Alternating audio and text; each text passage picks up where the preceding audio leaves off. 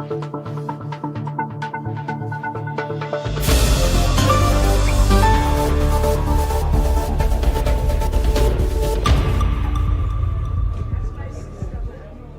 evening, brothers and sisters. Good evening, brothers and sisters. Okay, we're going to have a lot of fun here tonight. And in my capacity as your chair, I hereby call this town hall meeting to order. Okay, so we expect you to be very quiet. We expect you to be respectful to each other. And we expect to be able to sit and listen to the various speakers, and you'll have your opportunity, hopefully, tonight to ask questions. So we want more of you to come in. Fill in some of the seats. Fill in some of the seats, please. We need that.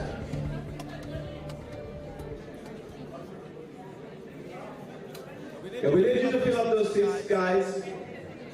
Anybody on the outside, bring those on the outside, ask them to come in, please.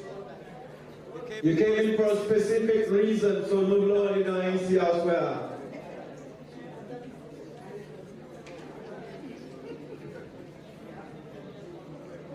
Okay, so at this time,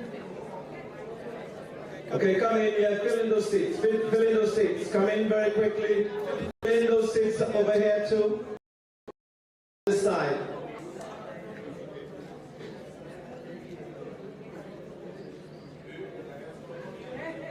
Okay, we're good to go. And at this time, I will call on Leonard Montut, Spider, to take over and for us to start our usual session here. And thank you so very much. Okay? Good.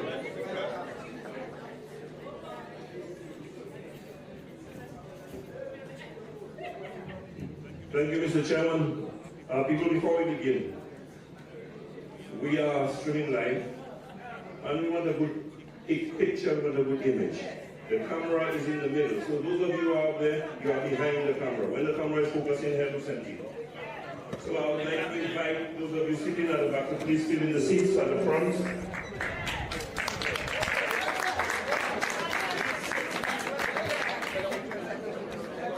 Come on, we can't help. Si y a pas de transition dans tout pendant mon gars assis.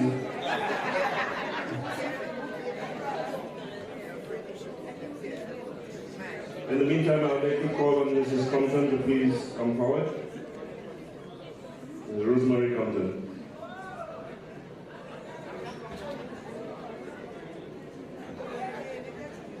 And Chairman of Castries Southeast, please come forward as well.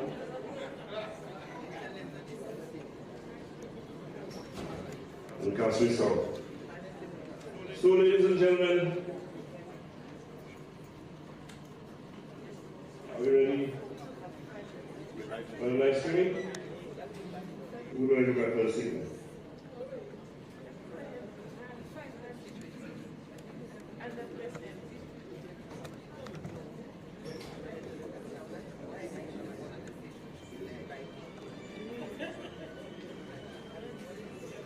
Okay, good evening, ladies and gentlemen. Good evening. Let me say it is indeed a pleasure to see every one of you here, but it will be a take off my glasses and see better. Today I'm not seeing, where are the people?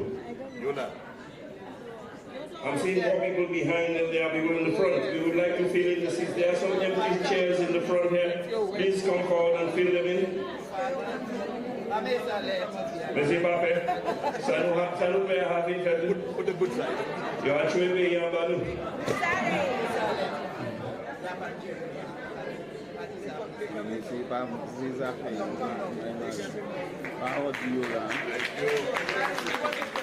That's right. Your country is in trouble, so you have to take a seat. In this case, you take a seat to show that you're taking a stand.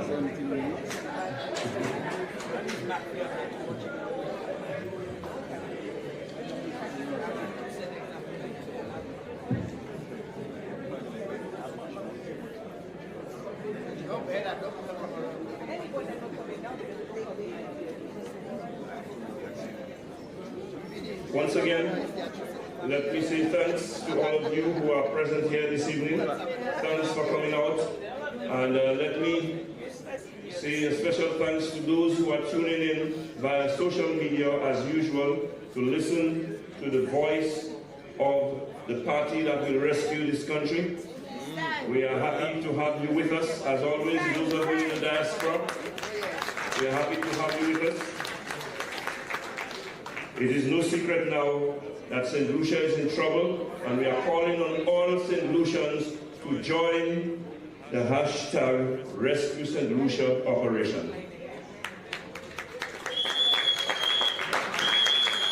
Today you will hear from various speakers on various issues and concerns, but most of all, today we're going to begin to kill the talk.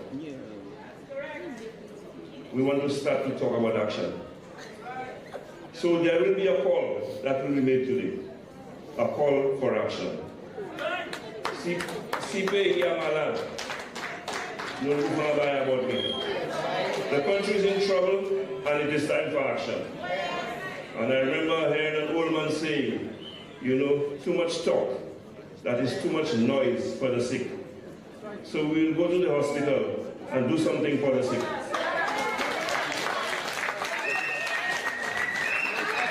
I think I'm saying too much already. As the meeting goes on, you will get the information. Ladies and gentlemen, as we always do, we shall begin with the national anthem, so I invite all of you to please stand. Stand at attention in preparation for the national anthem. Ladies and gentlemen, to start off, as usual, we'd like to pay tribute to some of our stalwarts, and I will call out the names that I have here. Miss Claudette Hippolyte, Castries Central. Miss Miriam Xavier, Castries Central. Miss Cathy Edgar, Castries Central. Mr. Joseph Zephyrin, Castries East. Mr. Lindell Allen, also known as Costo, Castries South. Ms. Robertine Remy, better known as T. Beryl, Castries Southeast. Mr. Albert Folian, better known as T. Papa, Constituency. These people have recently departed, and we ask that their souls rest in peace. Those were all stalwarts of the United Workers' Party. I would like now to introduce the head table.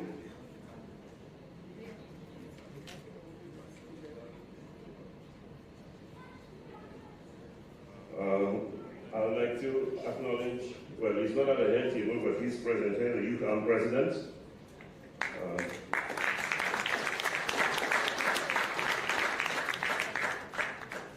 The Women's Arm President, something. I would like to acknowledge the various constituency chairpersons, Castries Central, Castries South, Castries Southeast, Castries East, and Rosary. Our mobilization officer, Mrs. Nancy Charles. I would like to acknowledge our trustees. Today I have seen one trustee, Mr. Clary.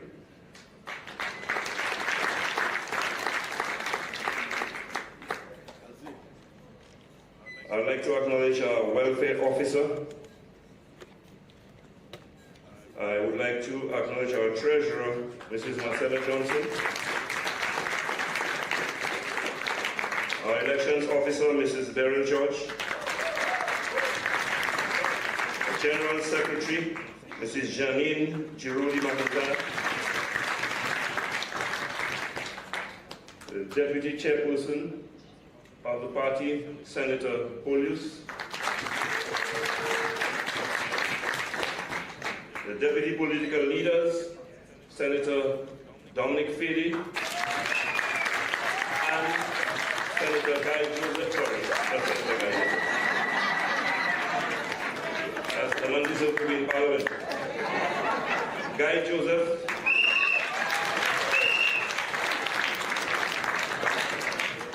Chairman, Mr. Terrell Pruden.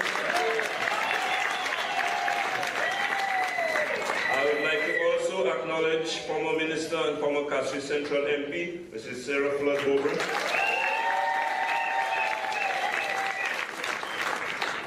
And let me say that I'd like to extend an apology on behalf of the political leader who is out of the island at this time, but he's very much glued to what is going on here. So let him feel the vibes.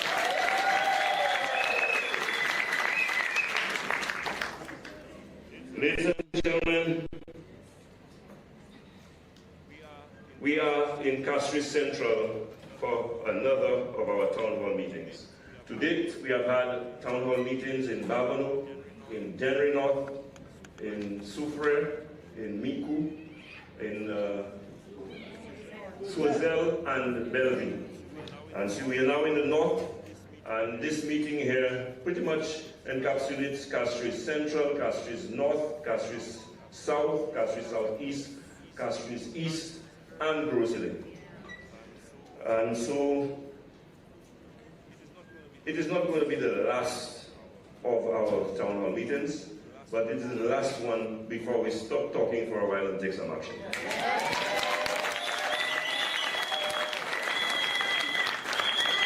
But before we go any further, I would like to call from someone from the area to make those of you who have come to this meeting feel a northern welcome. I won't say Castries because apart from Castries Central, many other constituencies represented here, as I mentioned. So to give you the good northern welcome to match what we got in Belleville last week, I would like to call on Mr. Rufus Mata, who will address you and give some brief welcome. Mr. Mata, yes, he's on his way.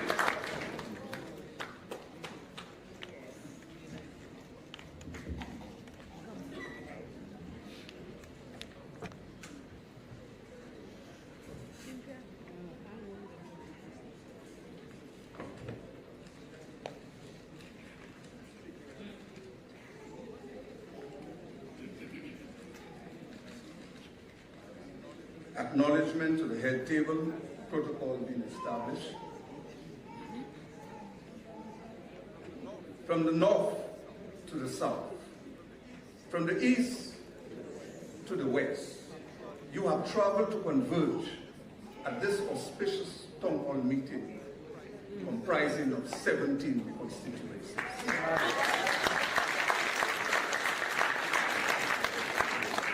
How wonderful and pleasant that brethren and sisters can dwell in unity. Amen. For those at home who are unable to come, and to those watching in the diaspora, I say a good evening.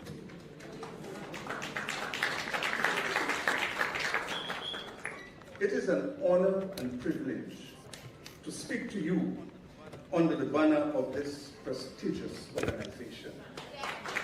An organization that was formed by great visionary politicians who saw a country in stagnation and a people crying and begging to be saved.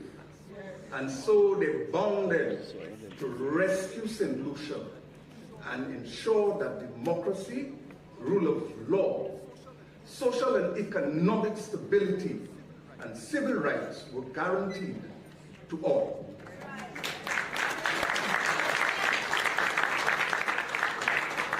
A few years later, we, the followers of these great founders, have found ourselves in the position to rescue St. Lucia. For have no doubt, St. Lucia is in serious trouble.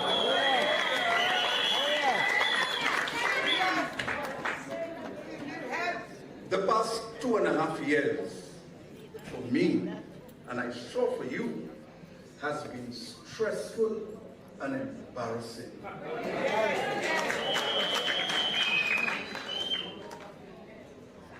St. Lucia, a pearl of the Caribbean, majestic pitons, world driving volcano, scenic beauty unsurpassed, warm and loving people, St. Lucia, and let it resonate, 238 square miles, St. Lucia, that can fit in any agricultural state in the United States or Canada, many times over, has produced 2 Nobel laureates.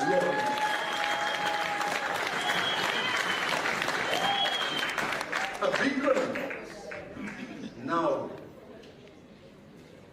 we are reduced to be the laughing stock of the Caribbean. I can go on the stage. To the one there. And to be placed on the #1 spot of sealing ports in TikTok. How is it happening?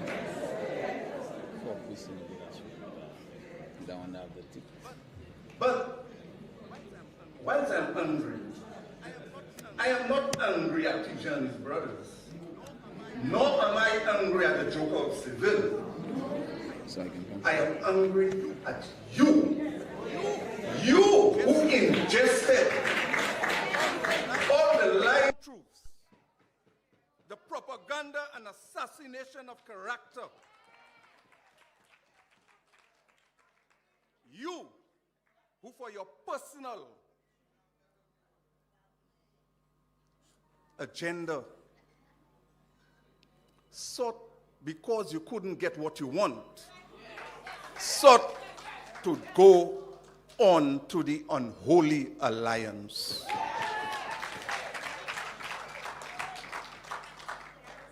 You who profess to be strong flambeaus, allowed yourself to be saturated with gibberish to the point where you became like one who was intoxicated with fermented beverages. And so in your stupor, you lost confidence in your party and stayed home and did not vote.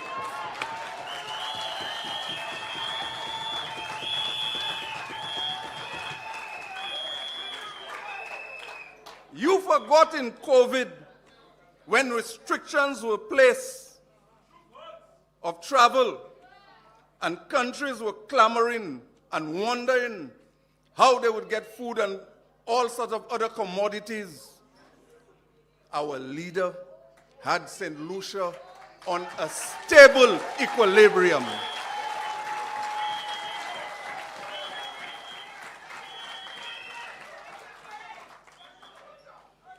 You forgot in COVID, when other countries were charging,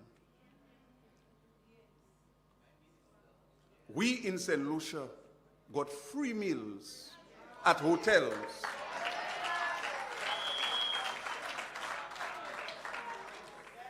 You forgot in COVID, the price of cooking gas and fuel has never been as what it is now, presently.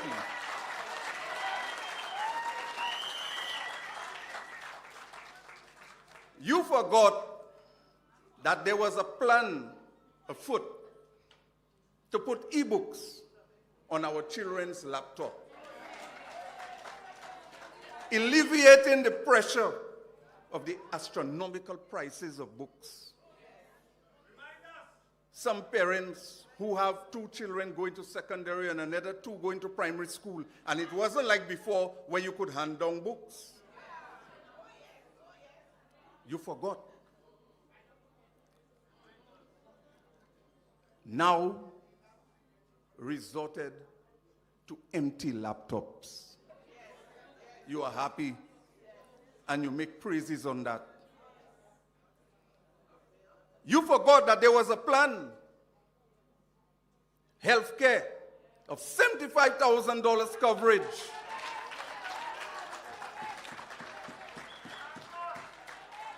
Where where you could have gone to your doctor, and when he says that you have an operation to do, you could have said with pride and relaxation, "Doc, when is the operation?" because you knew you were covered.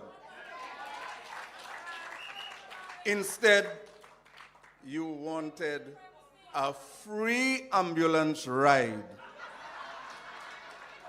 Not remembering that when you get to OKU, you would have to dish out the money for the operation or for the services rendered to you.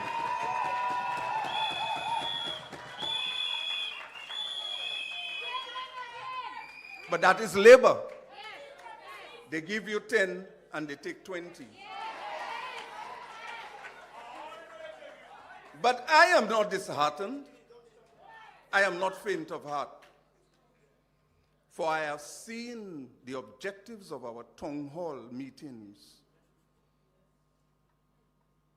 For I have seen that you, who were in your slumber, we have rallied you and make you aware and got you to think of the lies and the untruths.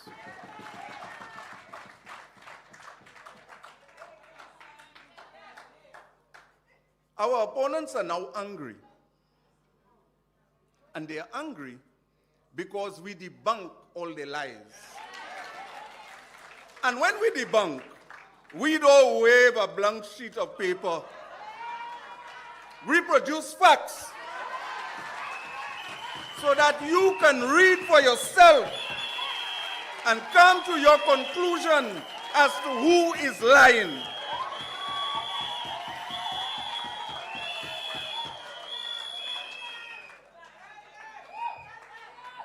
That has got them angry. And in the anger, they have become like a wet hen. If you take a hen and put it in water and release it, it becomes devoid of any sense of direction. It clambers from left to right and cackles as though it has laid an egg, false cackling.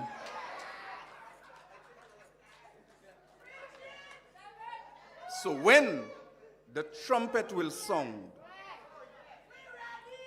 we shall don our armor. Yes, our armor. Our armor, our wristband, our t-shirt. We will talk. We will post. We will write our placards. And we will march with conviction. As we will on October the 14th. And whenever we are called to.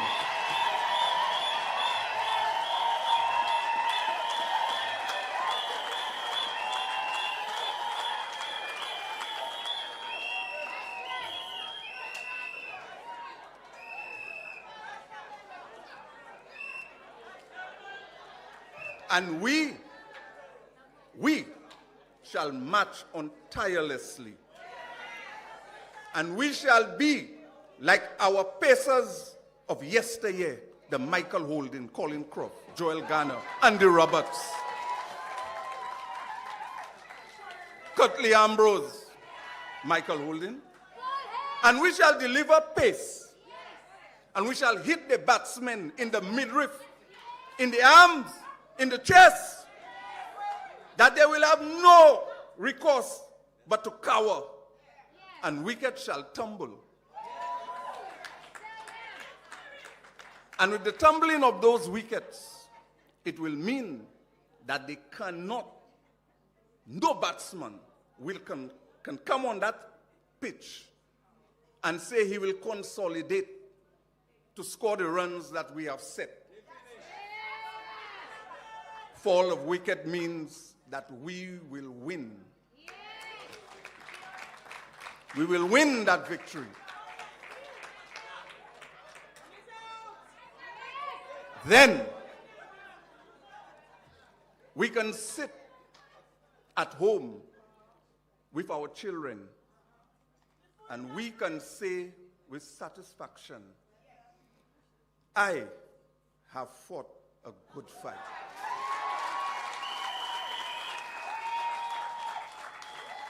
And when they ask us, why Our reply is simple. We shall answer, my child, it's because I wanted democracy,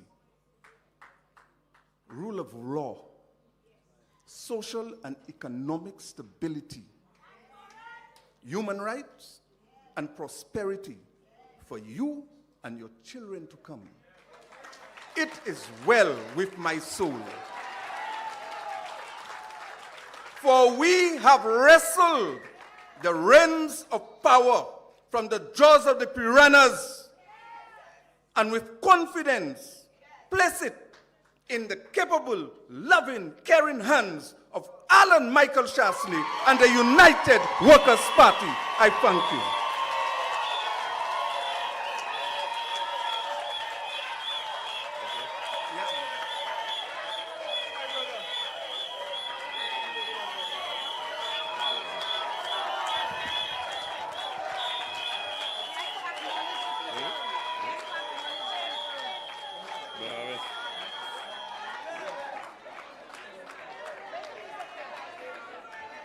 Yes, ladies and gentlemen,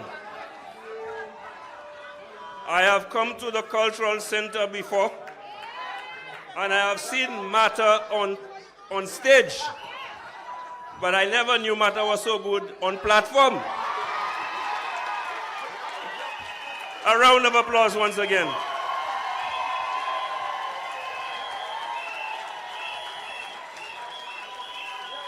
Now, I like the noise. It shows that you have the spirit and you are there with us.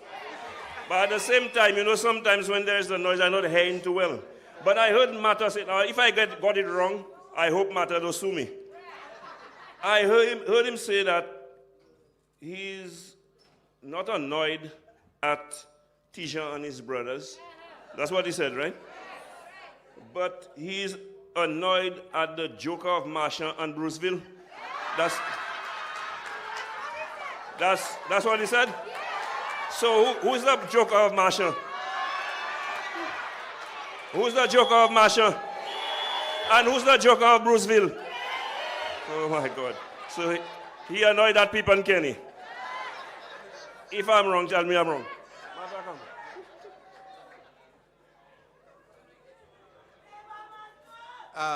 In the Castries Central would like to acknowledge for service and dedication to our party and to our constituency, Miss Eleanor Senqua, Miss Josephine Gustav, better known as Miss Zarina, Mr. Earl Lewis. Oh, Mr. Earl, thank you for unwavering service. Miss Celestine Wallace and Miss Kathy Dovey. Thank you. For a minute, I thought he was coming back to sue me. But since he didn't, I will continue. Let me quote again what I heard. The St.Lucia Labour Party, in fact, you chose, we're not talking about you here, you chose as a health care plan from the St.Lucia Labour Party, instead of a Flambeau plan that will give you up to $75,000 for health care for everyone, you chose instead. But there are some things he didn't mention. We give them credit where credit is due. They're giving you free ultrasound to go and make children that they know you won't be able to feed. And they promise you free health care, and they watch you and they say, make it to 80 if you can. And finally, they're giving you a free ambulance ride that may very well lead to an expensive Corbia ride. For those of you who do not know what a Corbia or hearse. Ladies and gentlemen, I also want to acknowledge a few people who are in the house today. I want to acknowledge the Chair of Trustees, Dr. Joycelyn Fletcher. I would like to acknowledge Mr. Samuel Bowers and to give him a special welcome. Sir, stand and take a bow. You have found yourself in the right place. The chair of Babono, Dan Stevens. I want to acknowledge Mr. Michael Flood, a former chairman of the United Workers' Party. The chairman of Miku South, who is always here with us, Mr. Shabatis. And the chairperson of Miku North as well. Give them all a round of applause, ladies and gentlemen. And I will not waste more of your time. We have quite a number of speakers, and today I would very much like that we end early enough that we can have a question and answer session. I think some of you have a few questions, if not suggestions and advice for the head table. So, ladies and gentlemen, we're moving right on along, and we are going to call on the youth officer of Castries South to deliver a short speech. Ms. Curzel Francis, could you please come forward? And the other speakers, could you stay close so that we do not lose much time as you make your way to the podium. A round of applause for Ms. Francis, please.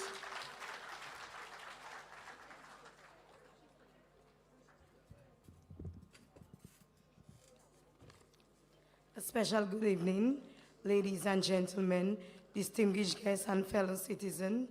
Thank you for gathering here today to address a matter of utmost importance, the urgent need to rescue our beloved nation, St.Lucia. We find ourselves at a critical juncture facing challenges and demanding immediate attention and collective action. Today I stand before you to make a resounding call to match our words with deed, to rally together as one and rescue St.Lucia from the trouble that threatens our very extinct. St.Lucia, with its breathtaking natural beauty, rich culture, and warm-hearted people, has long been a beacon of hope and joy in our Caribbean. Our nation's vibrant landscape and vibrant communities have inspired generations and welcomed visitors around the world. However, beneath this facade of paradise, we must confront the harsh reality: St. Lucia is in trouble. The challenges we face and complex that St. Lucia Labour Party poses as a direct threat to our island. With rising costs of living and extreme vindictive victimization encouraging our coastal communities, our economy, heavily reliant on tourism, has been severely impacted by the SLP.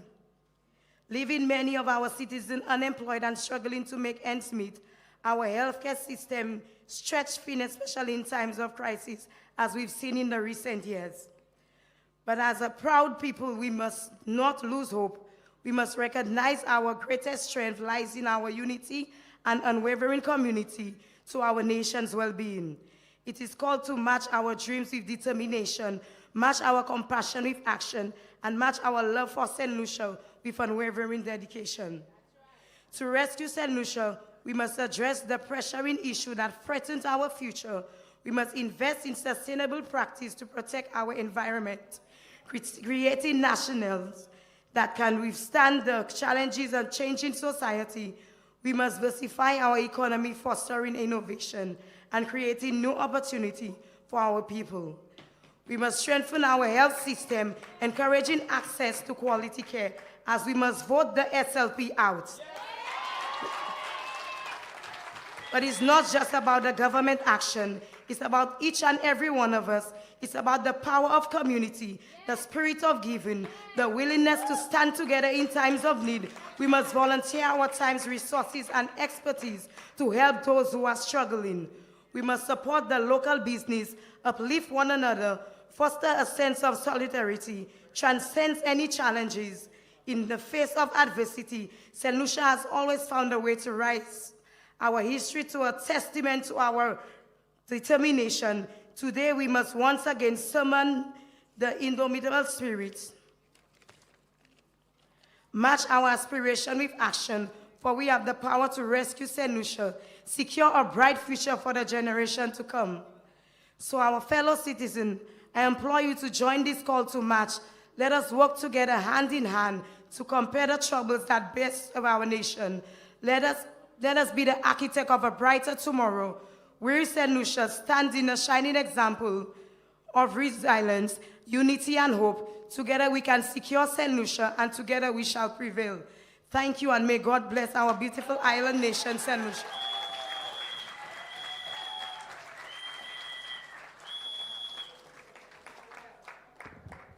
Thank you very much, Ms. Francis.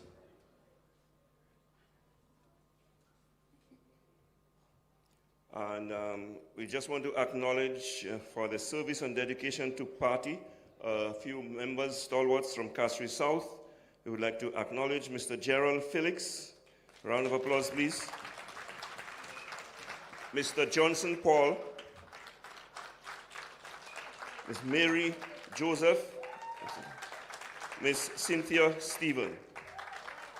I also want to take this opportunity to extend our love and get well wishes to a member of Castries Central, Mr. Kevin Jabatis, who is in a wheelchair, who was viciously attacked a few days ago, and some suspect that that attack may have something to do with his political affiliation and beliefs, but we stand with Kevin, and we are hoping that whoever that coward, the perpetrator of that vicious attack, will be caught and brought to justice. I indicated earlier that this meeting here today entails all the northern constituencies. Well, of course, Barbono had their own, so it's Grosile and the Castries Basin. But I want to take this moment to indicate that I want to acknowledge members from Castries North.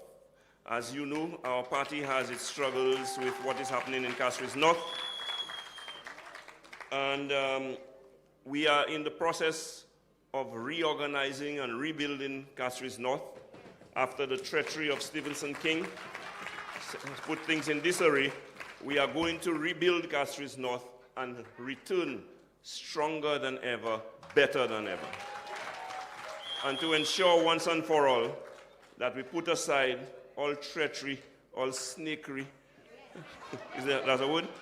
Well, from now on it is. Whenever you hear me talk about snakery, I'm talking about Stevenson King. That's his middle name.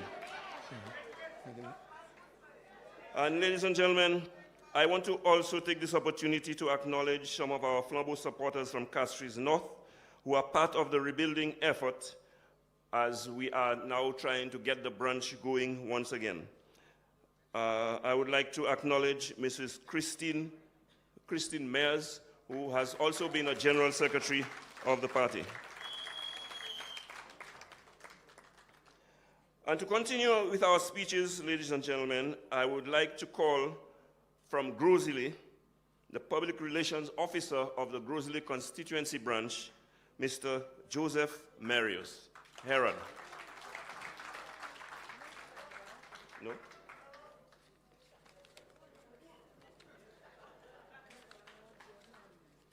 I jump.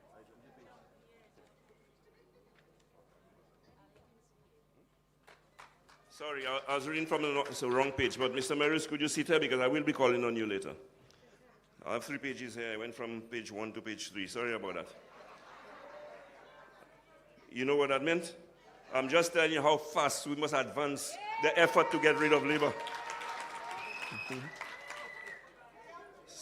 We have to. And ladies and gentlemen, let me get myself on track. I would like to acknowledge and welcome Mr. Jordan Arlene, the chairman of Castries East Constituency Branch, who will continue with the welcome remarks.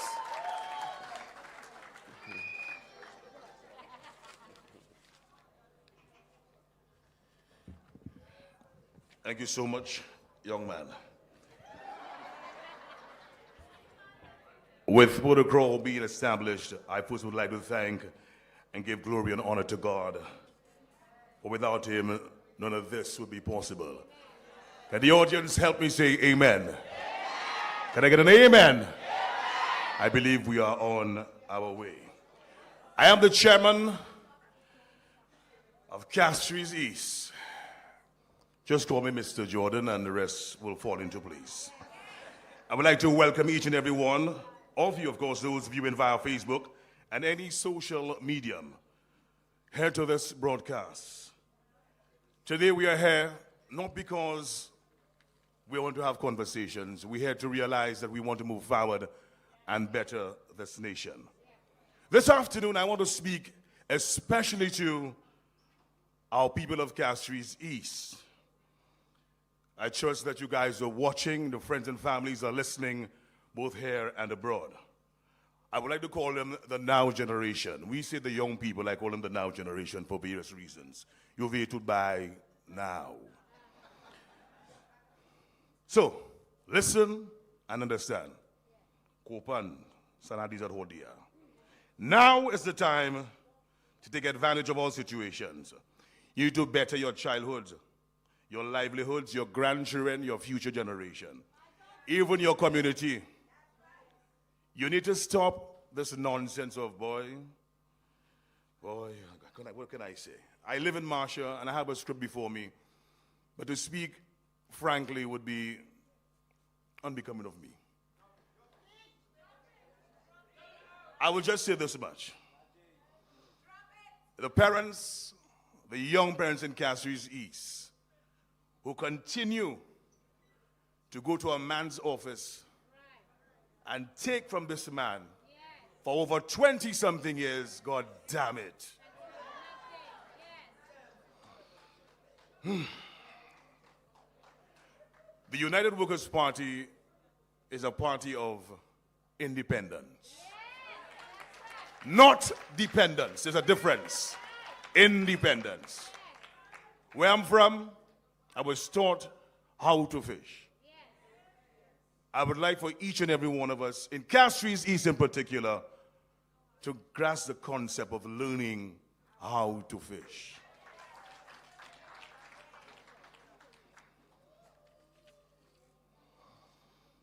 I'm talking to friends from Bocage, Entripo,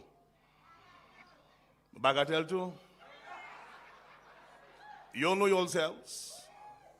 Those persons continue to spawn the principles of their so-called leader. The container parking certain places in the constituency and items being dished out has to stop. It is shameful. As a Marsharian, my heart to tell me that rice and corned beef, a pamper here and there, bossman this, bossman that, makes you a better person.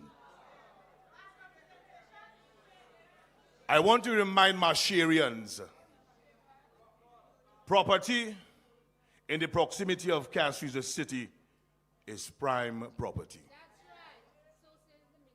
You need to recognize your worth. Stop allowing yourselves to be victims of stupidity.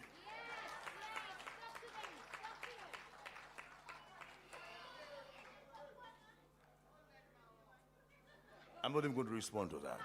I will just say, we from Castries East, we fed up. We really are. Sometimes when I hear a person saying about, what's his name? I can't say his name because it affects me certain times. I might fall on and faint. It's that bad. When you have a gentleman who has been there for so many years, who cannot show me what he's really done, but said, remember I help you, so when you go in and vote, put the X in the right place. That is it. The persons who have been in Castries East, like the mothers, the grandmothers, your children have seen your state. You have not gotten yourself moved from A to B, but instead you're in a minus position after 20-something years. And he has the audacity to call himself, what's it? Help me. The 5-star general. On that note, ladies and gentlemen, my friends of Castries East, I implore you, the next generation, the now generation, there's a line I use at my branch meetings, each one, teach one. That is, in my mind, few lines of great meanings. when you are in here, wherever you are, educate your friends, your families. Let's speak sense of nonsense. Let's elevate to a level of understanding. Castries East, we are better than what we are right now. The first chief minister, he's from Marsha. As a matter of fact, all the entertainment that you're enjoying in this world today, 99.9% of them come from. Thank you so kindly. On that note, I would like to leave you folks with just, again, those few words. Each one, teach one. This is not that fella. My mother sent me to school every day of the damn week. Monday through to Sunday, Sunday school included. At this time, I want to acknowledge persons who have been, what can I say, have done so much for the party from Castries East. I'd like to acknowledge Miss Cynthia King, a.k.a. Sesen. She's from Bacatel. Mr. Michael Lewis, a.k.a. Mr. Mike. That's him right there. That's a general right there, folks. Mr. Anthony Albert, a.k.a. Didi, from Rock Hall. Sir, we want to thank you for your service beyond words. So on behalf of Castries East and the only party, the right party, the United Workers' Party, Mr. Jordan, would like to thank you. And before I go any further, I want to mention the elderly, the seasoned supporters of the party, the children who are yearning for their fathers, those that the system have forgotten. A heartfelt good afternoon to you. I thank you.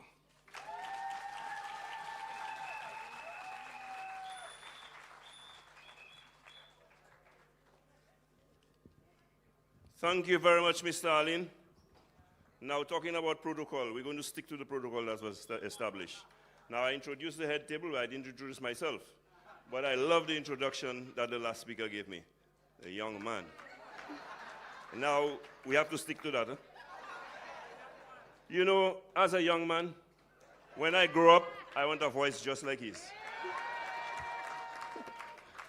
Ladies and gentlemen, a round of applause for Mr. Allen. And we're hearing it from the different quarters of Castries. Each one, teach one. But if you're from Castries East, you have a lot of teaching to do. If you have to teach your Prime Minister how to talk, if you have to teach your Prime Minister to start thinking, if you have to teach your Prime Minister how to count, my God, you all have a lot of teaching to do in Castries East. And while you're at it, teach him how to read too. Ladies and gentlemen, we're moving right along. We have a pretty long program today, and as I said, we want to see if we can squeeze in a question and answer session. Right now, we're moving still within the Castries Basin to the constituency of Castries Southeast.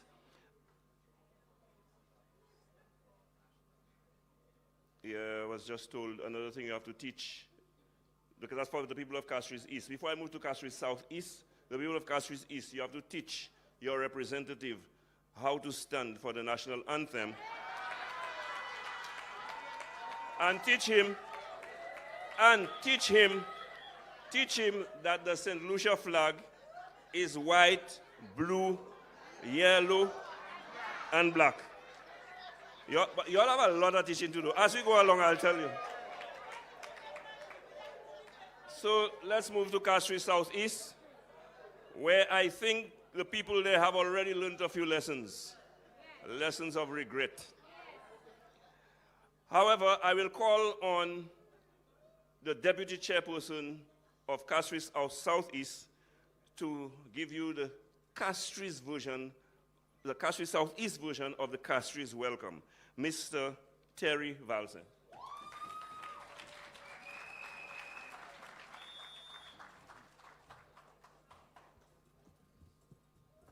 Good evening, ladies and gentlemen. Protocol has been established. I would like to follow suit.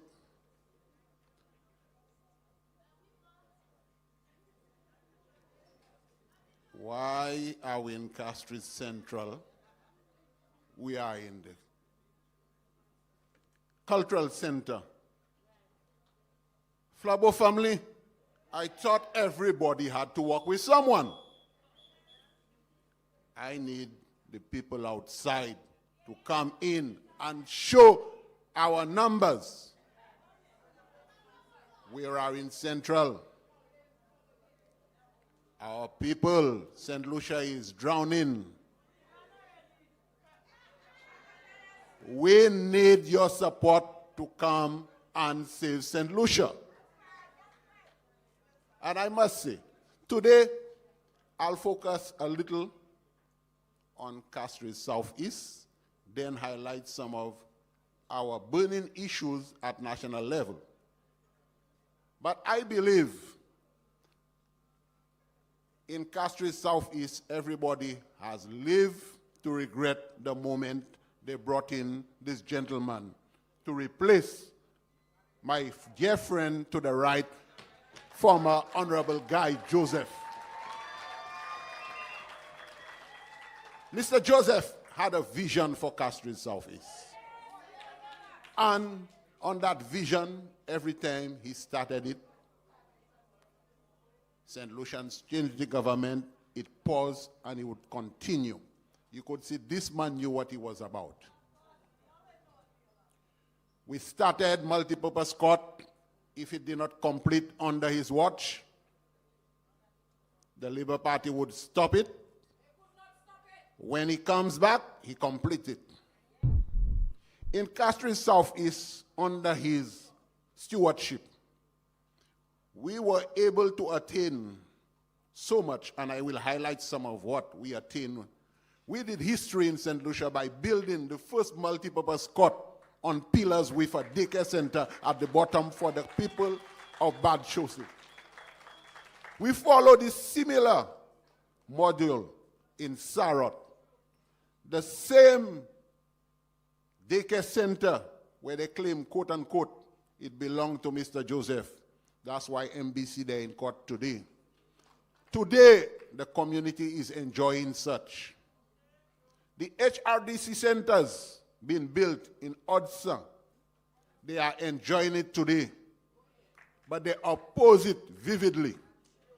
And we did not come in, he did not come in Castries Southeast just erecting buildings as white elephants. They were planned for every single one of those centers. They were designed to facilitate as drop-in centers. And when we mean drop-in centers, where young people could come and play different sporting indoor facility, different sporting activities. The one in Bexar being constructed presently, which they stopped, and they realized they could not have done anything, would have been a module HRD center, an indoor facility where persons of older ages could have come in, play badminton, practice fencing. You know, you grow up, fencing would have been something new on the market. Futsal. Those were ideas we had for the Castries Southeast Basin. But the people of Castries Southeast rejected that, and they brought someone, I don't even know his name. Sel Sametani Cafe, say, well, Suba me wabi by Palebao. Say, Sel Sametani Cafe. So, at the end of the day, in Castries Southeast, he used to be there 374 days in a year. Change l'année and 365. Pour it against it like he promet money, promet. Après ça, il n'y a pas même pour 5 minutes. Il disparaît. Nous pas assis cette liste, si matnik, puis dernière fois nous t'en malade, nous pas avoué. And the people in Castries Southeast are suffering. We in Castries Southeast, it's an agricultural belt with vision by Mr. Joseph.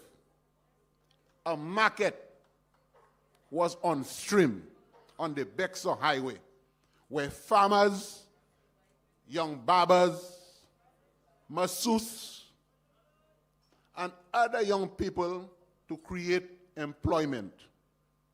Now that place has been, grass have over, taken the place, and it has gone down the drain. An opportunity that was given to everyone.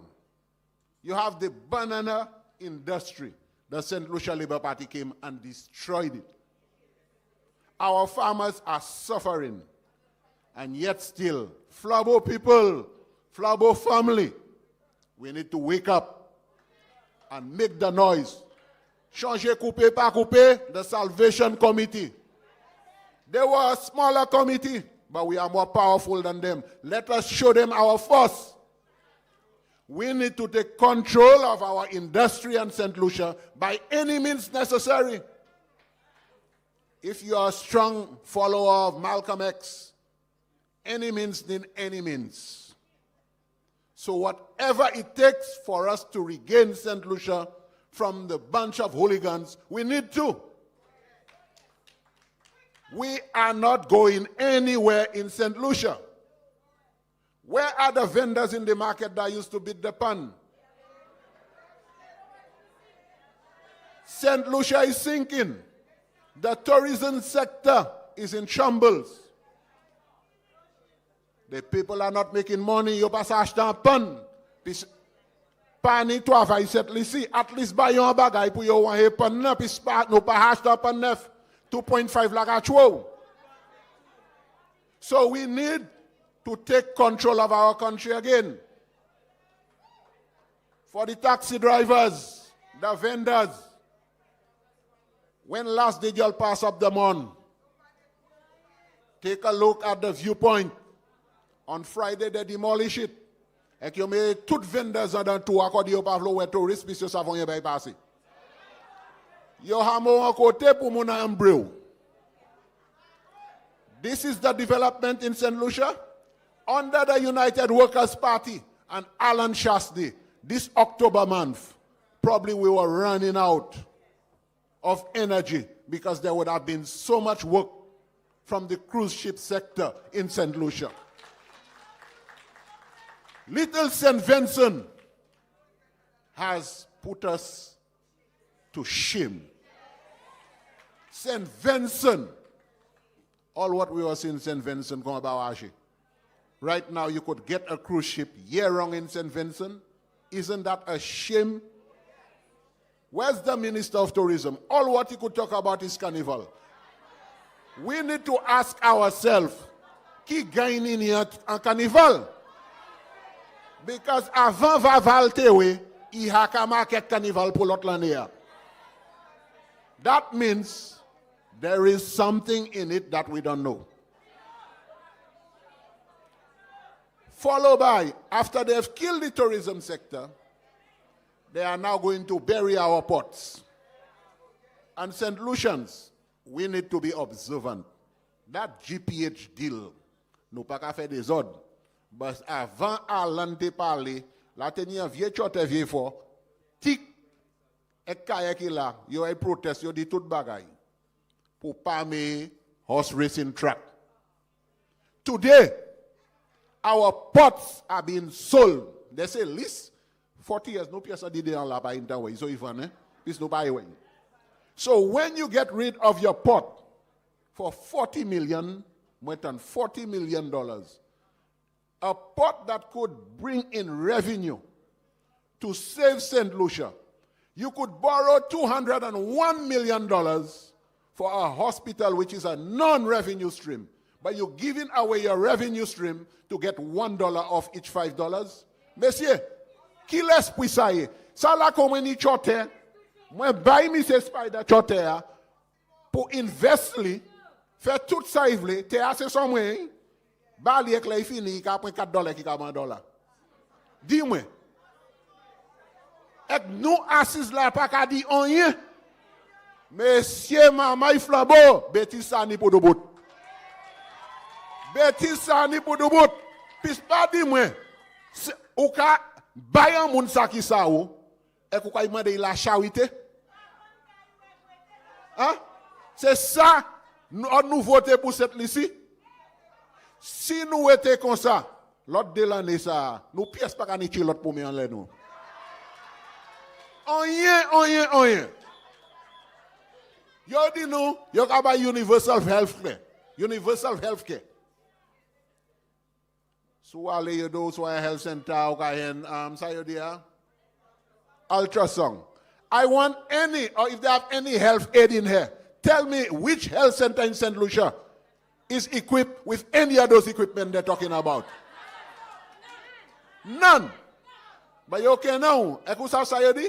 Secondary, secondary or primary health facility. So you do say health center, you have here do. So lot and secondary. Kaki secondary Peter Ball hospital la. But no, health center here. PS health center set lisi back about ultrasound. So law for ultrasound la kay son se mamay la. Ek moun pa ka travay set lisi. So I want to know what direction are we going. Then you do universal health care for 80 years plus. Moi ça do personne qui a vivre 80 years pas besoin pièce health care puis sur bonne santé. So aller dans la quoi maman moi 85 years. Et avant jour y en bas en pièce figue là. So quand c'est moun ça pas besoin health care. C'est jeune moun qui ka mort. And the young people, we rejected $75,000 from the United Workers' Party under Alan Michael Shastney. Et quand I allé kadi bêtise ça yo fait hot là. Et quand dit moi, nous sans hot cette liste tellement, nous ka do bout bobak là. Can you help me medical help? Hey, can you help me? Ou min c'est le ça nous venir cette liste. Ou pas nous trop avec cette liste. Top c'est top, assez c'est assez. Les nous descendons vieux fort. Nous n'y pour moucher cette liste under St.Lucia Labour Party that we are ready to take control of our country. Enough is enough. And tell Philippe J. Pierre, pas bégué, il a une speechless là nous finir ping. Because magie ça il a fait vieux fort, accordé janvier fort pas rien. You have marked the new frontier St. Lucia as the crime zone of St. Lucia. An international airport. So, les moun wete l'Amérique l'Angleterre qui autant vieux for ce crime zone. Et qui autant flight la ka vieux for ça yo ka do. Na cancel flight man I save son I Grenada I Babad. They have killed tourism by playing the racist card.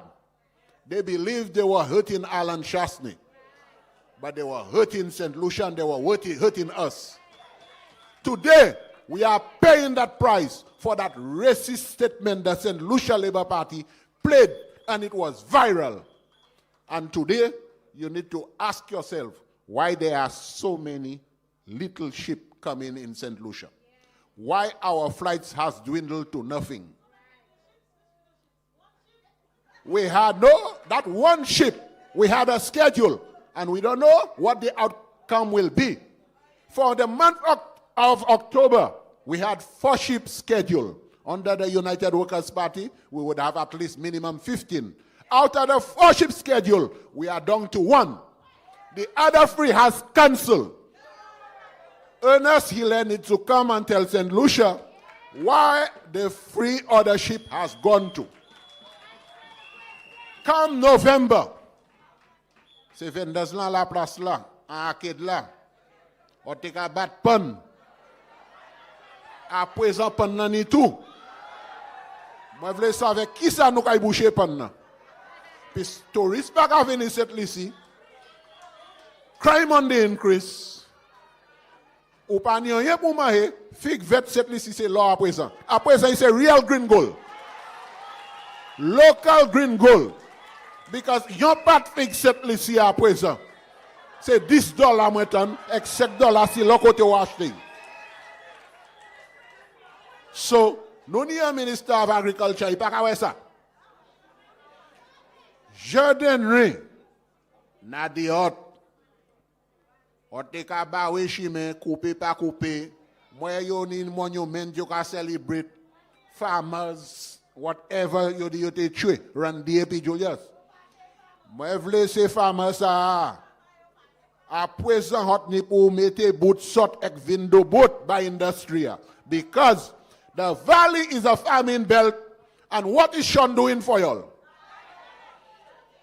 C'est pas. Moi, ni famille, moi, qui a mon panache, je dis, il dit, moi, ça qui veille, c'est pas regarder son panache, bon, chez moi. Puis, soit, j'ai là, dit tellement. So, moun ni pour quitter ta mon panache, dans les yeux, descendre Castries, puis, c'est pas qu'à venir manger, puis, là, pas rien, ou j'ai personne pas faire agriculture, puis, c'est ici, agriculture, les babati, tué. Oh, Philippe. Il pas kill it, il kill it. Il a kill tout bail. So he can just kill Prime Minister. Puis celle ça il a do kill it, a crime. Oui. In opposition, the man had the solution for all problems in St. Lucia. He had free prawn approach, he had any pyramid approach, tout qualité approach. Après ça, il n'y a pas one approach. St. Lucians, open your eyes. Let us wake up. That 2.5 levy, y'all believe it's a joke, but it will impact us dearly. And at the end of the day, our children are going to suffer. Parents, I saw parents standing in the hot sun. Y'all rejected the e-books Alan Shasti and the United Workers' Party was bringing to the family. We rejected that to go and take long lines. C'est qu'à présent, c'est maman là pas même livre. Maman ni pour photocopie, puis c'est pas afford li. Puis ce livre là cher tellement ou pas ça afford li. Yo ni chou comme achète d'autres gros bag qui ka infime yo. Et ça qui plus mauvais à nous pas ni healthcare. So là on dit c'est gros bag ça ou ba y chèque tout livre ça et nous pas ni l'hôpital pour yo pour que yo ça nous ka fait. Nous fini cette ici. My people, my flambeau family, let us tie our waist and take control of St. Lucia. Let us start at our homes. It's affecting every one of us. Parents, mothers, fathers, cousins, open the eyes of the young ones that are growing. Quite a few of them will be able to vote the next election. Do not allow them to go astray. Many yo meeting epo, many yo town hall meeting la. Our youth are strategizing, they are getting ready. Encourage them to follow the United Workers' Party youth group. Let us start building and get ready because we cannot wait for another 2.5 years. We have to take control of St. Lucia in the next 365 days. Nobody has it. Because I could tell you they have borrowed more money in the 2.5 years than Alan Shasta did in 5 years. What day I was watching news. Like you take sorti Dubai, ma sa you take jet lag, or sa you take Dubai vision. Ma so news la Castries Southeast. Oh, we're gonna have high-rise building. Even the gas attendant will be able to buy a condo, apartment in Castries. Le moi regarder. Et tu a pas même ça non. Take care yourself. Ko care ni pour faire ba yo, ba yo di ka me condo. Na gade news aussi maintenant, moi ten condo arrivé Casaba. But comment you get the Castries South is arrivé Casaba? So is am not ko anu ten ni ko ten ni matnik. Because Castries South is you very go moi ou sa gade the 3D building, nice high rise and everything. Moun la ka file lang. What couillon me c'est cette lycée. What boy ça? And at the end of the day, this is what you are falling for. St. Lucians and people who are following us live, take heed of these things. That's all lip service. I'm telling you, we need to take care of our people, take control of us, St. Lucia. I thank you. Yes, now. I need to acknowledgement.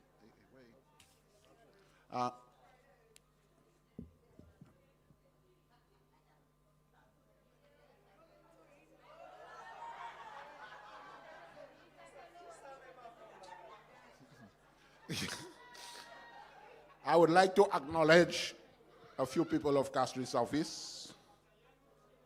Miss Marfrin Clark, Miss Robertina Rennie, better known as Kisses, Miss Marianne Valsen, Miss Lucia Vosien, and Mr. Matthew George, better known as Herring. On this note, Flabo family, I bid you a good evening. Thank you. Thank you very much, Terry.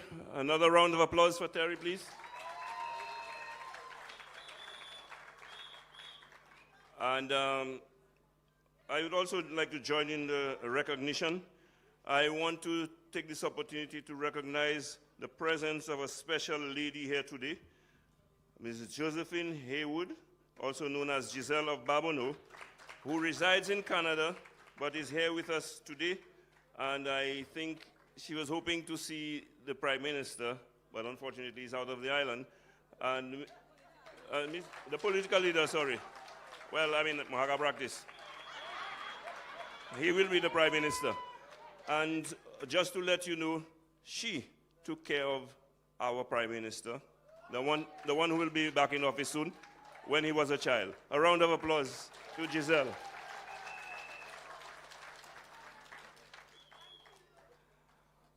Now, ladies and gentlemen, I would like to call on a representative from the Grosile Constituency branch to give you a Grosile welcome for this northern meeting. I would like to call on Ms. Vilma James, who will give us a short welcome address. Is Vilma here? Oh, okay.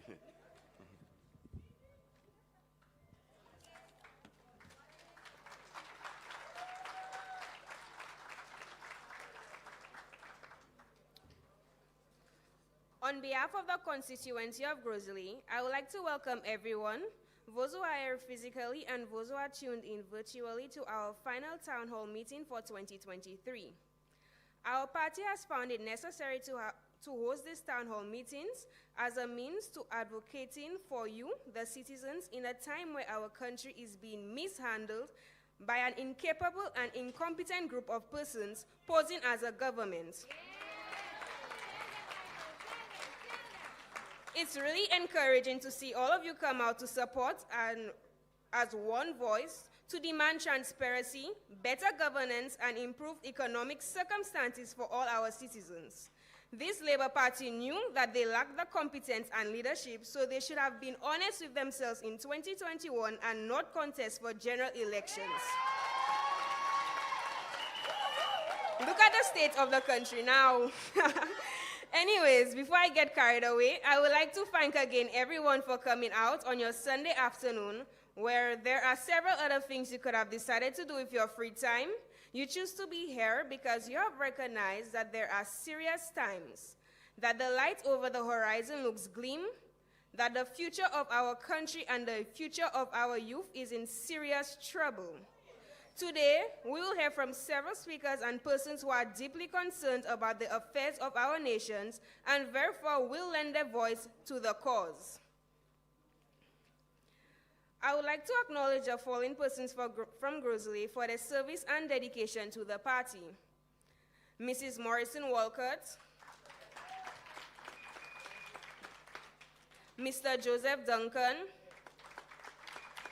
Miss Madge Leo, Mrs. Edna Hill, Miss Veronica Adams, Miss Mary Nolly, Mrs. Frances Marshall. Mamai Flabo, I bid you a warm welcome.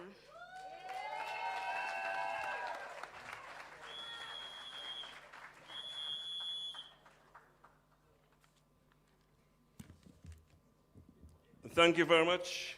And that was the representative for Grosile with the welcome messages. And now we delve into the actual speeches.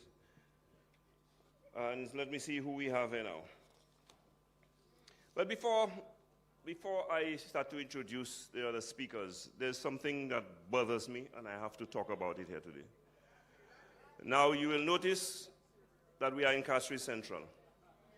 You will notice we have the Honorable Sarah Flood Brober sitting at the end over there. And you know why that is so? I believe in protocol. And if you're having a big meeting like this, because our town hall meetings have become big meetings, you'd like to have the presence of your representative with you. But the disgrace that passes as a representative today, it can be in my midst. So, we have the former representative who represents decency and honor in the house here with us today. Another round of applause.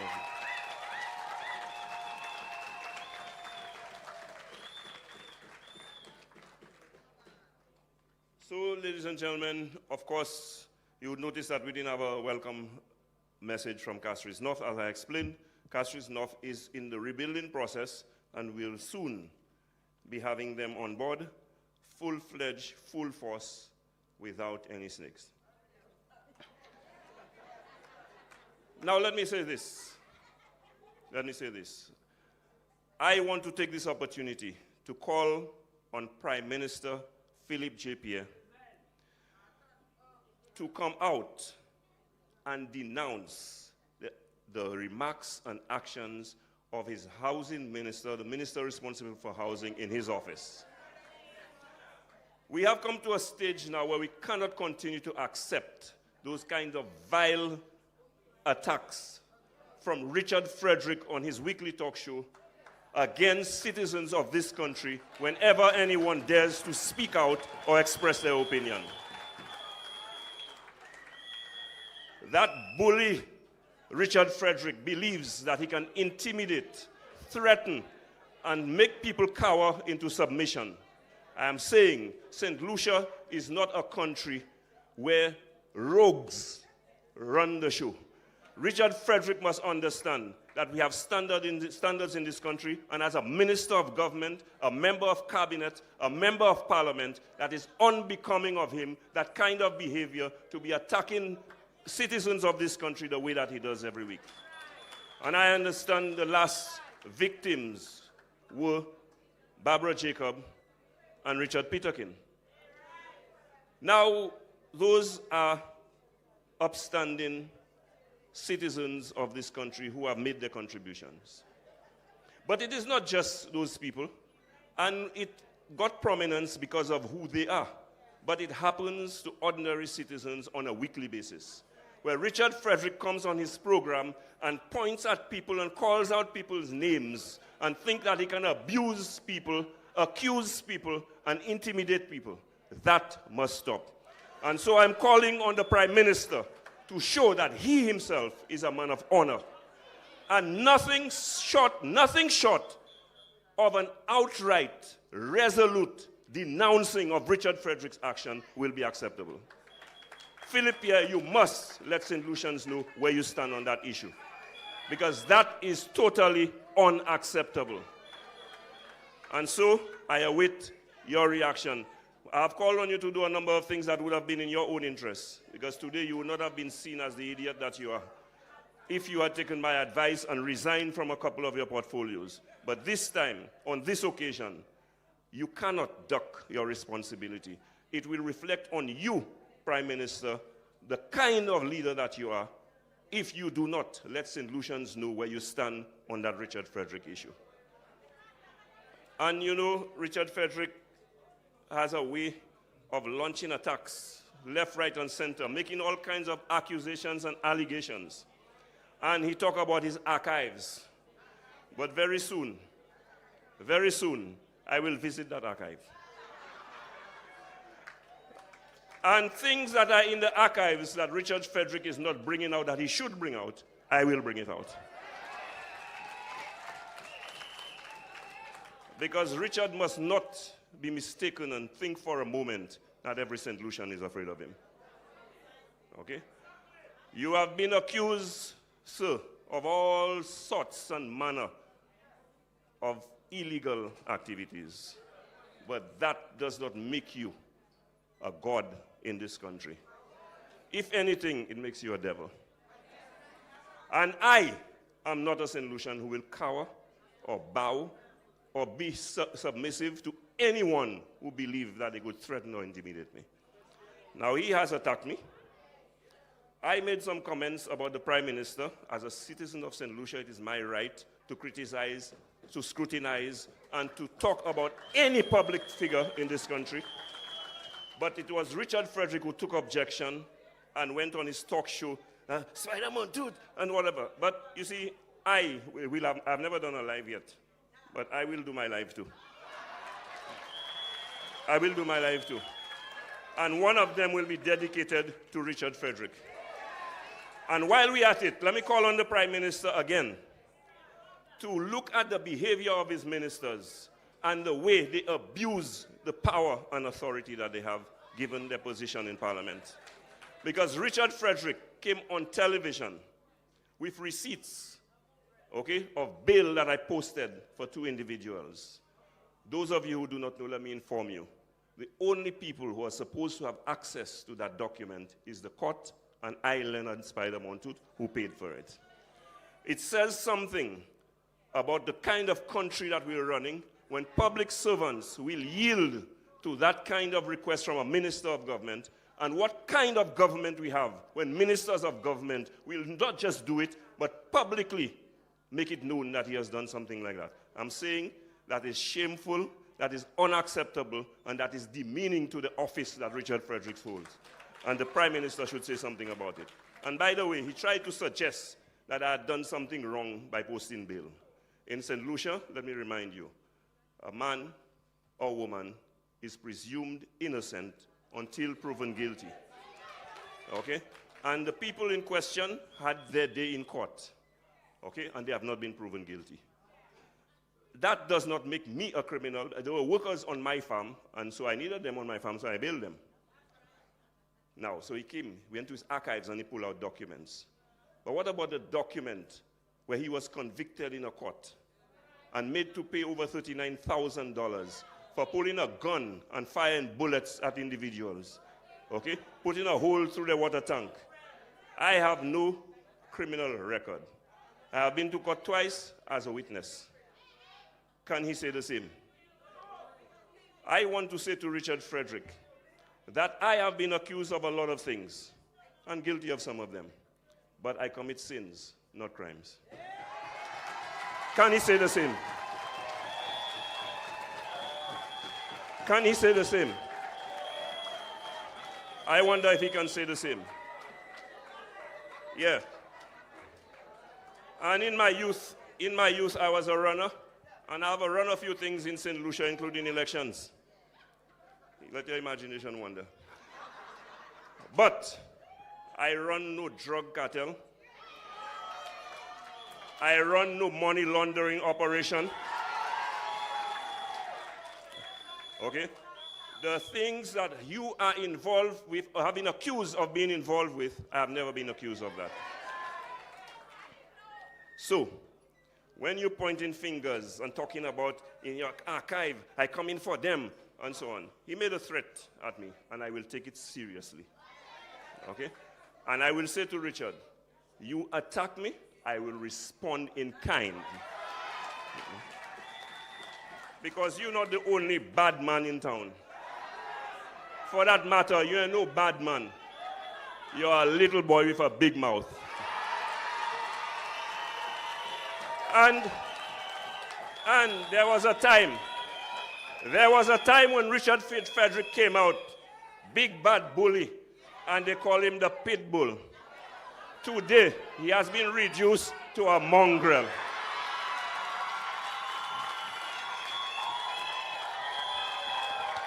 And so, all the noise you hear, I don't know about you. I come from a place in Grosile called La Wimawi Terres. We have the most stray dogs there. If you want to hear noise, listen to mongrels. So all the noise you hear in there, that's what mongrels do. And before I move on, I want you to know, there are special breeds of mongrels. There's a breed of mongrel called a Pampa Terrier. Those mongrels engage in tearing dirty pampas apart. And I want to say to Richard Frederick the mongrel, as a Pampa Terrier, take your nose out of Philip Pierre's pampas.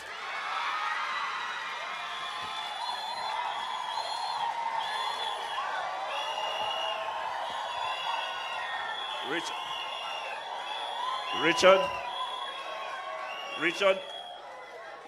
want to be vile.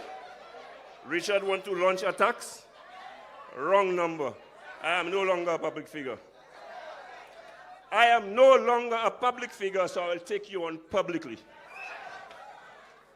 So, ladies and gentlemen, let's get back to honorable people. So now,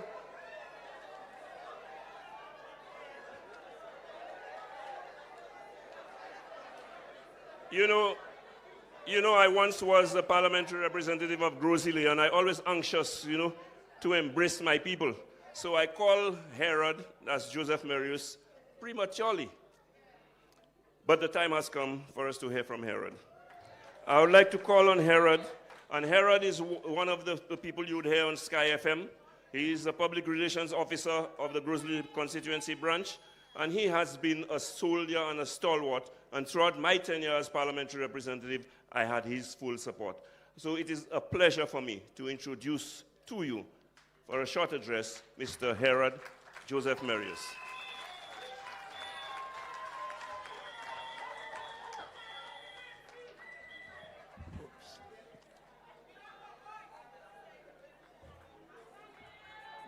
Good evening.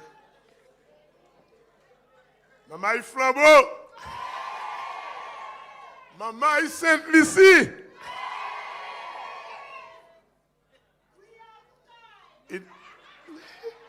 It is the good book.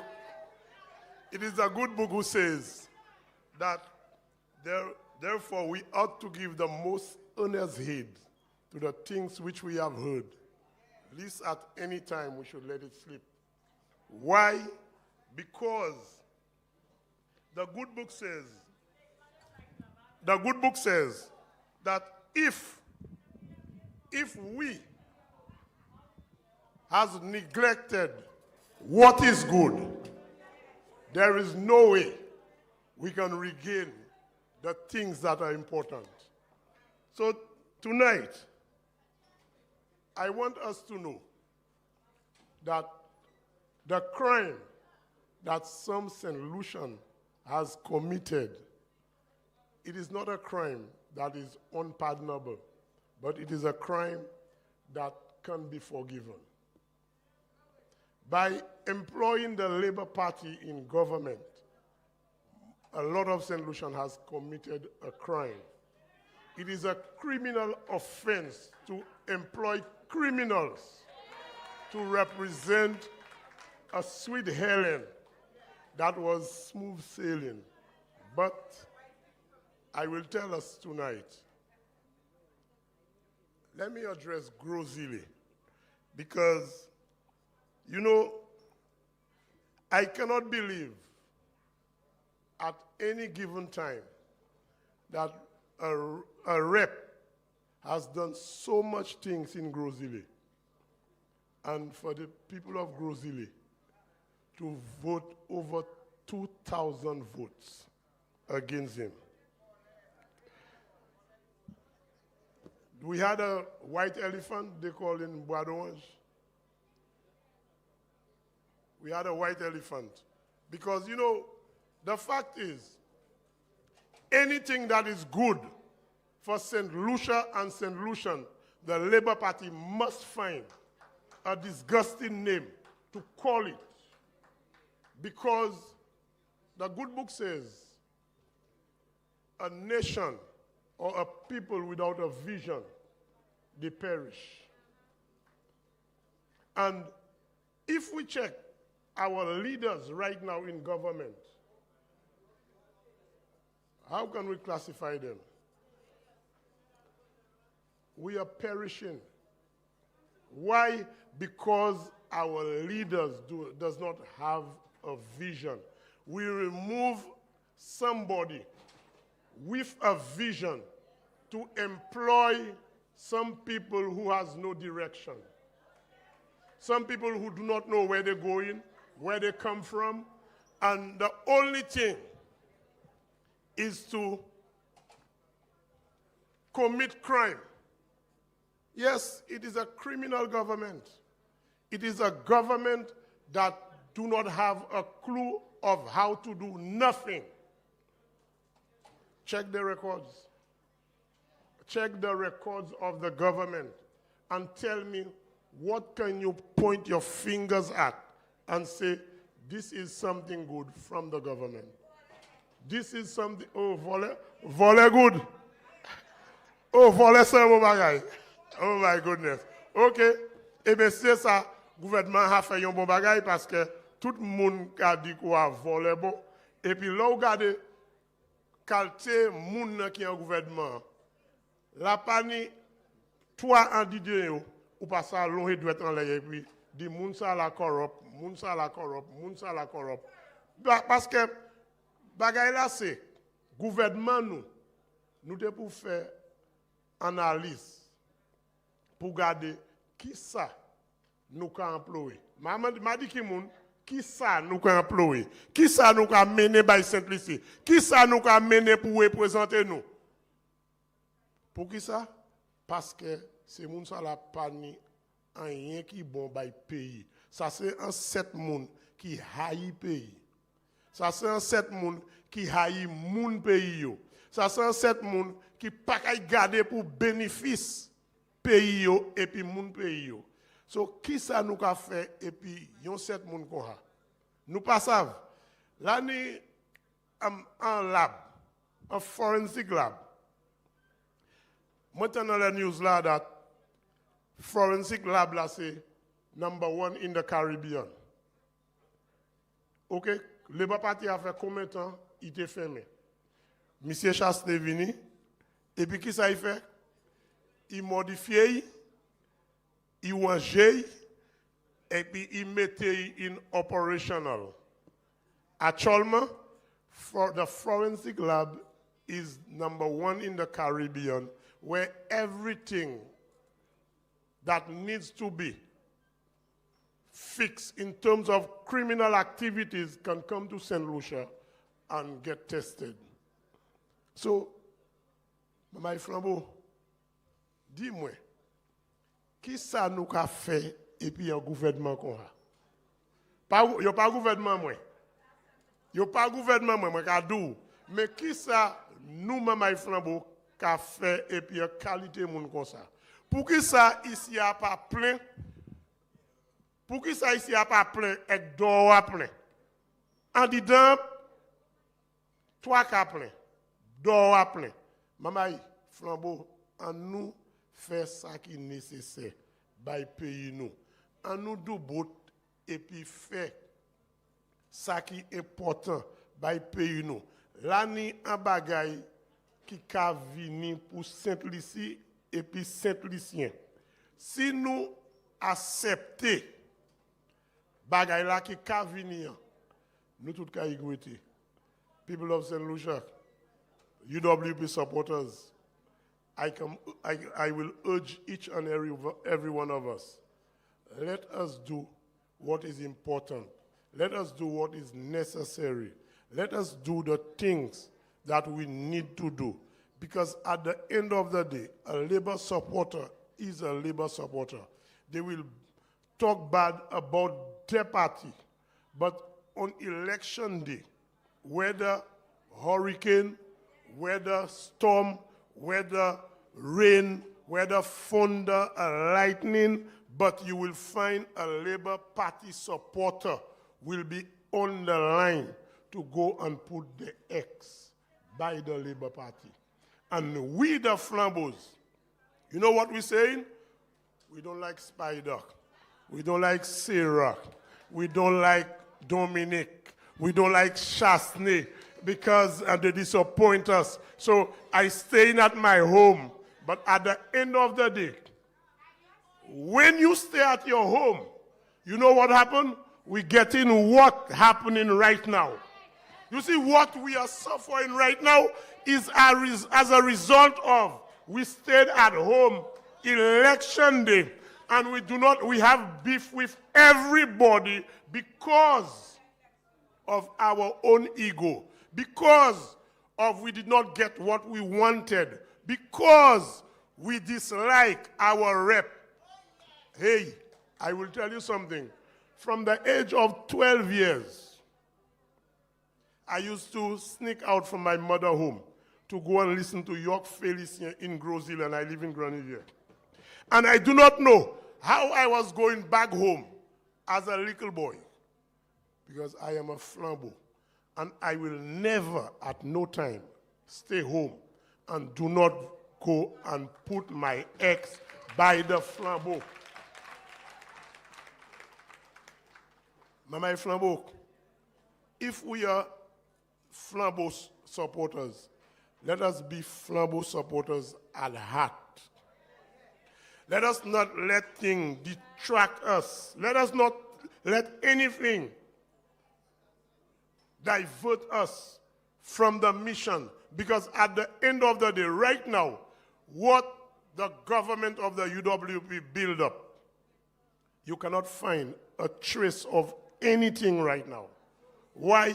Because the Labour Party has destroyed what the UWP built up in 5 years, in 2 and 3 months. They have destroyed everything. What stands is what Chasney.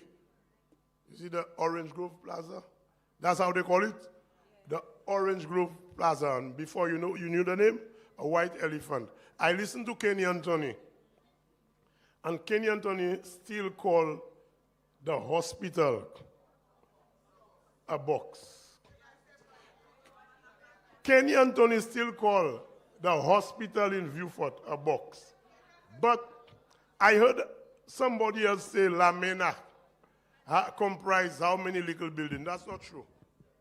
I've been to La Mena. La Mena is a huge building and have a lot of compartments where you can do everything. So when people talk nonsense, we need to see nonsense as nonsense. But time is up for me. I will tell us something.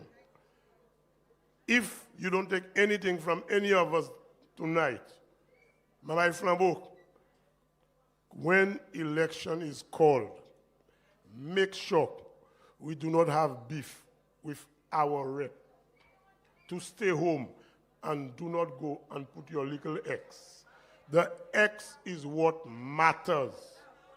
So please, I am urging each and every one of us, let us elect Alan Michael Chasney with the team of members that he has selected, or we have selected to run the race.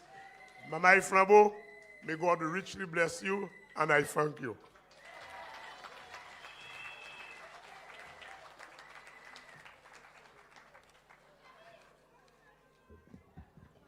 Thank you very much, Herod. Herod warned you. Don't stay at your home and say, I don't like this. This time, well, my advice to you, this time, don't stay and say, I don't like, stay, I love, and I'm going.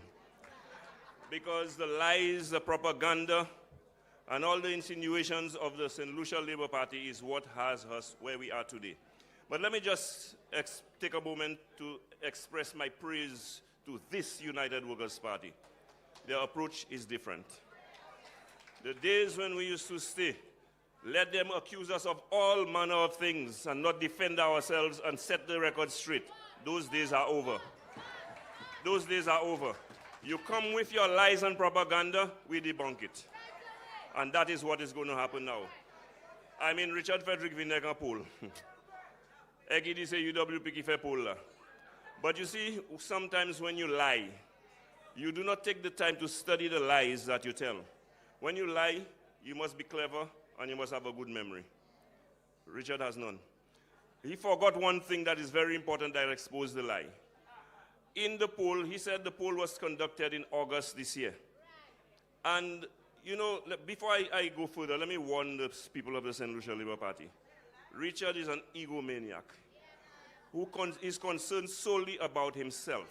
And he does not care who he throws under the bus for his own personal aggrandizement. Once he can make himself look good, to hell with everybody else. And what he put out there about the poll, it was his poll, by the way. What he put out there, a poll that he fabricated, what he put out there proves what I am saying. Just like he came out, some civil servant, he probably paid some money on the side, gave him the receipts for the bill, and he wasn't supposed to, he exposed them by coming and show it. He said a few things where he exposed some of his colleagues. One, he said that Nancy was given $400,000 days before election, because you know Nancy read the speech that he made. Okay, he attacked her and said, but Richard is forgetting two things. At that time, Nancy was the chairperson of the Vieux-Fort North Constituency group. They were given money for community projects. That has to be endorsed by the Minister of Local Government. Who was the Minister of Local Government again? Richard Frederick. Now, all of that has to be endorsed and approved by the Minister of Finance and the Prime Minister. Who was the Prime Minister at that time? Stephenson King, the snake. All right. And so, you know, he doesn't even use his head. Trying to damage people. He's doing damage to himself and his friends. And had a lie. In August, he claimed UWP conducted a poll. And one of the things he cited in the poll, they said that they must try to destroy him because they can't find nothing on him by using the situation in the Banan's land to show that he is corrupt. Okay, and say that he said that land in Castries is $1,000 a square foot, whereas he sold bananas for so much less. But it's only 2 weeks ago he made a statement about the lands cost $1,000. He forgot that. I mean, if you're making up a lie, be tight. Now, I find, those kind of lies insults. You're insulting people's intelligence. So go back with that, Richard. That crap, that poll you're talking about there. If you're really interested in a poll, you go sit on a poll. So, now, Richard Frederick was only concerned about the main purpose of that fabricated poll was, let me tell you what it was. He has grown in popularity. That is all Richard wanted to say.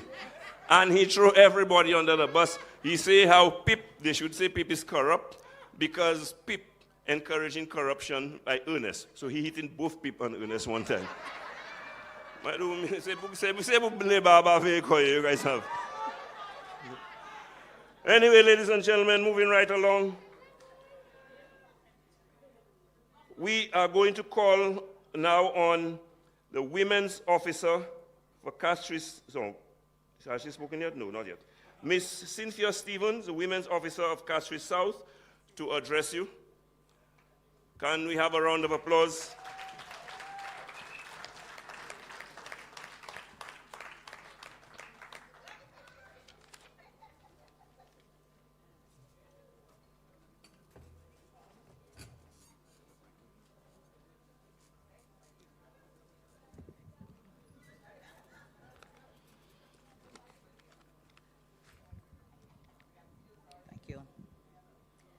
Good afternoon. Good night. Mama Flabo. We are in trouble. Let us rescue our St. Lucia. I have been asked to come here tonight on behalf of Castries Constituency Chairman to address you. Supporters, look at our sweet St. Lucia. Look at the state of our economy. Take a look at what is happening in and around our homes, our communities, our individual constituencies. What a crying shame. I ask you this question. What has the change of 26 July 2021 brought to us? I will answer my own question. Poverty, a rise in crime, exorbitant prices at the supermarket. These days, when we go to the supermarket, we can put $100 groceries in our pockets, which makes it almost impossible to survive in this country. Not to mention, we have a prime minister, when he opens his mouth to speak, it's total embarrassment to our country. My message to each and every one of you, members and supporters of the United Workers' Party, as well as St. Lucians in general, is this. We are in trouble.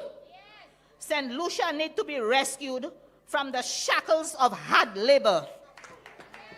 We must march the streets of St. Lucia and demonstrate that we are unhappy, unsatisfied, unimpressed. We need to get them out now. The only way to rescue our sweet St. Lucia is for everyone to work together, show that force of the United Front, which is the namesake of our party. Together, we can do this. United, we can achieve this. We must be united. We must work hand in hand with each other. This is the only way we can get rid of labor off our backs. Each one, let us bring one. Let us work together. We all have a part to play. We can achieve our goal of getting labor off our backs and returning Alan Chasney and the competent team of workers back to run this country again. St. Lucia, we made a mistake in 2021. Not me. Whosoever did it, they did. And we must reverse this. St. Lucia, Flabo supporters and members, get involved. Put your boots, get them ready. Tie your waist and let's get to work. We have to start now. We do not wish to cry anymore. These days, everywhere I turn around, I hear people saying, Sapa Flabo. You know why? Because we don't sit and tolerate their lies no more. 37,481 people voted for the United Workers' Party, and we are their voice. We have to stand for them. I thank you.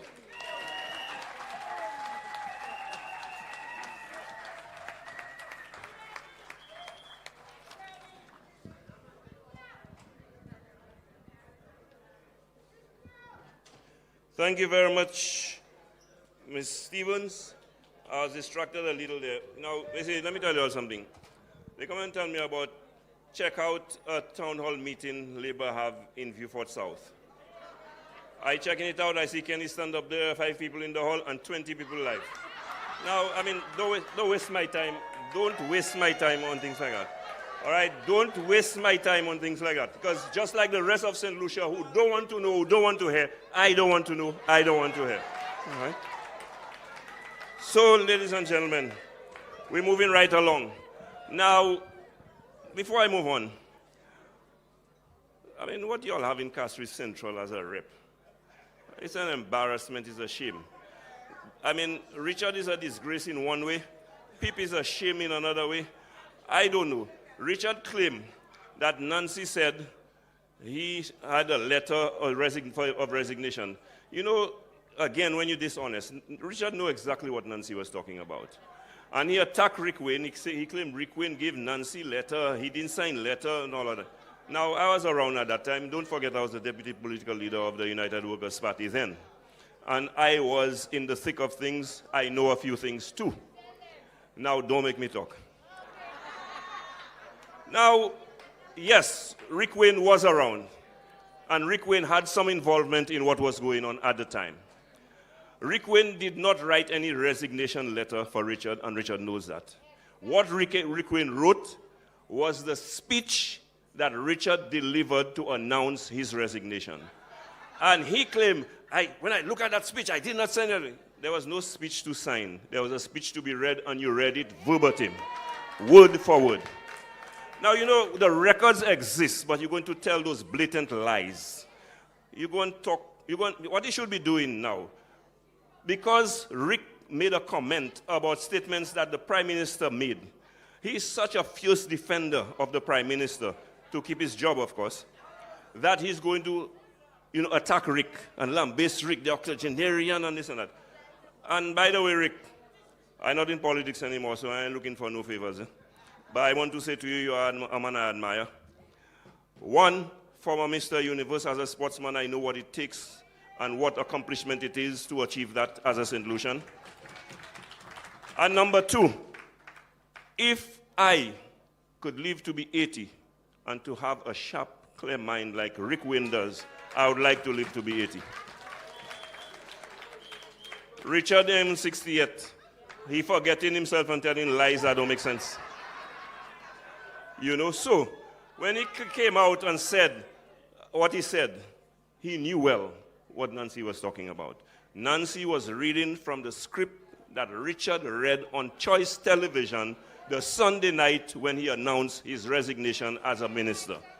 Okay? And you know, he once said, nobody had to ask me to resign.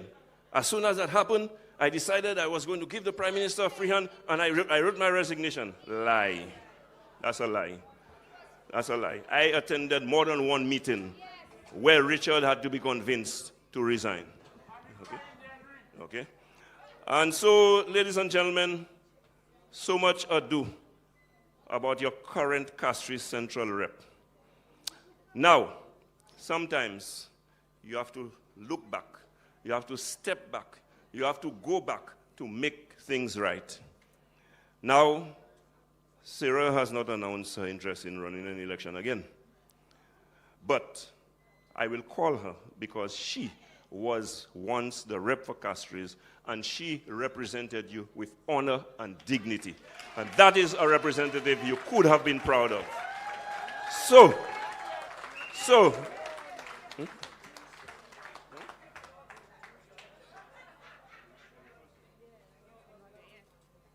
I want to get rid of Richard so much. Okay. Before we call on Sister Sarah, we'd like to call on Jude Sherry to address you. You see, I have such a long list of speakers here that, you know, I keep getting mixed up. Let me stop focusing on, now, the word that they don't like. Let me start focusing on non-entities like Richard Frederick and focus on people who matter, people of the future. Richard, you have to fight to remain in office. It is very important to you because there are benefits and privileges that you enjoy today because you are a parliamentarian that will be no more the day we kick you out. So,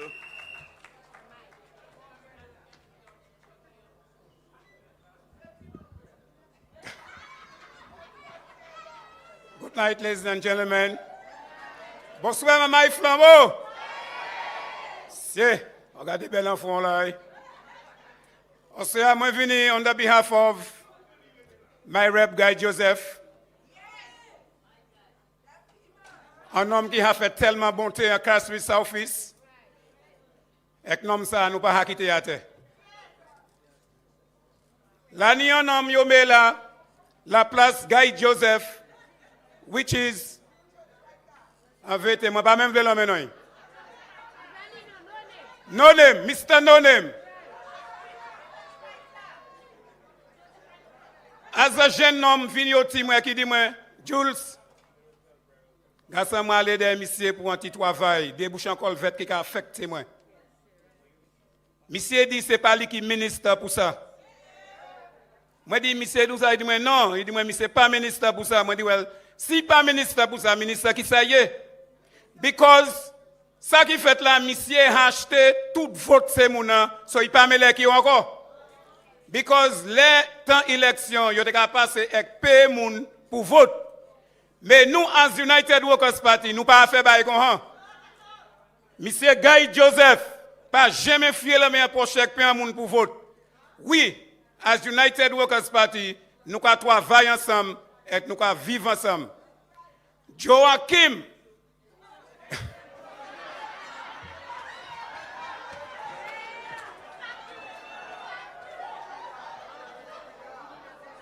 Joachim Henry, c'est ça qu'il dit qu'il n'a. Il disparaît en Castries Southeast et nous pas avoir pièce. Bien bonnet en l'année c'est anti-storm passé. La tenanti flood. Et il pas jamais mettre pied pour venir garder aborder mon Castries Southeast. Là il dit ça, il dit soulier en pied la caille sale. Non, c'est la vérité, c'est la pièce mensonge. En bas, administration Labour Party, yo croisé industry figure. As moi, c'est un farmer. Moi, ni 8 acres of land, fig, qu'à travailler, moi, yon. C'est pas mentir à là. C'est rien à là. As un homme qui n'y a un pied. Yo pas qu'à bailler pièce moun guano. Yo pas qu'à bailler l'huile. Les flambeaux te en power. Farmer pas de souffrir comme ça. Nobody was suffering underneath the United Workers' Party. Et qui a croisé agriculture. Michael Chasney te fait un plan pour nous te sa vendre fig nous direct en France. Vous savez ça yo vini yo fait? Yo bloqué. This man have no vision. This man have no mind. This man don't know where he stand. Joachim pas fait pièce science à la politique.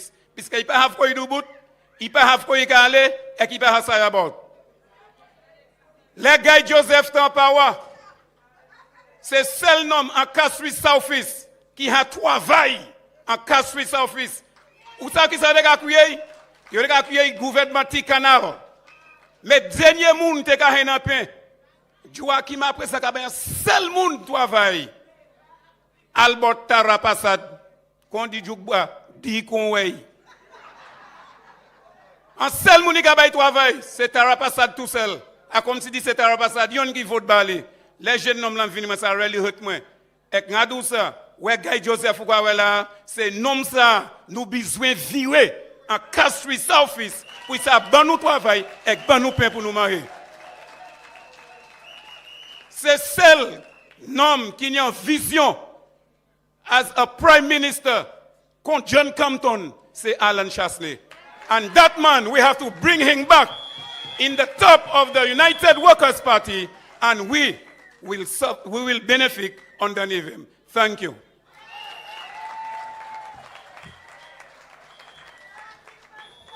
Thank you very much, Mr. Cherry. And ladies and gentlemen, it is important that we recognize that this country is in trouble, and that, never mind all the noise you hear, never mind the people on the talk shows every week trying to distract you. It worked one time, but it will not work all the time. Yes, so they will continue with the propaganda, they will continue with the lies, but we are here to debunk it.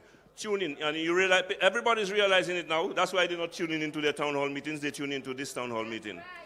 And so, the last time I checked, we were approaching 900 online. How many? 20? We have about 900. Before the night is over, we will reach over 1,000. And that's the kind of reach that the UWP has today. And when you go home, you must spread the message. Encourage other St. Lucians to take a stand. Because when things get bad, it is very easy for people to become bewildered. It's very easy for people to give up. It's very easy to become buakasi. But no, that's not the attitude, that's not the approach. When things are rough, you have to get tough. And so, you must take a stand, not give up. And we are going to take a stand this month on behalf of our country to ensure that we send a strong message to the government of St. Lucia, Philip JP and the Labour Party, to let them know that we are not going to lie down and take all the abuses and the shortcomings of their government. Because we know better, because we once had a government that did much better. And so, ladies and gentlemen, I would like to call on someone on whom the title of honorable fits nicely. We don't want representatives. Now, whoever is going to be the next Castries Central representative, read that book and take as many pages as you like. Discard what exists, what obtains today. That's, if you're looking for a bad example that you should not follow, then you can look at what exists today.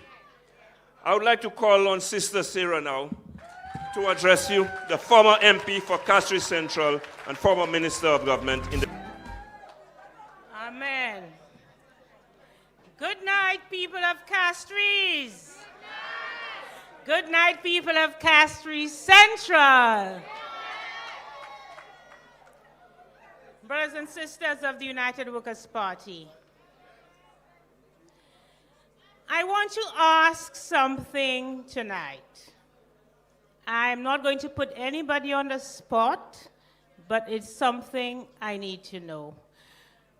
By the show of hands, how many people here have visited the St. Jude's Hospital site for yourself? By the show of hands, how many people have gone down to Viewfort and seen the St. Jude's Hospital site? Which one? They are next to each other. The site where the new is, the site where the old is. And I'm putting on my glasses to see. How many people? Okay, hands down.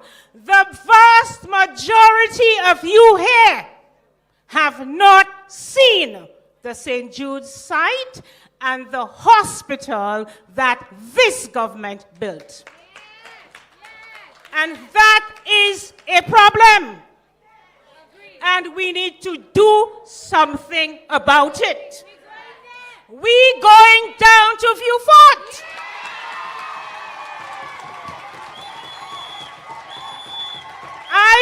I will transport some people down in my car, and everybody who has a vehicle here, fill it with people, and let's go and see what we're talking about.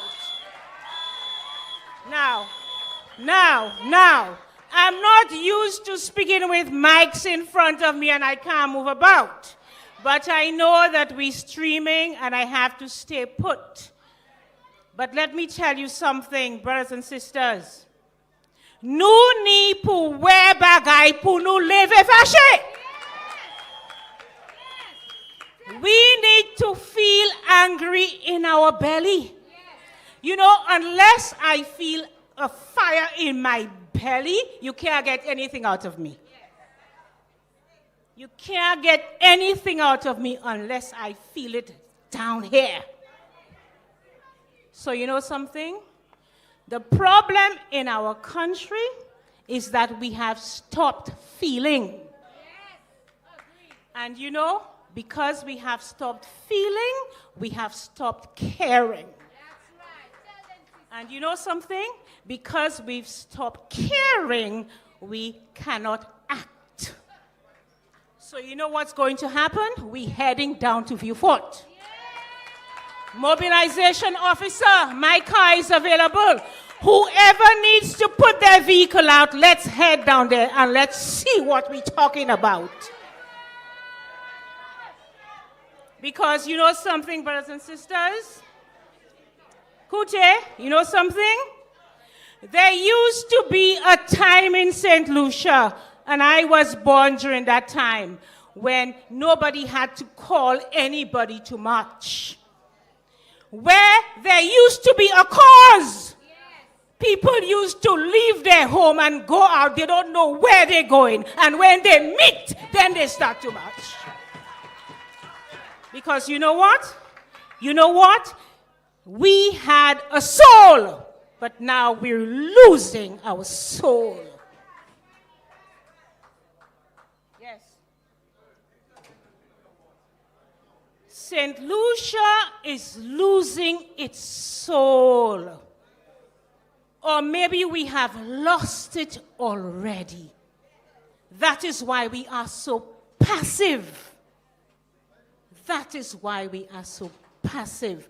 There is something called righteous indignation. And you know what that is? Some things you are supposed to get vexed about. And that is a good vex. A vex that pleases God. A vex that is morally justified. A vex that nobody has to ask you to get vexed. A vex where we all get vexed together. Because there is something to be vexed about. And St. Jude is something to be vexed about. So we're going down to St. Jude so we can get vexed. And then we can talk about a march. Now, you know what I want to say? You know what I want to say? And I want it on record. I find the hospital built by the United Workers' Party. I have not gone inside. I've seen the outside. And I'm not calling it what they call it. I find it architecturally and aesthetically pleasing. Yes, I do. And you know what? I think I have taste. I think I can see something that's elegant and appreciated. But you know something? You know something, brothers and sisters? I was on Newsmaker Live some time ago, and the host asked me to compare Philip J. Pierre and Alan Chastanet as Prime Minister. And I said I can't compare things that are not alike. I cannot compare things that are not alike.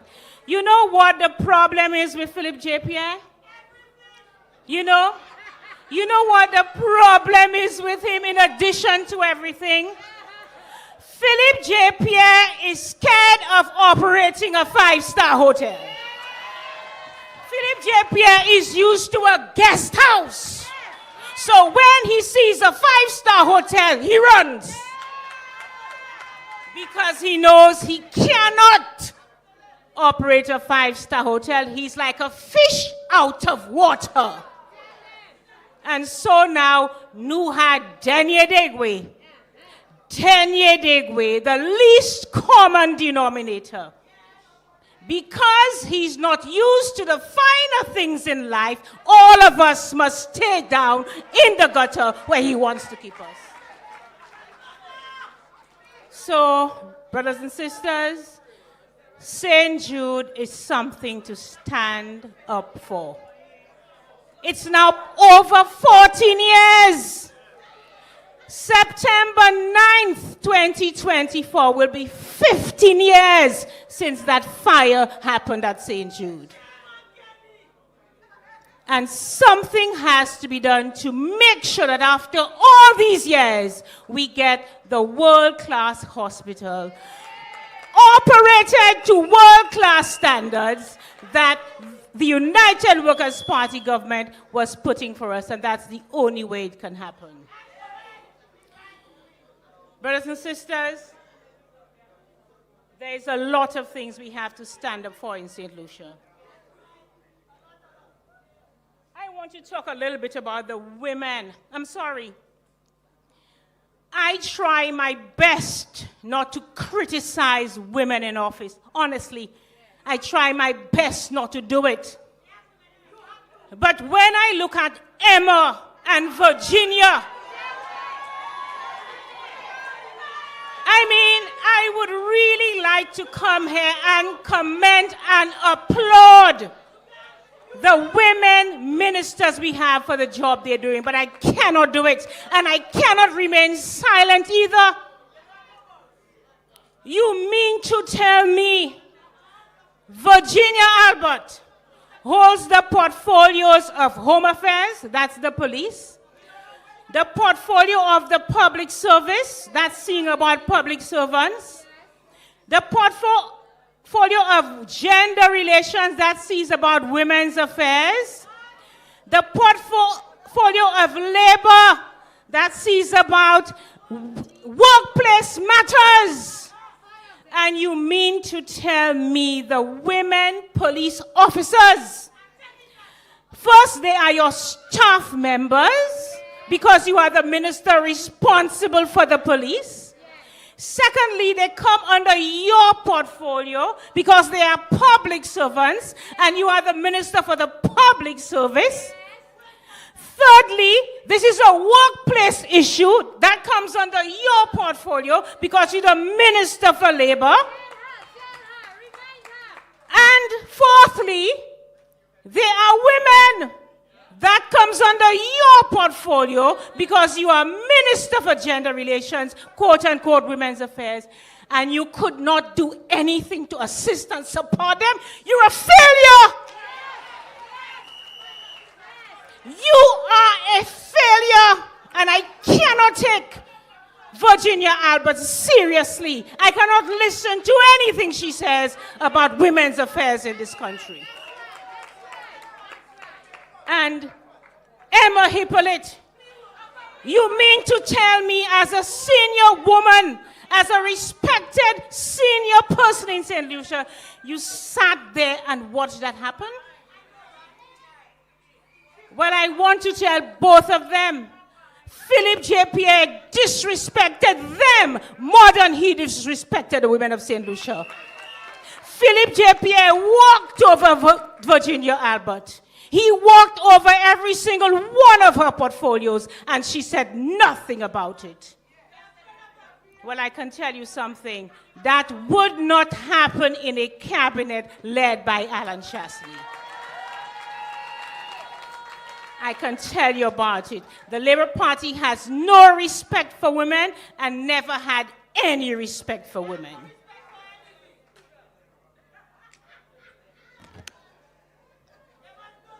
Brothers and sisters, we are living in a comatose state in St. Lucia. There used to be a time not too long ago where if we heard of a rape or a murder of a woman, we could not sleep at night. Not because we were scared, because we were so upset about it. We didn't have to know the person. The person didn't have to live anywhere near us. But we used to be troubled about it. And it used to trouble us for days. Nowadays, if we drink in our coffee, we had, and we continue drinking our coffee. This is what we have become in this country. Brothers and sisters, I sat in church one day, and a man walked off the street. He walked in shaking something in his hand. Nobody knew what it was. He walked right up to the altar, and he walked back down. All the men in the church just sat there. Nobody did anything. Not one man in the church got up to stop that man getting past a certain point. If the man wanted, he could have done what he wanted to the priest. And I said, look at that. We've all gotten comatose in this country. We are too holy. We are too holy to stand up and speak up. We are too holy. But I want to talk again about righteous indignation. There are times when you have to act without checking to see what other people are doing. You know, we go to the supermarket. All of us. It's affecting all of us. We go to the supermarket and we nervous.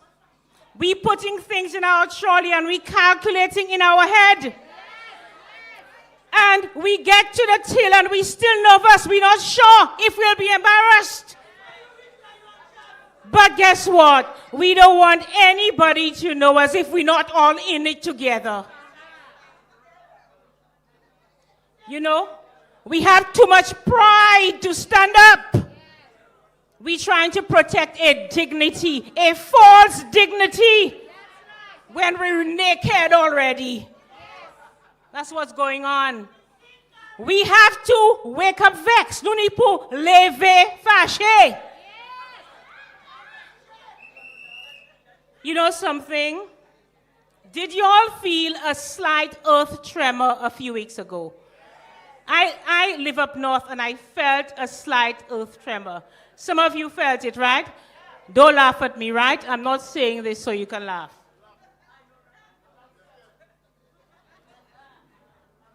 Brothers and sisters, I had just come out of the bathroom.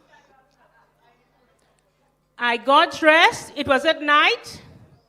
I got dressed in my night clothes, and as soon as I lay on my bed, I felt the tremor. I said, my goodness, if I have to run outside now, do I have clothes to put on for me to run outside? So I got up, I looked for clothes, I hung it up in case there's an earth tremor. for me to take clothes and pull.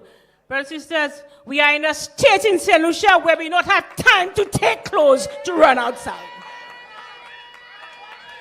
And trust me, if that earthquake had hit, at that point, I wouldn't be thinking of proper clothes. I would run out however I was to save myself. Don't laugh, that's what you would do. That's what we would all do. So we are in a state in St. Lucia where of necessity we have to find ourselves outside. We are in a state in St. Lucia where we don't have time to look to see what other people are doing for us to decide to do too. We are in a state in St. Lucia where we have to be prepared to get out and march even if we are the only ones doing it. And when I get out and march out of my own conviction, I will find my brother and my sister waiting for me because they would have come out of their own conviction. This is what it takes to rescue St. Lucia. We are losing our souls. We need to begin to feel. We need to begin to care. And then we will act. So, nukai de san vie for, nukai we l'hôpital that nu take abatia, and let us begin to feel in St. Lucia. I thank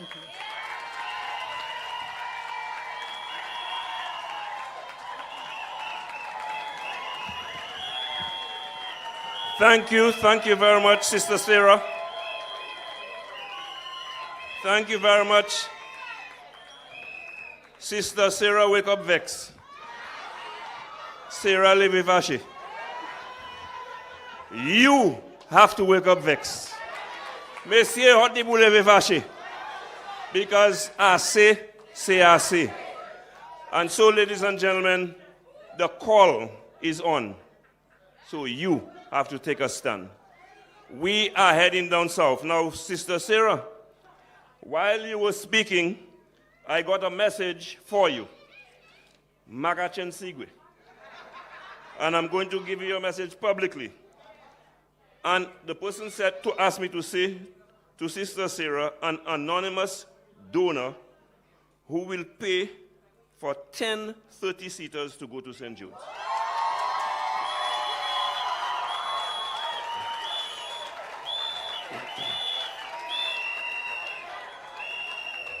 They didn't ask me to say that one, but maybe you can give Grosley too. And so there are people out there who are with the cause. There are people out there who support the cause and will do what it takes for us to effect the cause. Now, talking about people out there, a while ago I made a statement. I said we had over 800 viewers online. I got a message, it said, man, Spider, check the thing. There are over 800 on Facebook. There are over 600 on YouTube. And there are over 1,000 on GVD feed. So, même si you're a young man, you come have that. Well, we are reaching the hearts and souls of St. Lucians.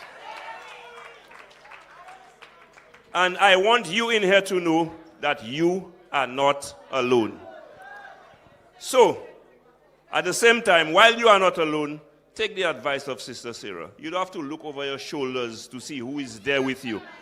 Make sure you're there. Stand up and be counted. No card de san vie for. Ladies and gentlemen, let me say that in a way the young people will understand. I don't know if caffeine or like fenzik. Okay, what I'm saying is that I don't take painkillers for other people's headaches. Especially when those people can speak for themselves and they can speak better than I can. I heard Richard Frederick attacking a certain lady because of a few statements that she made. Well, you know what? You know what? Pamwega defend. She's here to defend herself. I now call on our mobilization officer, Sister Nancy. Mais c'est pas deux fois pour des fois. Actuellement ici à Vincho. Spider, you can have that. Maman, Flambeau! Ouais, Charlie a qu'à lever ici en soir. Sister Sarah tell you where we going? Nous ga descendre vieux fort. Right now là, que ni vieux fort ka parler bla bla bla bla bla. Ini yon de type. Combien moun ki la Spider sec? Oh, là ni sec moun ek lan 20 online. All right, well, Dr. Kenny Anthony, Moses Moussa Jabatis, Alva, nous ka descendre vieux fort. We're coming down. And like Spider said to you, you're the pity boy. Ça y a fait. Il a foutu gros pied bois à terre. Pity hash. Il a foutu gros pied bois à terre. Eh bien, moi, je voulais dire, moi, c'est un petit femme. But moi, ça double pourquoi moi? Because as the song say, do not underestimate the strength of a woman. I can stand up for myself. And tonight, I am here for them to take me to court again. Again. But before I begin, my brothers and sisters, St. Lucians who are watching all over the world, in the diaspora, those of you in St. Lucia who's not able to be here, wherever you are, let me say a pleasant good evening to you. And perhaps, this may be the last time you see us for a little while talking because Flambeau halas parlé. Nous halas parlé. So today, we are at a crossroads. We are here in time where each and every St. Lucian has to make a decision. Some of us, the decision we make, it will be because of the regrets that we have for what we did in July of 2021. Some of us, it will be a decision to move away from what is happening in our country today. And some of us, it will be for us to finally stand up. Stand up for what is right and what is fair in this country. But every single one of us, we will have a decision to make. You have to decide, what am I going to do? And I know it is not easy. I know for some people it will be like pulling teeth. Te mwen ça? Pas rien qui ka fait moun. Peut-être la peine. Pe l'on font décision. Et qu'on y pour vie debout, et qu'on y pour reverse décision ça ou faire. I ka wè di pa eze. And I know some people who have been listening to us week after week after week. It is difficult for them. Because for them, they put their faith and their trust in something that they thought was good or something they thought was better. But I am telling you tonight, ask yourself this question. Will I be safe in my country when my Prime Minister refused to stand up against criminals, but he gives them a pat on the back? He paid them money out of our taxes, and he tell them to go and sin no more. Are you going to feel safe in your country when a Prime Minister does that? Will I have a measure of comfort for my family, knowing that the Minister of National Security refuses to take any action, something as simple as calling for an investigation into alleged sexual misconduct by senior police officers, will you feel safe in your country with a man at the helm of this country? Will I be able to walk and not look all around me and know that as of today, we are at number 60 and counting in terms of the murder rate in this country, and the Prime Minister says nothing, he does nothing, and all he says to you, but my father was the police officer, not me, I wasn't a police officer. Will you feel safe in your country? Ask yourself as a St. Lucian, why is it that every single time you hear of another appointment, if it's not the Prime Minister's daughter, then it is the Deputy Prime Minister's brother, then it is somebody else within the hierarchy of the Labour Party or close friend or family. Ask yourself, when will it be my turn? When will I get an appointment? When will it stop, St. Lucia? It will only stop when you decide to take to the streets of this country and to show these fellas where the real power lies. Because the power lies within you, the people of St. Lucia. You have the power. You can put a stop to it. I can't do it by myself. You need to send a message to this government to say, we put you there, and we certainly can take you out. I mean, it's just mind-boggling to me, you know, that we don't know when and how to stand up to those politicians. Let's look at a simple thing that's happening in Viewfort. After 26 years and counting of Kenny Anthony being the parliamentary representative for Viewfort South, he has done nothing for the young boys in the South. Nothing for the fellas in the ghetto. So the fellas decide all of a sudden, nothing ain't running. We have horses. Let us try and put a horse race together. Let us do something for ourselves. And all of a sudden, the politicians are there riding on the backs of the works of the young men of Viewfort South. We must put a stop to that. We must. The fellas got up and they did their things by themselves. They went and get help by themselves. They went and raised money by themselves. Melaini Deju, Musa la Facebook ka post, ka praise Dr. Kenny Anthony for something that he knows nothing, absolutely nothing about. Hypocrisy, I tell you. We must put a stop to that. L'on pas fait, pas quoi dit pour ça ou pas fait.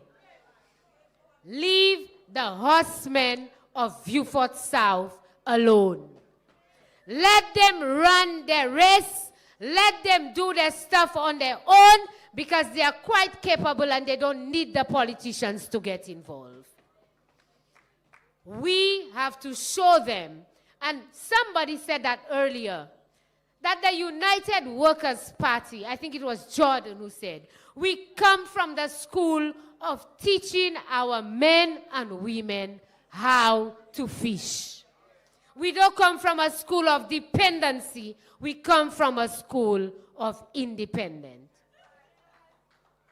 My brothers and sisters, how can you form a government with a minister? And let me tell you something. We really have to take a look at ourselves in this country, you know. Because like I said to you the last time, si la pani sutu wes, la pani vole. And when I hear some people, certain people stand up and defend these men and women, I shake my head and I say, Lord, put a hand for us in this country. You have a man who's a minister of government. When he was an ambassador, You remember what he did? He gave a rich man access to diplomatic immunity into a personal divorce matter. Zoshoje sa? You valid diplomatic passport, you valid diplomatic immunity. And when he was asked to withdraw the immunity to allow the lady to get justice, he said no. You know why he said no? Because we are now finding out that there was a bank account. And monies were deposited in that bank account by that same rich man that was given diplomatic immunity. And both the former ambassador and that rich man, they were signatories to that bank account. So leuka sign a bank account, which means you give authorization for that, ain't it? Okay. But to make matters worse, the account was opened in the name of the state, but the state knew nothing about that. Sounds familiar? Does that sound familiar?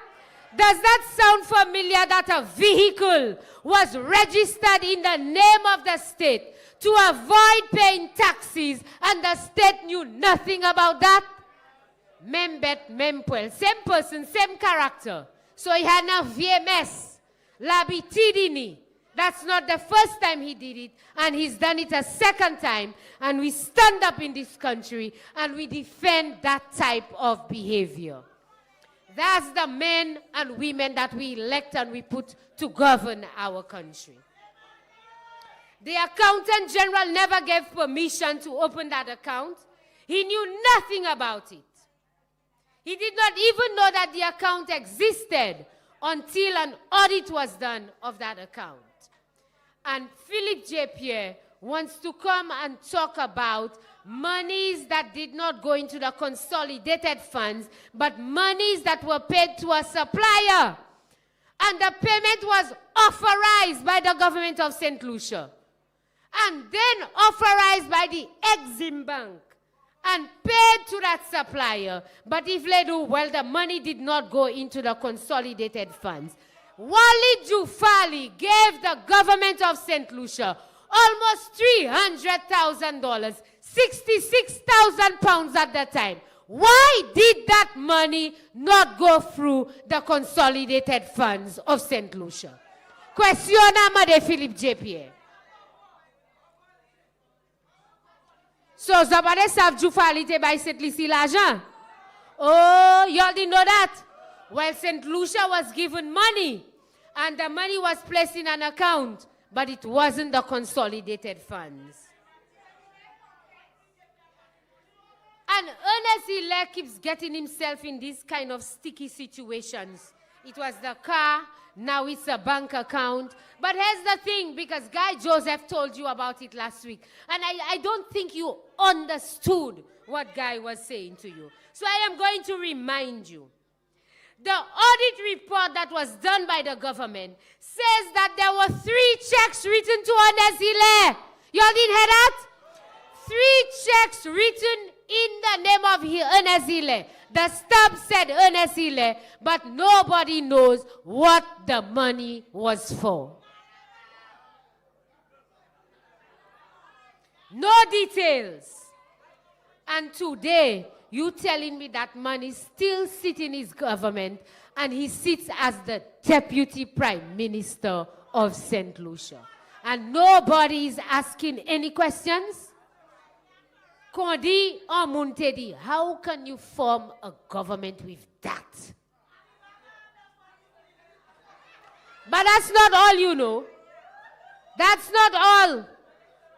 The audit report also said, Tansai, there was a transfer of 23,000 pounds, almost $100,000. The money was transferred from that account to another account. Nobody knows who owns the other account, who signs on the other account, who accesses the other account. But $100,000 of our money was transferred to that account. So I am asking the question today, Ernest Hilaire, where the money gone?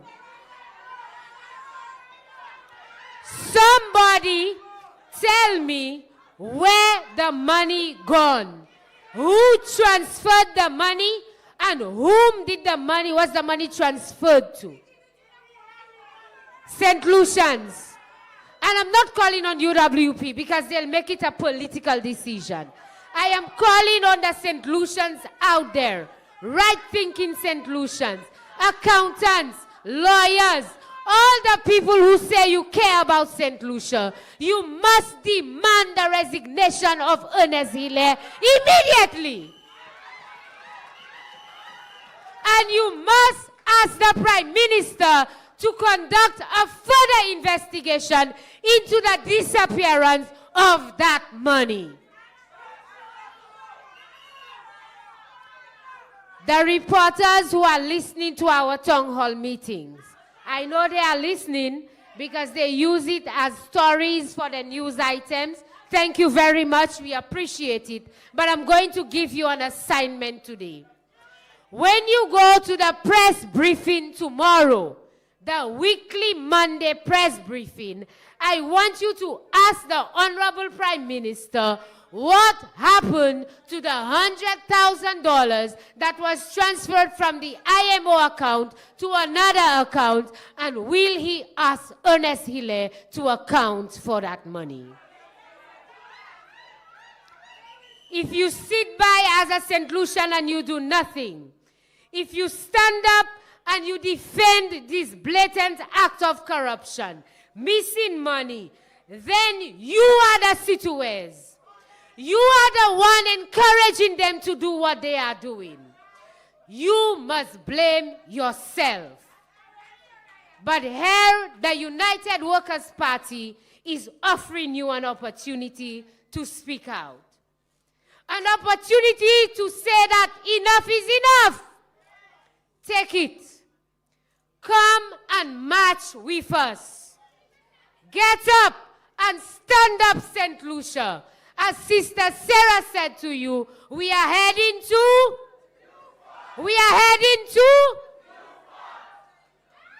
And if that is not motivation enough for you to come out, I want you to give Philip J. Pierre a helping hand to help him with the mongrel that he has in government that is backing down everyone in this country.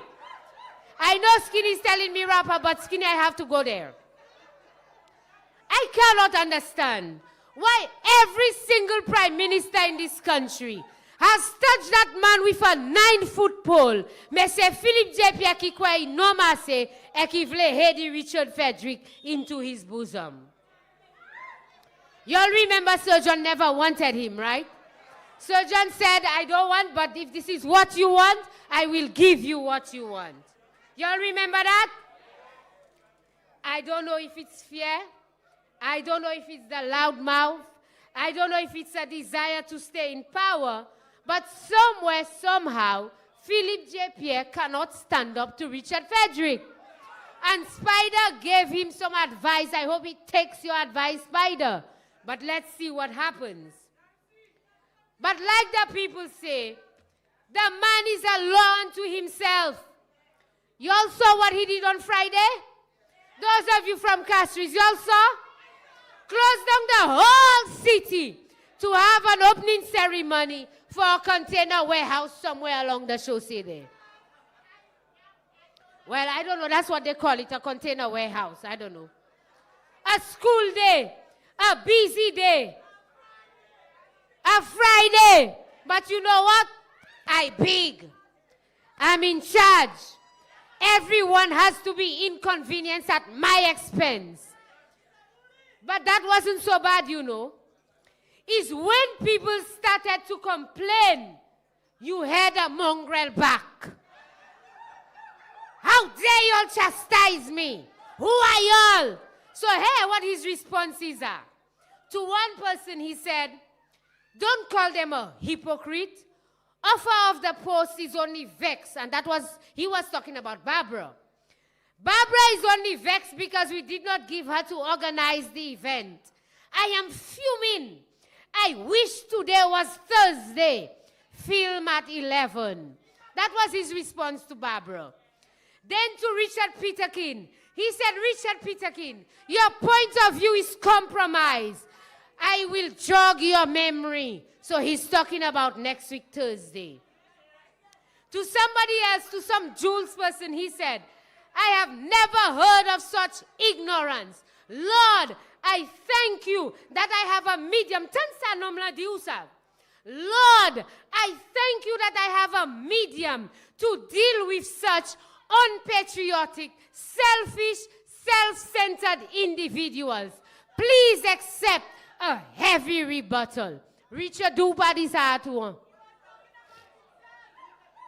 Say you didn't say that too. My people, how can we have a government with that?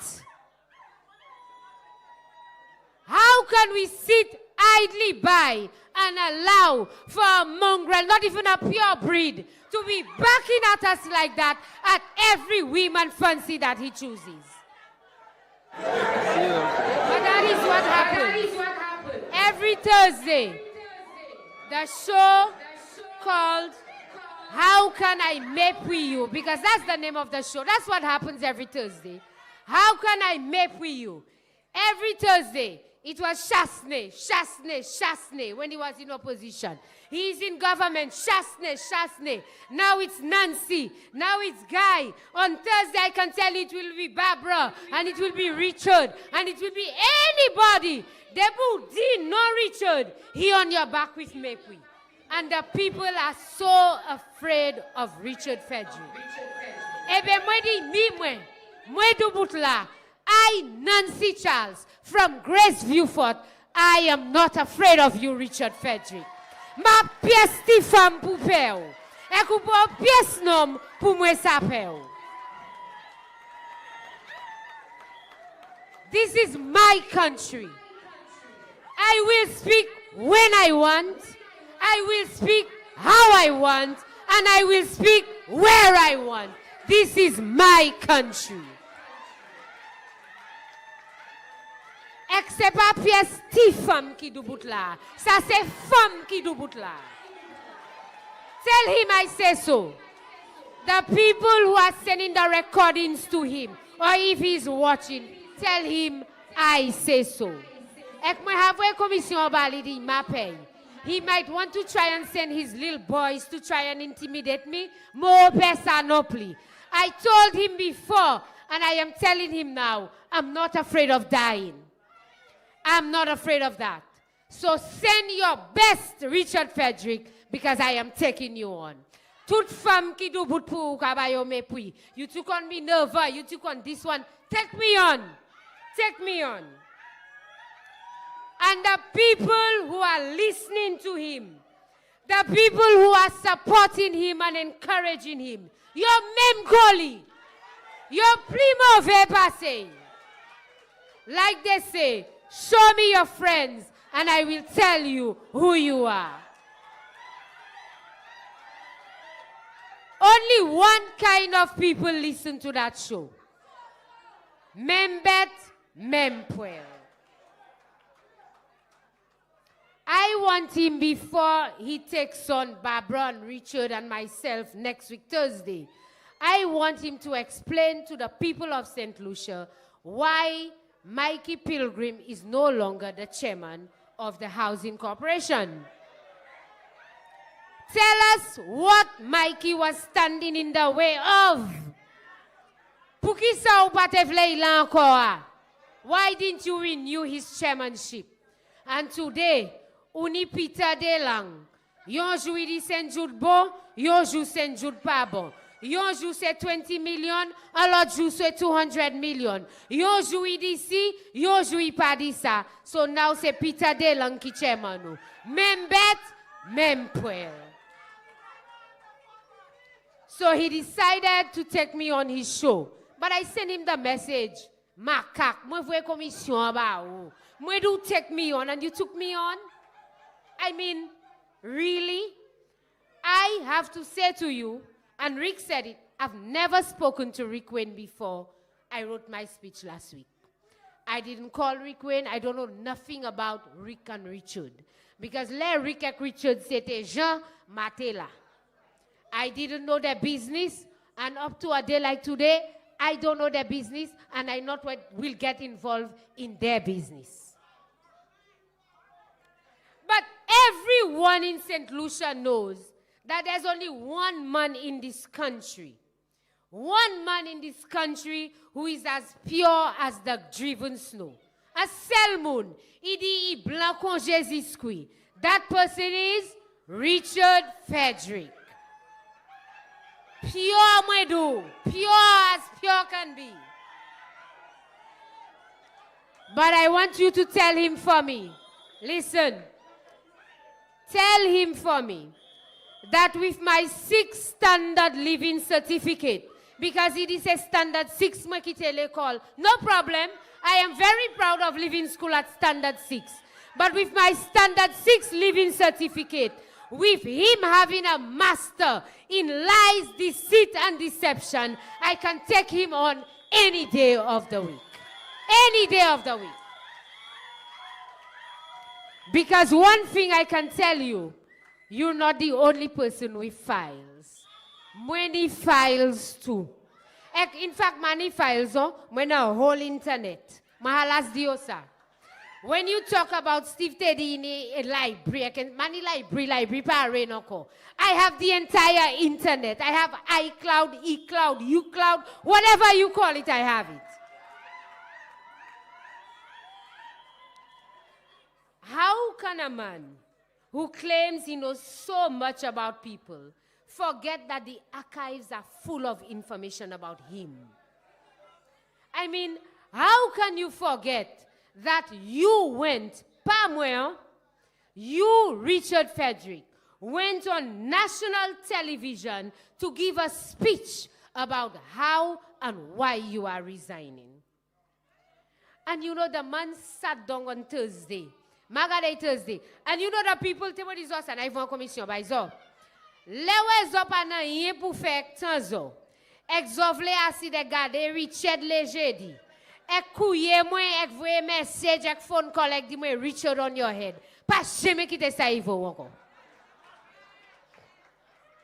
I don't have time for that. Okay? The man beat his hand on his chest and say that Steve gave him a letter.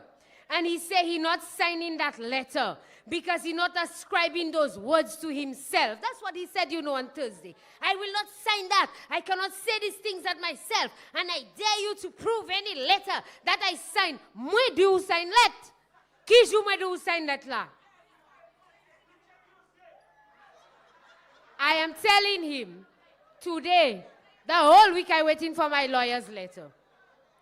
Send me my lawyer's letter. But attached to the lawyer's letter, a copy of your address that you made on Sunday, the 25th of September, 2011. And in that letter, I will remind you again of what you said in your speech. So attach it to the lawyer's letter for me, please, Richard, when you send the lawyer's letter. And this is what you said. You said, as a practicing lawyer, I made some fine, grateful friends, but I made some very powerful enemies with state trappings at their disposal. Did you not say that, Richard Frederick? You said you live and learn. Today, I am a much wiser man. I have learned the hardest way that we are all, yes, every single one of us, regardless of status, vulnerability, especially when the combined voice of our accusers is much louder, more sinister, more persistent than the voice of the accused. Did you not say that, Richard Frederick? And then you went on to say, leading members of the opposition took vicious aims at me. Who were the members of the opposition at that time? Kenny Anthony, Philippe J. Pierre, Moussa, Alva, Yotutela. These were the leading members of the opposition. Hodiju, because you saw mongrel, e kuka happy, pour sa hen approval yo. Actuellement, pas sojo te di se ba isa about them. But the records are there. The records are there. You said that including a sitting Attorney General, who was also my opponent for the Castries Central seat, a QC who was not only a frontline member of the opposition party, but also president of the Senate. All of them were well schooled in the devious practice of using words as weapons for the destruction of reputation. Ever so careful to avoid court action, these lawyers cleverly insinuated that I, Richard Frederick, was a money launderer, a drug trafficker, a woman batterer, a thief, a criminal, an unscrupulous land speculator, among other ills. Not me that said it. I repeat it for you again today. Wukidi pamwekidi. Sakwe mate. And so he's saying, when they asked me why I resigned, I never said, I just said I don't know why they revoked my visa. Udia did a speech now really word for word, but I told me I vindi upate disa. St. Lucians are not fooled anymore. A mongrel will always remain a mongrel. You can never be a purebred. So back for their approval, but they will never allow you in their circles. My people, we cannot allow that to remain in government. Ruining the reputation of our country. Posting fake self-made polls to show that he's the best thing since sliced bread, to try and fool the Labour Party into keeping him. Mayor Pavley! And he knows that. That's why he put that fake poll to show that he's good. He's at number 4 and his talk show is very popular because the Labour Party does not want Richard Frederick. And he knows that. So he can use his Thursday show. How can I map with you? People only listen to that for the drama and the map with. But one thing I can tell you, a lot of them will never again be fooled by the lies and deceit of Richard Frederick. You can lie, or if you can lie about something about yourself that is hair all over the place, what can't you lie about? And by the way, I have a question for him. I'm wrapping up, Skinny, I'm wrapping up. And by the way, let me ask Richard Frederick a question. So maybe he may want to amend the court matter that he will take me to and attach that one to the court matter. When you resigned as a minister of government, how many times a day did you still go to the office of local government even if you had resigned? Question Amadou. And be careful that you answer correctly because the files are there. How many times did you attend cabinet meetings, even though you had resigned as a government minister? Eklani mun pude mato wan Richard, so pamati. How many times a day did Snake Kill King call you, read a Ministry of Housing, even if you had resigned, asking you what to do in housing? Kima na ufe resign, Snake King still say, okay, ikama de sapo fe. And you want to come and talk about a check? Let's talk about a check. Everybody in St. Lucia knows that the town and village council is run by the minister and the ministry. Pavwe?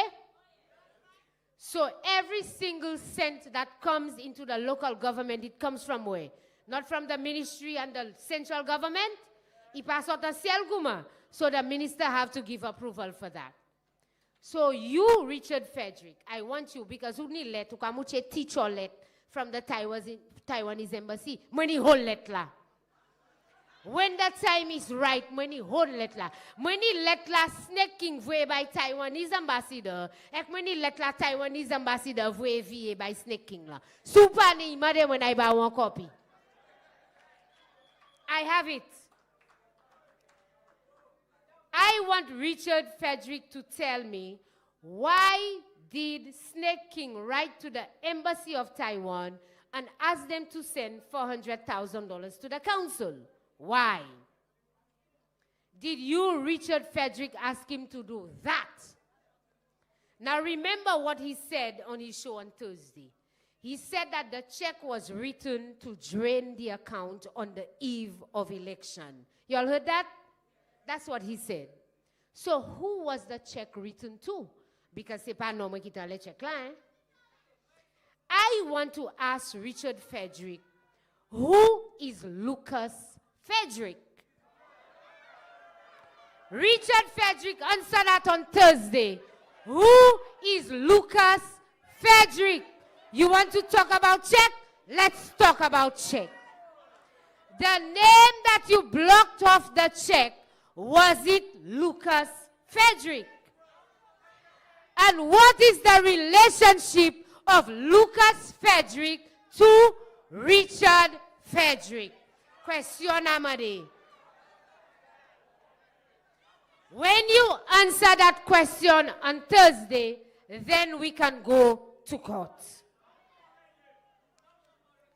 Let me tell you something. Richard say he has files. Don't let me get started about why you were never supposed to be a candidate for the 2011 elections. I was there. I was a candidate. I know what happened too. Spider was there as deputy, but I was a candidate too, so I was part of some of the discussion. And you tell the people how you manipulated the process and how you manipulated a public meeting for you to end up on a stage that you were not supposed to try and find your way back to being a candidate for the general elections. Tell the people about that. My people, I will stop there. But I want to tell you something. We cannot stand idly by and allow those thugs and crooked figs to continue raiding the treasury. We cannot stand by and pay a 2.5% tax to create jobs for these people, their friends, their families, and to raise funds for them to travel all over the world with their boyfriends and their girlfriends while we cannot eat in our country. We cannot continue to pay high bus fares to send our children to school or even to pay transportation to go to work. And when the month is ended, we don't have money to pay our bills or to even buy food to eat in this country.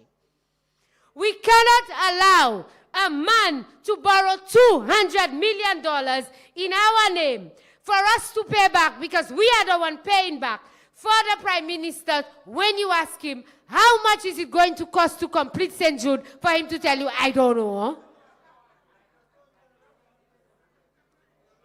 And then he says to you that it will go to tender. But in another interview, he says to the project manager for Reno, you will complete my hospital. Keep track of Saikadi.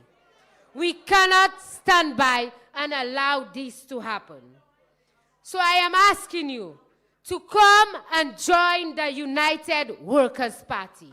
Come and march with us. Come and be counted, my people. Do not be afraid of the bullies. Do not be afraid of the victimization. But my advice to you is stand up and be counted. I thank you and have a good night.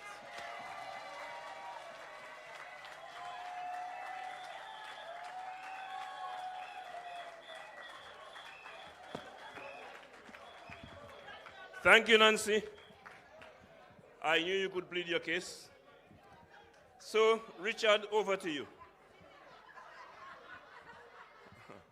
Nancy di tout moun père Richard, so Nancy Mamoun.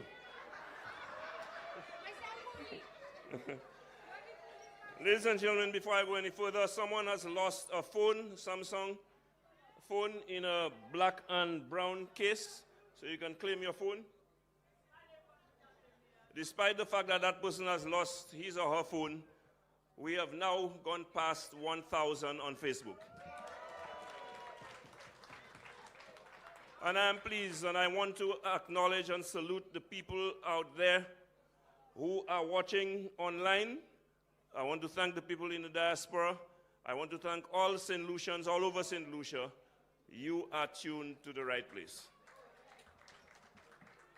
I call on the deputy political leaders to address you. I want to remind you that we have work to do. The march is on, and you must be counted. We are not going to be intimidated. Never mind the fact that the St. Lucia Labour Party and Philip J. Pierre has recruited a rogue. We are not going to be intimidated by his thuggery. And I want the Prime Minister to understand that St. Lucia is still a country of principle and honor. And we cherish our dignity. And if he, as a leader in this country, wants to show that he stands with us on this matter, he needs to put his mongrel in check. I know they brought him on to keep noise because you notice no one else in the party is defending or talking on behalf of Philip J. Pierre. The only person doing it is Richard Frederick. And that is why PIP has embraced him and has him close to him. But I want to let PIP know it is not about protecting his position and protecting the victory. It's about the honor, the integrity, and the dignity of our people. And that is what we're going to stand for. I will tell you a few more reasons why you must march come the date that will be announced at this meeting today. Because there are many reasons why St. Lucians must take a stand and let them know that enough is enough. Ladies and gentlemen, moving right along, I would like to call on the first of two deputy political leaders to address you. At this point, I would like to call on Senator Dominic. You are with us still. I would like to introduce the future representative for Ancillary Canneries, former Tourism Minister, Dominic Fady, to address you. Thank you, Spider. Thank you for a new birth certificate. Mamai Flabo, how are you feeling tonight? Good night, Mr. Prime Minister. I know you're watching. Mamai Flabo, thank you for coming out in such large numbers. Thank you for keeping this movement and keeping the Flabo flame shining bright all over St. Lucia, so much so that the St. Lucia Labour Party is very, very shaky and worried about the movement that you are building weekly, every Sunday, in the north, in the south, in the east, and in the west of St. Lucia. Mamai Flabo, you are ready. Now I'm going to be a little serious than Nancy a little bit.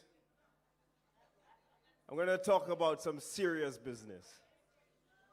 So, when we look at the news each night and we see the bloodshed of young sons and we see the tears of mothers, we know we are in trouble. Mamai Flabo, when we visit our supermarkets and families juggle groceries and other bills because of an unbearably high cost of living, we know we are in trouble. When we fall sick and we go to the hospital and we look for help and there's no medication in the hospital, then we know we are in trouble. When government ministers use our parliament and their talk shows to abuse anyone that have a different view, Mamai Flabo, then we know we are in trouble.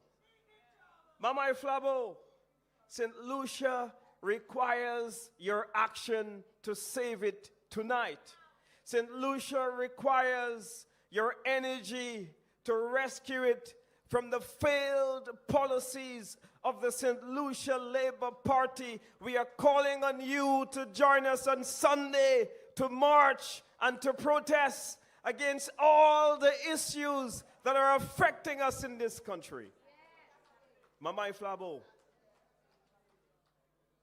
foremost on the minds of most St. Lucians is the issue of cost of living, of better paying jobs, and a mismanaged economy by the St. Lucia Labour Party. You go around the country and people tell you that things are hard. They tell you that, Fede, it's difficult to make ends meet. People that have just gone through the school period of trying to supply their kids with books have find it extremely tough. Salaries are not getting any better, but the cost of living is rising out of control. Sarah said it most beautifully tonight when she said that when you are going in the supermarket lanes and you are looking at the shelves and you are comparing the prices and you get to the cashier, you don't know whether you will be able to make what you have in your basket. Mama Flabo, when you go to the supermarkets, you see less trolleys and you see more baskets. You know that things are hard with the citizens of this country. Inflation, the government says, has risen by a hefty sum. Economists around the world have said that inflation should generally be 1 to 2%. It means that cost of living should not rise beyond 1 or 2%. In St. Lucia in 2022, we have seen an inflation rate of 6.4%. It means that the cost of living in St. Lucia has risen 3 times more than it has in any time in our economic history in the last 30 years of governing this country. And that is the record of the St. Lucia Labour Party. The United Workers' Party observed that the prices of food went sky high, gas prices went sky high, cooking gas went sky high, electricity bills were increased by 30%. And when we said so in the parliament, they said that we lied. We opened up the social economic review and we said, look, it is in your own document, a government that is out of touch with what's going on. Baby Pampers in this country has gotten expensive for mothers all across St. Lucia. Bread and bus fares have gotten out of reach and out of the reach of most families. All of this whilst salaries remain stuck at the same level for our people. Pip, when asked by the reporters, they said, Mr. Prime Minister, what can you do about the inflation problem? He said, I can do nothing. That inflation is imported inflation. The United Workers' Party then thought that we can come to the rescue, as we've always done in the history of this country. And we said, look, we are recommending to you 6 things that we have done in COVID.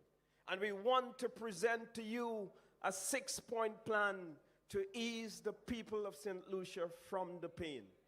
We said, number 1, support the farmers of this country. Give them seeds, give them fertilizers, give them a secure market. Make them sell their produce to the hotels. Give them the support that they need so that you can reduce the price of food in this country. We said that during COVID, we gave support to 6,000 families by reducing their electricity bills. We said that you can repeat that when the world is going through its most difficult period of inflation. We said it is a good time for you to make good on your promise of 1.5 to every worker in this country that is unemployed. Give them the promise that you made during the election for a period of 6 months. He didn't listen.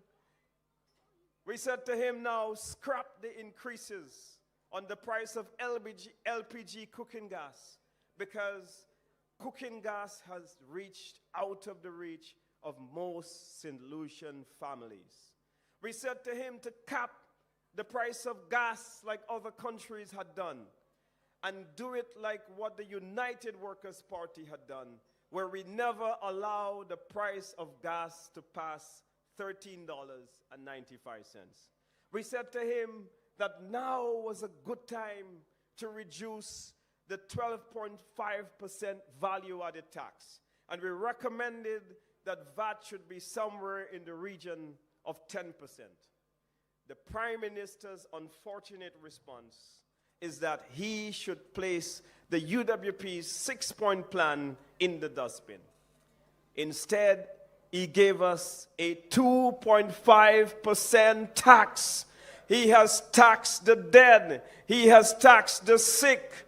He has taxed the elderly. He has taxed people with disabilities. He has taxed the school students of this country. He has taxed the vendors of this country, that's barbecue and chicken. He has taxed the medical doctors of this country.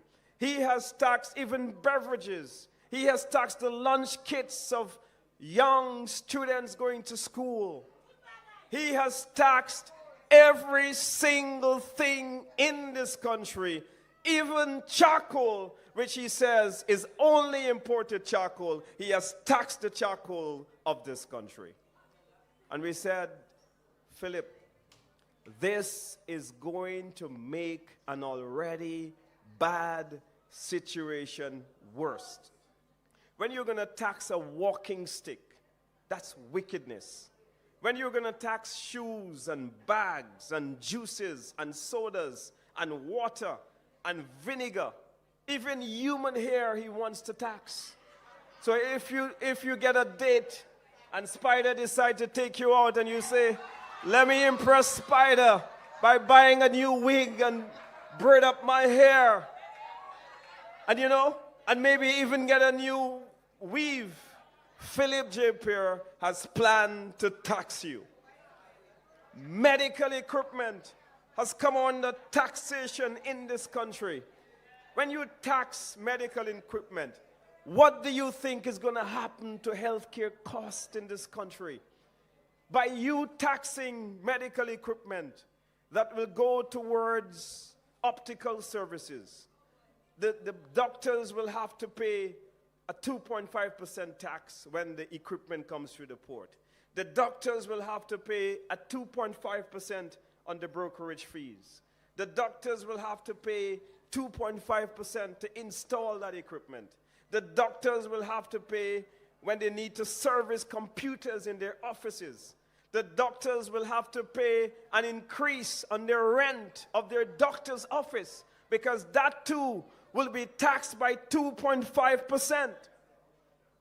When they go to their auditors and they go for their accountants to look at their books, that too will be taxed. When the doctors now need to hire a lawyer to do some legal work, that too attract a 2.5%. So Mama Iflabo, this is a serious, serious tax that will crush our ability to take care of ourselves for many, many, many years to come. And so it is important that when we march on Sunday, that we march against the 2.5% tax. It's a bad tax. So Mama Iflabo, I got my dates wrong, Saturday. On Saturday when we go to Viewfort, we must make sure that we register our complaint about this tax. This tax is a bad tax. We must make sure that we return the United Workers' Party to government, so that when we come back, the first thing we will repeal, the first law we will take to Parliament is a law to repeal the 2.5% tax. It must go once and for all. How are you going to tax a walking stick? So you have You die, and your family wants to advertise your death announcement on DBS. Even your death announcement is taxed. But you see, the Labour Party has a history of taxing the dead. I remember when I was in Parliament, the lower house of assembly, it was a united workers' party that had to remove VAT on funerals because the heartless Labour Party administration had applied VAT on funerals. And while he was the leader of the opposition, Philip J. quarreled and said that by removing VAT on funerals, by reducing VAT from 15 to 12.5%, he said that we would be hurting the revenues of the country.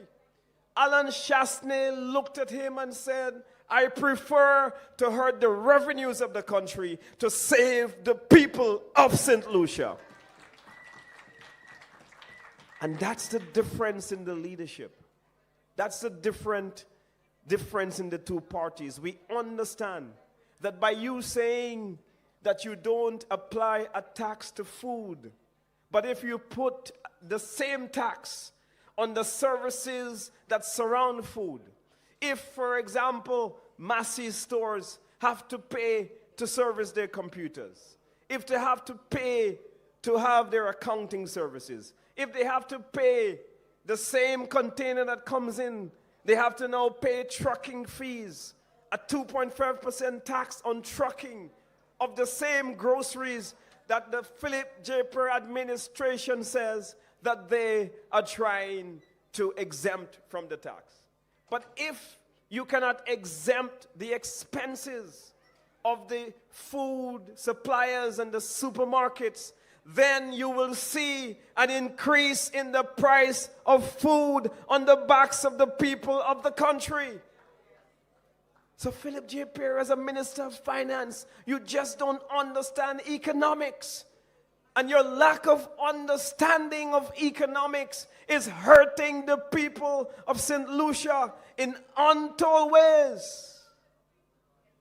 What a terrible time to bring this, when the goods and services are sky high, when the tourism sector is down, when hotel workers are on rotation, those who are not on rotation are home with no pay, when taxi drivers have no income, when vendors at the Castries market have no business because you wrecked the cruise tourism sector. 0 cruise ships in the summer months from April to October. For the first time in our history, when you stopped the projects that were giving the young men in the construction industry jobs, how could you then, in such a circumstance, turn around and put a tax on everything in this country? And so, Mama Flabo, with that kind of management, we are in trouble. We are in a very dangerous place in this country. Now, I want to talk about Parliament for a little bit, because this week the government decided, after everything that we're dealing with, a high crime rate, a bad economic situation, and a cost of living situation that is out of control. They had a committee, like I told you last week, that was supposed to bring a report for debate. And I'll repeat the committee. It's Musa Jabatis, it's Emma Hippolyte, it's Virginia Albert, and it's also, they had Bradley Felix, but Bradley said, I am not going to a kangaroo court. You can have your court all by yourself. And the committee looked at 2 complaints brought by, one by Richard Frederick and the other by Ernest Hillier. And they laid the report in the Parliament, and they said they're going to defer the debate. Now, I have in my possession a copy of the report. And in the first report, report number 1, when it came to a statement made by the leader of the opposition, who said in these words, he said, I want to congratulate the member for Central Castries. And I want to wish him all the best on his 3-day pass to the United States. And I hope that as he attends the meeting at the UN, he will enjoy his time in the US. Because the same pass that's given to Gaddafi and to Castro and to Saddam Hussein and all the people who couldn't get normal diplomatic visas, that at that time, that was the visa that he got. Now, you mean to tell me that you need to come to Parliament to discuss such nonsense when we've got all of these problems, when you've got a cost of living situation that's affecting your citizens? You didn't bring a single bill to say that you are going to cause something to happen for the people of St. Lucia to help them through this difficult time.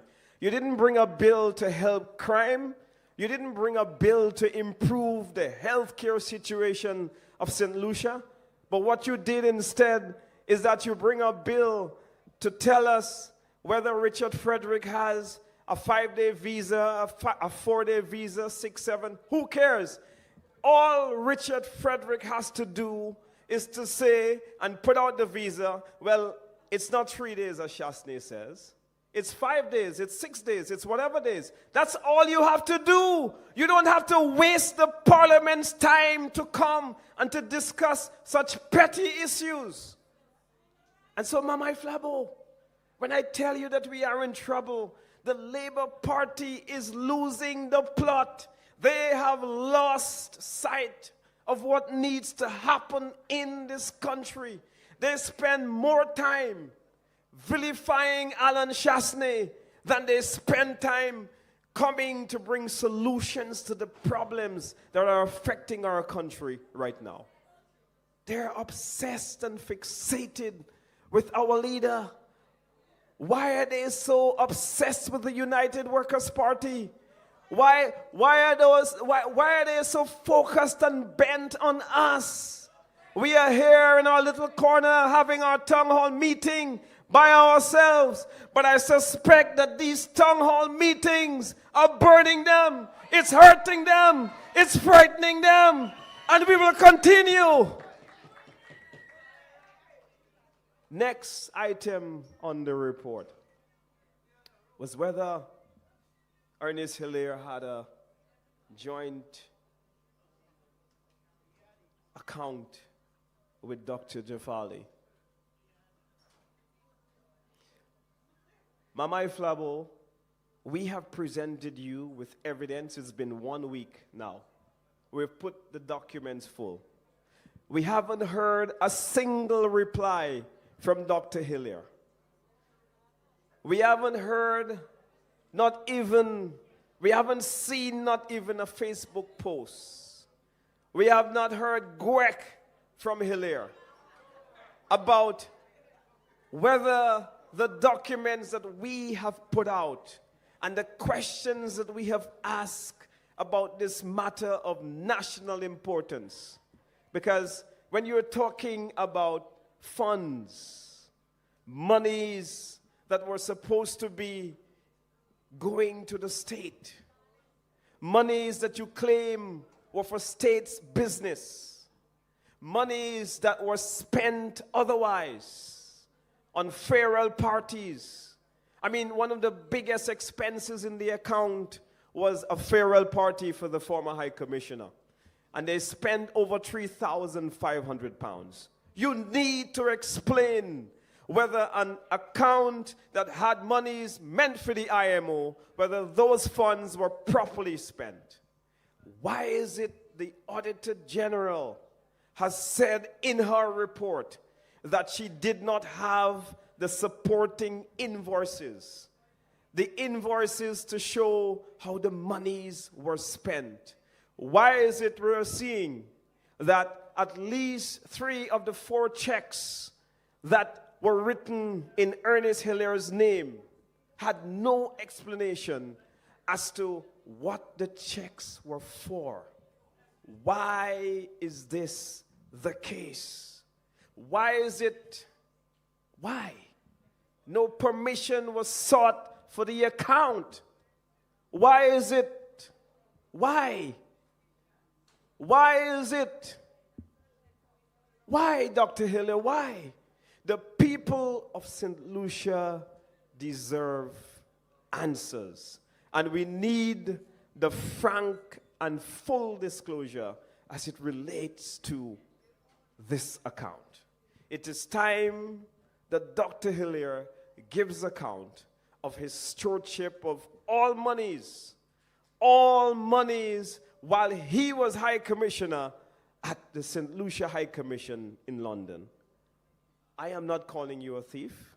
I'm just asking you to come and to explain. Explain to the people what has happened. Now, Mama Iflabo, we are again at a difficult time in our country. We have a crime rate that's out of control. We have a healthcare system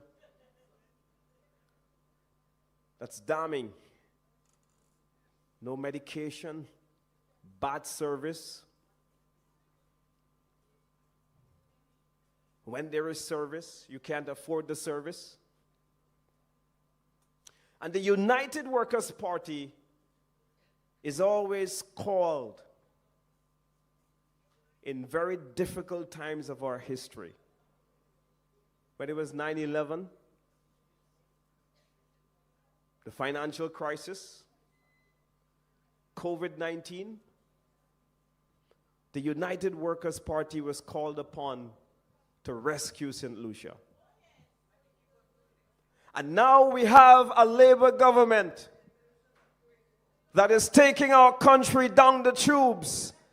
Your country now needs you again, one more time in history, to come and to save it from the reckless and from the failed policies of the St. Lucia Labour Party. We are calling on you this Saturday to come out in large numbers, to come with your placards, to come and march and to show them that enough is enough and you are not going to be standing by and allow them to do all the wrongs that they continue to do for St. Lucia.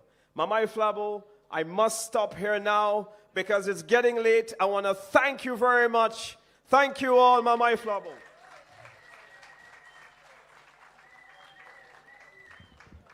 Thank you, Dominic. I just want to once again remind the person who might have lost a phone, you can claim your phone up here. It is a Samsung phone with a brown and black case. Now, before I call on our final speaker, ladies and gentlemen, I want to confirm to you that Saturday, the 14th of October, we St. Lucians will be protesting in Vieux-Fort near the St. Jude Hospital and letting the government know exactly how we feel about what is taking place in this country. Now, one of the main reasons why we are going to Vieux-Fort is because of our concern about what is happening down there with the St. Jude's Hospital. However, St. Lucians, you have many, many reasons for which you have to protest. We have to march for the high cost of living in St. Lucia today. We have to march for the high cost of fuel in this country today. We must march because of the increase in the price of bread. Bread went from 25 cents to 45 cents. Let's not forget that. We have to march for the corruption that exists in this government that we have today. We know of so many cases like the Banans situation, the Jufali situation. We know of all of those cases that are existing now, and the Prime Minister is refusing to take a stand, so we must take a stand. We must march against the embarrassment and the incompetence that the Prime Minister is displaying. We must march because we have a cabinet whose only concern is protecting the victory and not necessarily taking care of our lives and livelihood. We must march because of unemployment. And they talk about the youth economy. But when the UWP is in office, what we do, we improve the economy, period. Once the economy is improved, one of the biggest subset in our population who gets employment are the youth. So in effect, fixing the economy is creating an economy for the youth. We must march against abuse of power by ministers of government. We must march against the 2.5 tax that they have imposed on us, called the Security and Health Levy. We must march about the fact that our government is giving away our ports to GPH. We must march for that. And that also concerns the South. It concerns Vieux-Fort as well. Because while the port at the beginning giving away is not in Vieux-Fort, it has direct implications for Vieux-Fort and Vieux-Fortians, because they are entering into an agreement with GPH that no development will take place at the Vieux-Fort port for the next 40 years. Ladies and gentlemen, we must march for the unfulfilled promises and the hypocrisy of the St. Lucia Labour Party.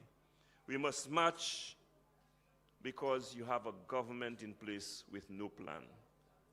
And we must march to let our concern, our love, and our regard for our country be known. And we must march to return St. Lucia to good governance under Alan Chastanet and the United Workers' Party. So I call on all St. Lucians, whether you are UWP or SLP. If you are SLP, with patriotism and love for your country, I know you have regretted your decision to vote for the SLP. All is not lost. You can reclaim your vote by coming out with us and taking that stand. So let me just inform you that we will march in Vieux-Fort on Saturday the 14th of October. We are starting at 4 p.m. at the Spartans Schools Gap. Okay? Spartan is the Offshore University Medical School. We are starting there. The march will begin there. And after that march, we will be having a public meeting. So we want you to come out in your numbers, come out one and all, and let's be counted. Now, many of you have been telling me, what are you all doing about this? Well, let us do something about what is going on. I call you to action. Every St. Lucian, every patriotic and concerned St. Lucian, come out and show your love for your country and take a stand against this government. Ladies and gentlemen, I now call on our final speaker for this meeting. I call on Deputy Political Leader Guy Joseph to address you. Good night to everyone. Good night to all our followers on social media, on GVD television, those of you in the comfort of your homes, and those of you who have been following us Sunday after Sunday to be present at these meetings. The energy that you bring here is what keeps us going as the members and leaders of this great organization. So I want you to know that your coming here means a lot to us. So I bring you special greetings. I bring you greetings on behalf of the political leader himself, who could not be here with us because he is out of state. But nevertheless, he will be here for the march. He will be here for this march. St. Lucia is in trouble. And we cannot overemphasize the fact that St. Lucia is in trouble. Today we are in a battle about truth and lies. It is a battle that is waging with the Labour Party. But I want to point out some very essential things tonight. So I will beg your indulgence a bit. It may not be my normal presentation. Essential truths about truth. And that is from a book, The Lies We Believe. And it is by Dr. Chris Truman. It says, truth has many important characteristics. There are 7 key qualities about truth that we should be aware of as we work on renewing our minds over the months and years to come. There is so much misinformation out there.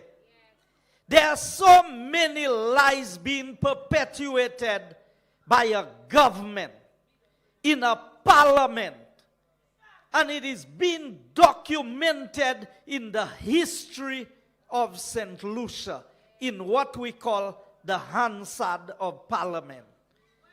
And we have a speaker who is a facilitator of lies and untruths in the Parliament of St. Lucia.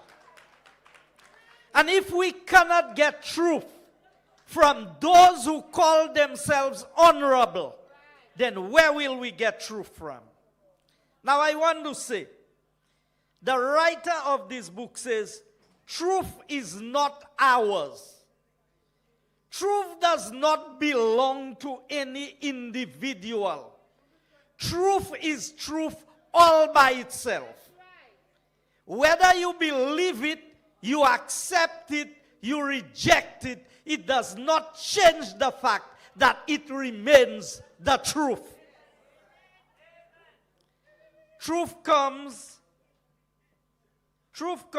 piece by piece.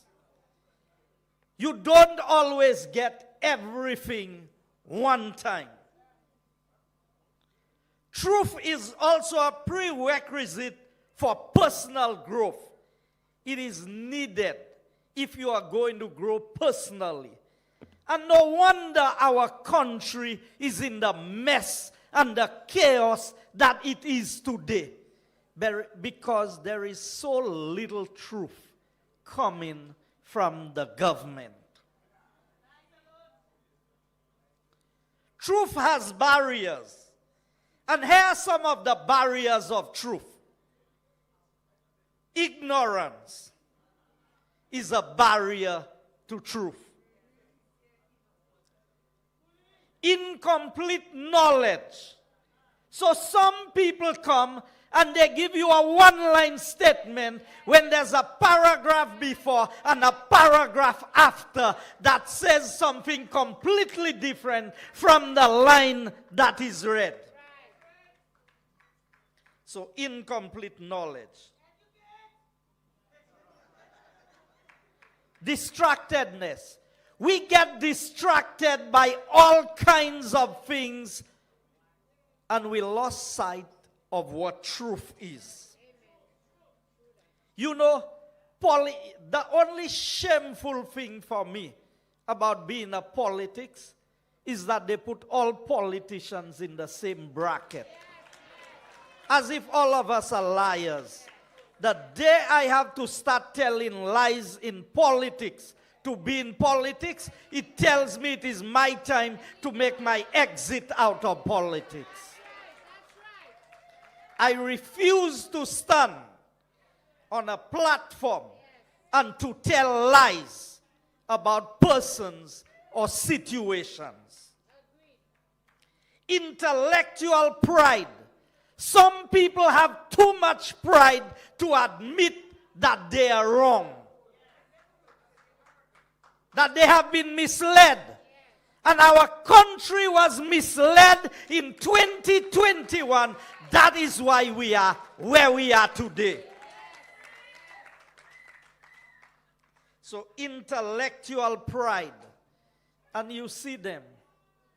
You saw Thaddeus Antoine representing Ernest Hiller on Timothy's program and said, bringing a can, putting it in somebody's name is just like buying a television and sending it down to St. Lucia. Really? Intellectual dishonesty by those who occupy the highest offices and serve on the most influential boards. Forgetfulness. And you have heard a lot about forgetfulness. Some people have forgotten what they have done. And Spider, I heard they're attacking you. But the same Richard Frederick who was attacking you, he oublié le yo ta wete ekita police station Gozilia. And Spider was acting prime minister. He called Spider, it is Spider, tell them drop me. Come and tell them drop me. Because you are the prime minister. And you know what Spider's response to him was? Because I was in the police station. Because I went and checked on him. He was my colleague at the time. You know what Spider's response is? But as a lawyer, you should know that as Prime Minister, I cannot interfere with the law to tell them to release you. Today you want to question. You want to question the integrity. So forgetfulness. Yo ko oublié ça yo ha fait. Intellectual laziness and apathy. And some of you flabos, you are guilty of this. Because all the lies they told you about us, some of you believed it. Ekupai vote by flabo. So hodia. Whole St.Lucia ka souffert because ute suppose investigate ek wè la vérité a pou kou. Drawing wrong conclusions. And how many times have we drawn wrong conclusions? Close-mindedness and dogmatism. Intellectual fatigue. Ou sav moun las. People are tired of the conversation about St. Jude. Well, you said we talk so much. Now is your time to act. So, tout se moun na gite ka di, flabo jas kapale yo pa afanya. Mwen vle wè le match la vini, ko hot ka ye, e ki eskiz hot ni pou bay. Now, I ain't talking to labor rights, you know. I'm talking to flabos. This is our cause. This is our country. And we have to rescue it from the hands of dishonest persons. A faulty perspective. And I will stop there on the lies we believe. Many of us have a faulty perspective of things. We think that because we have a job, we can take care of our family, that what is happening is not affecting us. But what affects your neighbor is affecting you.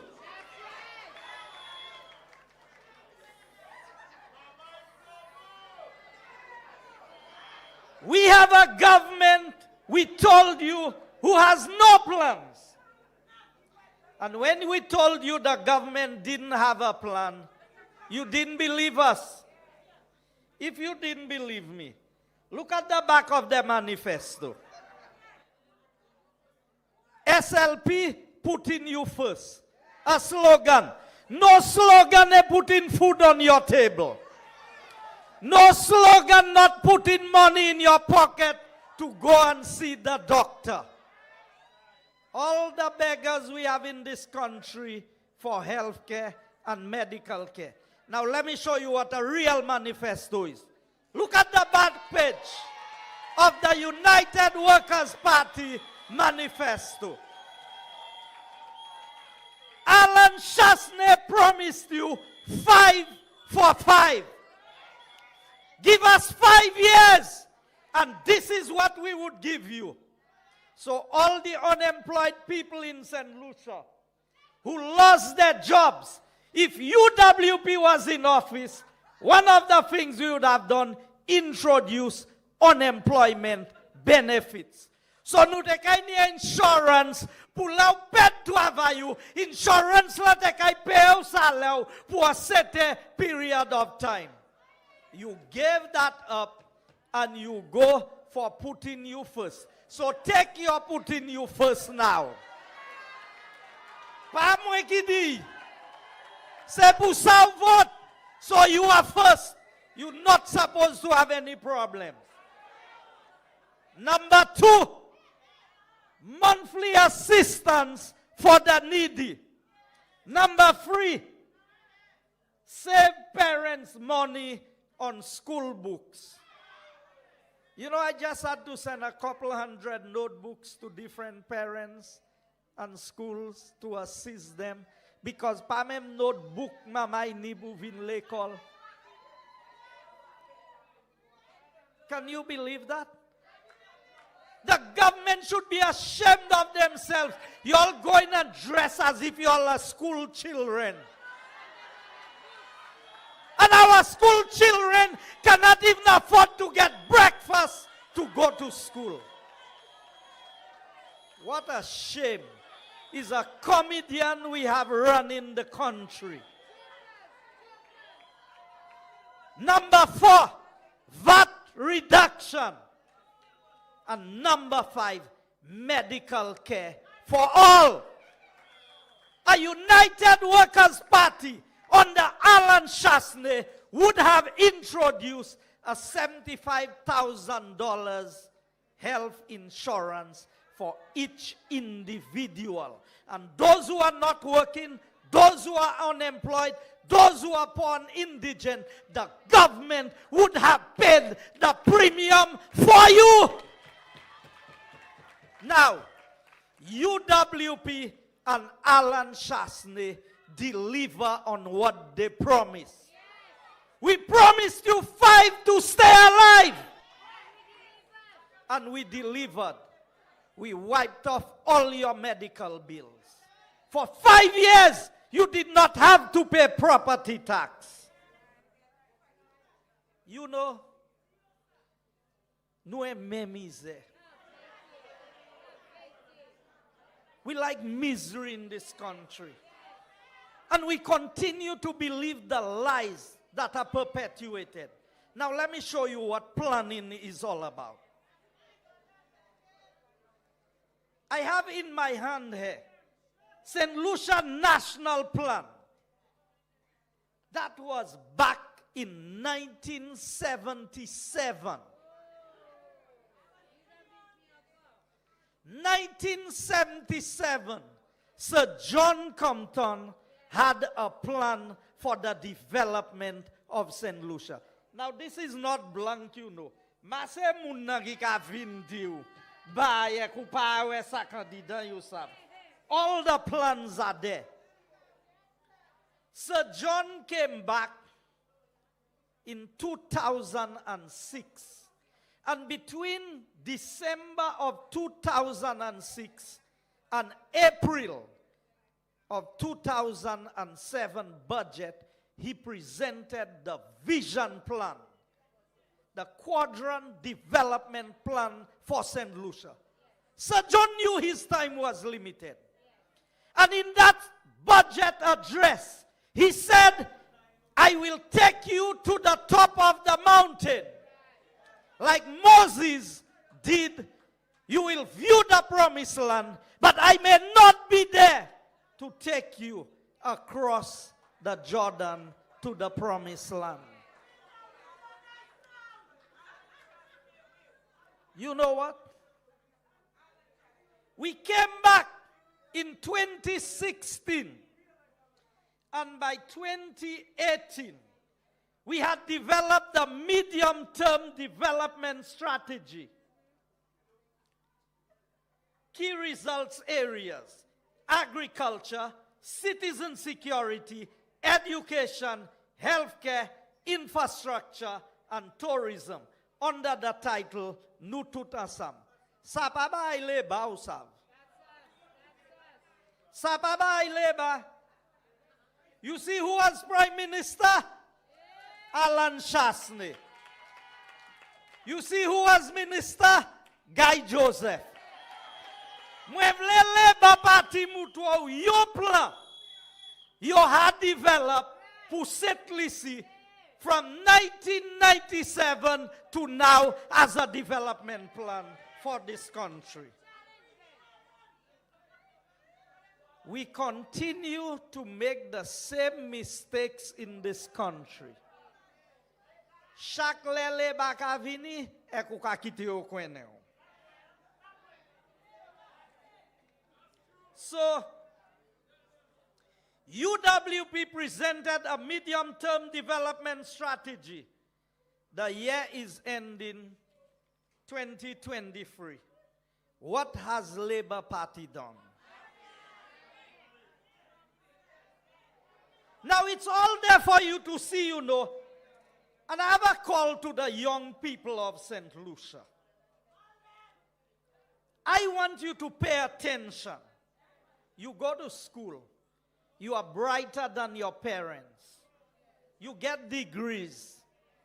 They pay for school that they themselves could not afford for themselves to educate you. So you should be able to differentiate between who can run a country and who cannot run a country. And so, I welcome the youth economy. But the youth economy can only do well if the overall economy is doing well. Is there a special youth currency? Est la nan dollar pour jeunesse et qu'un différent dollar pour Guamoun?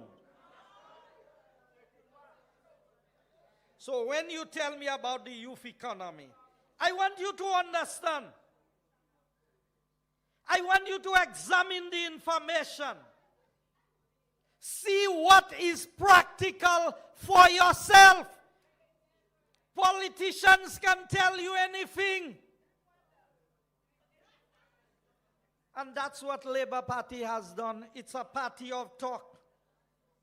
When they promised you jobs, they asked Kenny Anthony, what is the first priority of his government? In 2011, he said jobs. They said second priority, he said jobs. Third priority, he said jobs.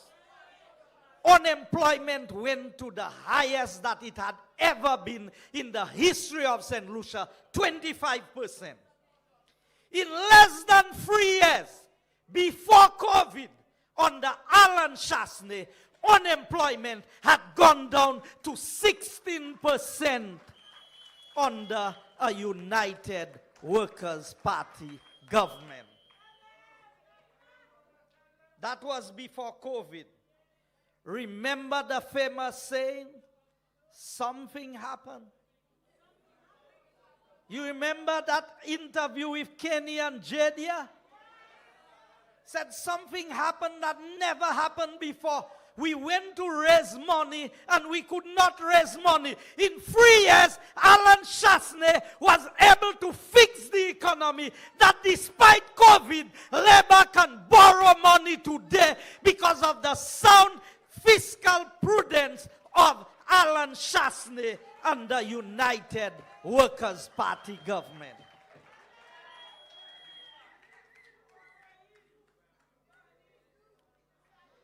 Just the color that represents SLP tells you everything you know. Everybody's account in red in St. Lucia these days. Everybody's in the red. No money.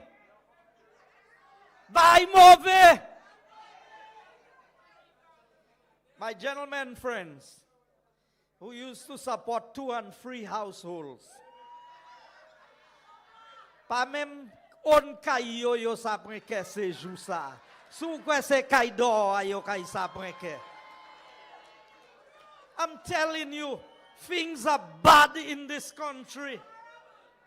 It's bad.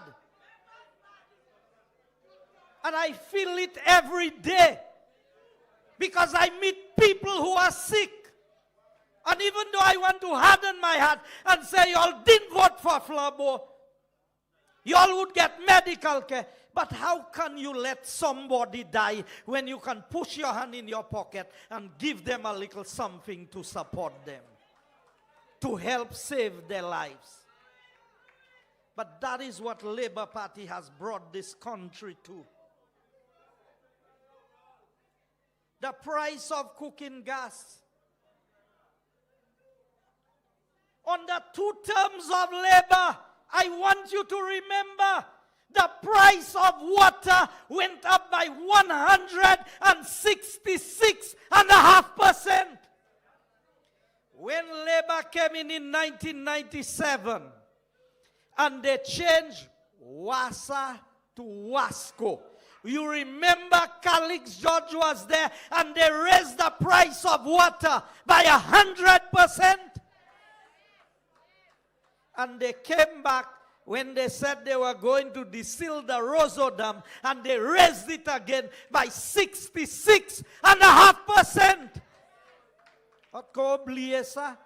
The only government that reduces taxes on the people of this country is a United Workers' Party government. Ignorance is a crime. It is the worst crime against humanity. More guamadam sufuye.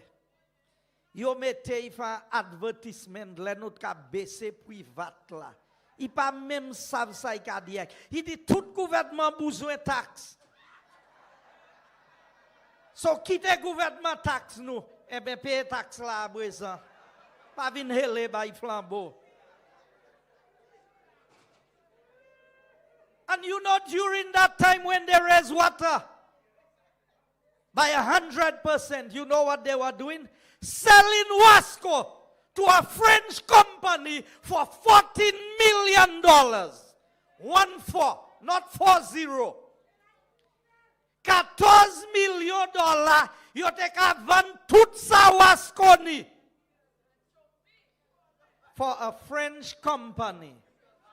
Fortunately, we won the elections in 2006, and I became the minister responsible for Wasco, and I told the Nico fella from the World Bank, you better pack up and leave. And when I reported him to his superiors to tell them, the man challenged me in a meeting to try and get the Wasco workers to rise up against me because I said we were not selling Wasco. And I told him the only place you can do that is in St. Lucia. But you just lucky I'm a different man. When I reported him to his superiors, they transferred him to somewhere in Africa. Il n'a jamais vu ici encore. When Wasa became Wasco, they promised to pay all the workers their severance pay and to begin working with the new company. It was when UWP came into office. Wasco alasu strike. Nukiten bupeyo. These are facts that I am giving you, and it can be verified. So, you find it strange that they sell in our ports for $40 million? They say Wasco is life. They were privatizing Wasco. You take a vanny by a foreign company. A company by the name of Viola from France.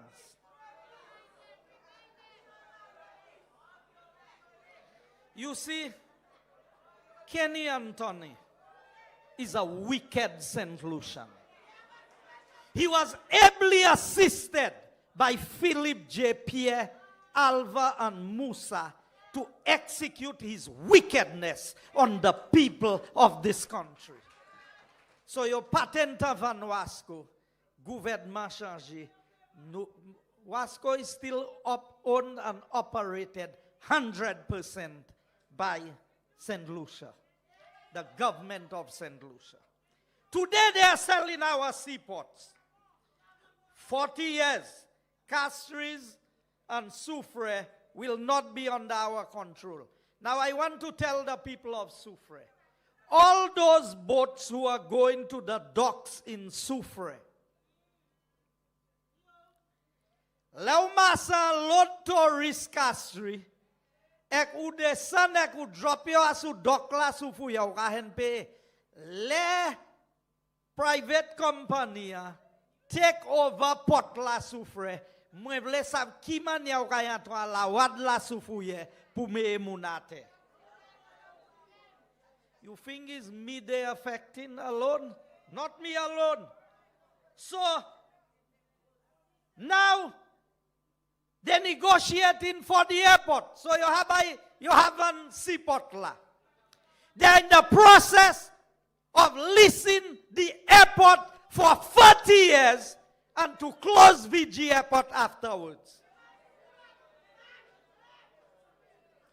Damian Greaves qui te fait study about Yoasu Airport la, VG Airport, to say it's not viable to have two airports in a small country like St. Lucia. All countries trying to have more airports. St. Lucia need the airport hot blefeme.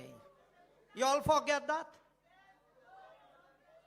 So I want you to understand, when we say St. Lucia is in trouble, this is not a slogan. This is not just cheap political talk. This is a reality. The only government who really cares about the people of St. Lucia is a United Workers' Party government. And I've told you, we paid your hospital bills. We reduced VAT. We suspended property tax. We increased the school feeding program. We increased the allocations to the poor. And we kept the price of fuel locked at $13.95. And we reduced unemployment by 9% in 3 years.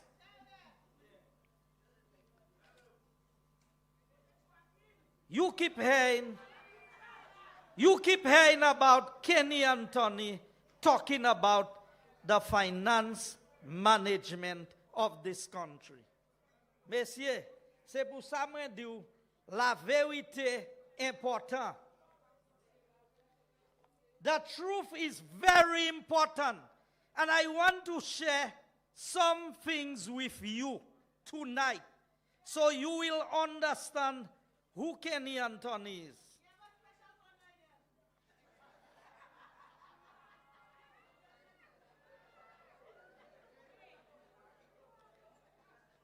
You see, Kenny Anthony went somewhere that he should not have gone. You do not expect a former prime minister who has been relegated to a backseat in parliament to make himself relevant by giving misinformation, false information, and lies to the people of St. Lucia. So hear this. It was expressed by it was expressed to be governed by the laws of Trinidad and Tobago under the government of St. Lucia agreed to submit its jurisdiction to the Trinidad and Tobago courts. This deed of guarantee also referred to the debt service and cost overrun guarantees. Now that's the commission of inquiry that was done on the Rochamel affair, where Kenny Anthony went and signed an agreement and agreed that the laws of St. Lucia would not be used to determine what happens with the money that was being borrowed, but he was submitting to the laws of Trinidad and Tobago because that is where the bank was headquartered. Now I'm coming to the Panama issue. Ek ngay muto force mati Kenny Anthony Kamati. Ek lay mati Philip J. Pierre join me. Ek Richard Frederick join me. So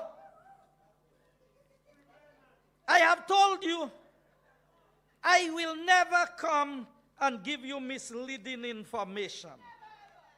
On page 14 of the same Commission of Inquiry. Here is what it says. And whereas the Minister of Finance considered it necessary to enter into a fully underwritten fixed rate bond of 41 million US dollars, or the equivalent in Eastern Caribbean dollars, as an issue price of 100% par value with RBTT Merchant Bank for the purpose of financing government capital works program and refinancing government obligations in respect to the former Hyatt. Now you may ask me, where am I going with this? We did not know how much was for government capital projects and how much was for Hyatt. The most recent loan that was taken in the parliament for the stadium and for St. Jude, how much is for the stadium and how much is for St. Jude? So membe Tisla Kenny Anthony Fair, Philip J. Pierre fait member and the parliament voted on something they should not have voted, because you need to say what the cost of the project is. Nothing new under the sun. Nothing new with the St. Lucia Labour Party. So how much is St. Jude? And how much is the stadium? And here's Pierre's answer. I don't know, because it has not been tendered yet. But Joshi laka travail. Ek Joshi di kai finia 1 to 18 months. Now Kenny wants you to believe that all monies borrowed goes into the consolidated fund. Isn't that what he was talking about? So here this, I want you to understand. After the resolution was passed and the government of St. Lucia assumed thereby the authority to borrow 41 million from the Royal Merchant Bank, it did so. The Royal Merchant Bank did not, however, pay the 41 million to the government. Did you hear me? These are not my words. These are the words of the Commission of Inquiry. Kenny, I've been around a few days. And I know some things. And I know once I tighten the screws on y'all begin to attack me. But y'all can go ahead. I'm as clean as a whistle. So, you said every time you borrow money, it goes into the consolidated fund. The Royal Merchant Bank did not, however, pay 41 million to the government. The Royal Merchant Bank purported to deal with the sum of 41 million, which it was lending to the government of St. Lucia in the following ways. Tansayofe. It deducted 17,092,350 from the money for the debt of Friendwell Limited, comprising of loan plus interest. It deducted a further 584,000 for US, and it paid a balance of 23,323,000 to the government of St. Lucia. You understand what is happening there? So the parliament went, voted to borrow $41 million. 17 million US, 17 million US, the bank never sent to St. Lucia. They took it. And they took it to pay the loan of Friendwell. Friendwell was owned by Gavin French and a few other persons. And the Commission of Inquiry says we were not owing no money, because They were never in agreement. The agreement was for cost overruns with Hyatt, not Friendwell. Kenny Anthony, you want to come. Now I know they're telling me my time is almost up. You want to tell me about what is happening with funds. So let me, and Mr. DJ, I need you to stand by. I want you to play the soundbite, the first one from Philip J. Pierre. Do you have that? Mr. Speaker, do you know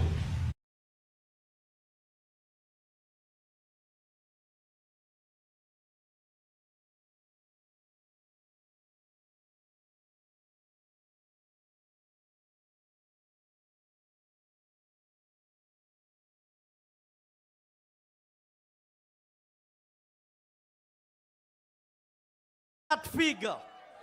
Now I want a genius. I want a mathematician.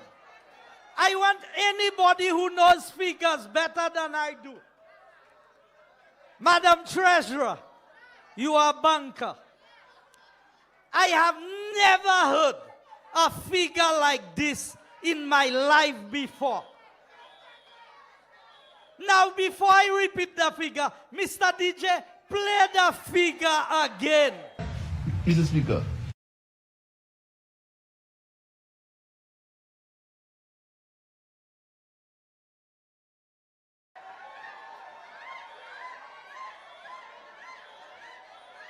Now, I spent hours. I searched the internet. When I went to primary school, they taught me to count in units, tens, 100, 1,000, million.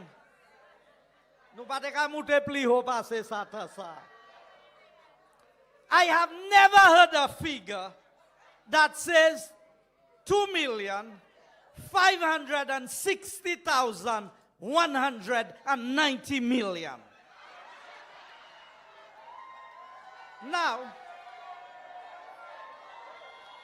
Now, this figure comes from a man who is supposed to be some professional accountant. Now, mind you, he said that was commissioned on a 20 million US loan. 20 million US is equivalent to $54 million. How can you pay 2,560,190 million? I have never heard a figure that begins with million, goes to thousand, and then end with millions.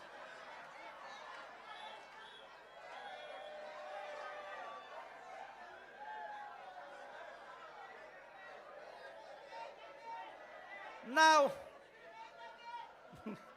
no, we don't have time to play it again. I just want you to understand what passes for government in this country. And when men will choose, and you know where he said that? In the parliament, you know.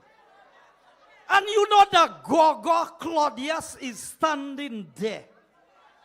I wish to see Hansard, how Hansard would register that figure. How they would record that figure. And if there's anybody who's brighter than me in figures, write down that figure for me. 2,560,190 million.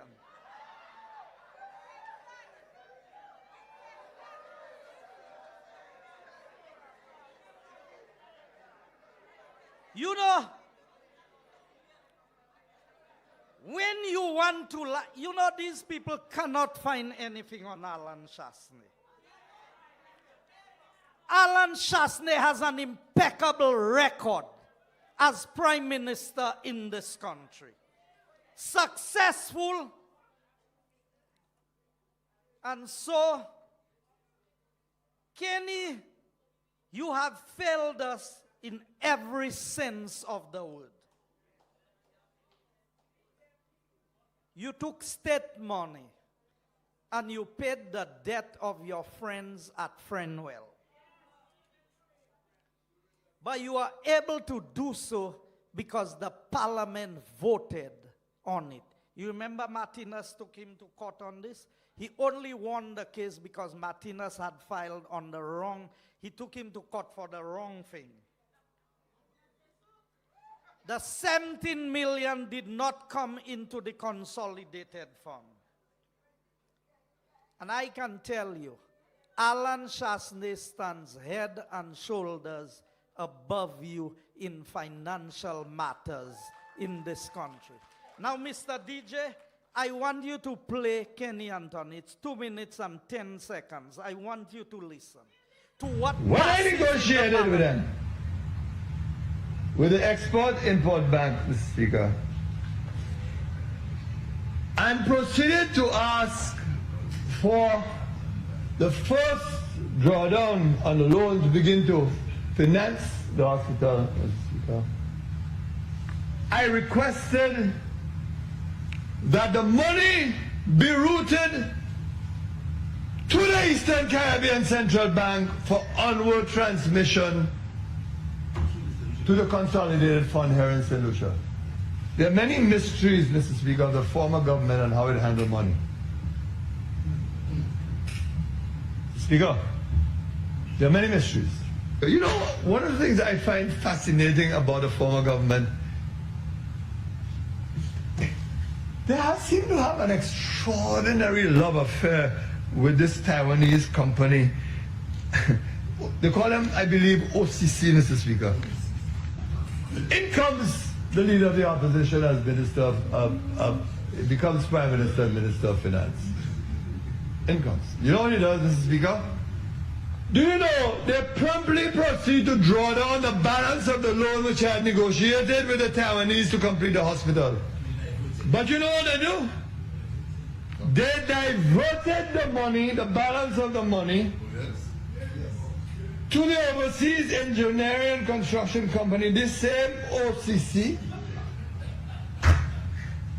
In other words, the money is no longer going directly to the central bank and onto the consolidated fund here. It is going directly to the bank account of the OCC. I can give you the account number of the beneficiary bank of the OCC. It's called a bank of Panshin. Okay, the bank of Panshin. Panshin. You can cut it there. Now, I have the loan agreement that Kenny Anthony negotiated that he was talking about. You see, you don't have, as a former Prime Minister, as a law lecturer at the University of the West Indies, as somebody who has been looked up to in this region, for you to reduce yourself to lie about something as simple as that tells me how desperate you are to become relevant again. Loan agreement between St. Lucia and the Export-Import Bank, loan number dated October 27, 2014. That's not a UWP negotiated loan. When we came into government, 10 million had been drawn down by Kenny Anthony. The other 10 million was still there.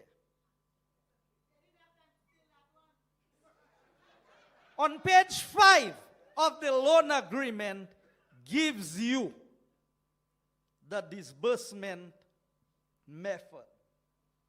It says the second advance shall be in the amount of 6 million United States dollars to be drawn down at the time after the achievement of a total of 25% of the project.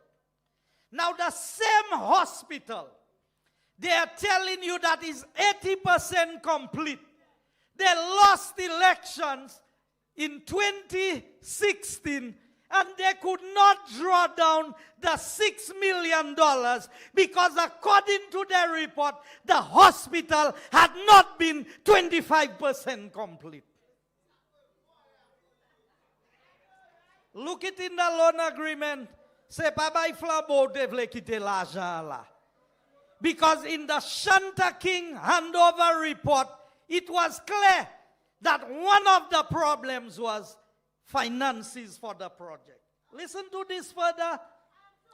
The third advance shall be in the amount of $2,500,000 United States dollars to be drawn down at a time after the achievement of a total of 50% of the project. So they could not draw down on the 25%, and they could not draw down on the 50% of the project. And hear this. The final advance shall be after the project is substantially completed and accepted. So the balance of the money has not even been drawn yet. But what did you hear Kenny Anthony say in there? That the money was drawn down and it went into the OECC's account. Kenny Anthony.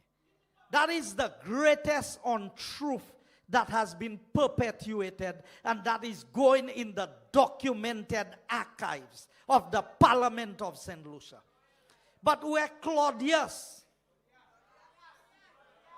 sans honte, you are the same Claudius who, when Kenny Anthony was prime minister and you are press secretary and you are fired, or you are relieved of your duties, they said it was for you to go and study. Pa mem rata ile tu halai study. Ajije we pou l'Angleterre. So you think we don't know what went on when you were removed as press secretary to Kenny Anthony? So you're making up now. And y'all are using the Parliament of St. Lucia to perpetuate all these lies. I have documents in my hand to substantiate what I am saying. There is no Taiwanese account in Panama. OECC does not have any Taiwanese account where monies went to. You know where Paishin Bank is? It's in Taipei City. And if you want to see what I'm saying, any one of you, go to Google now and put Paishin Bank.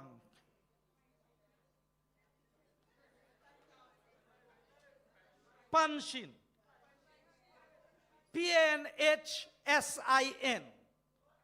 Bank. And you will see that this bank is an established bank in Taiwan.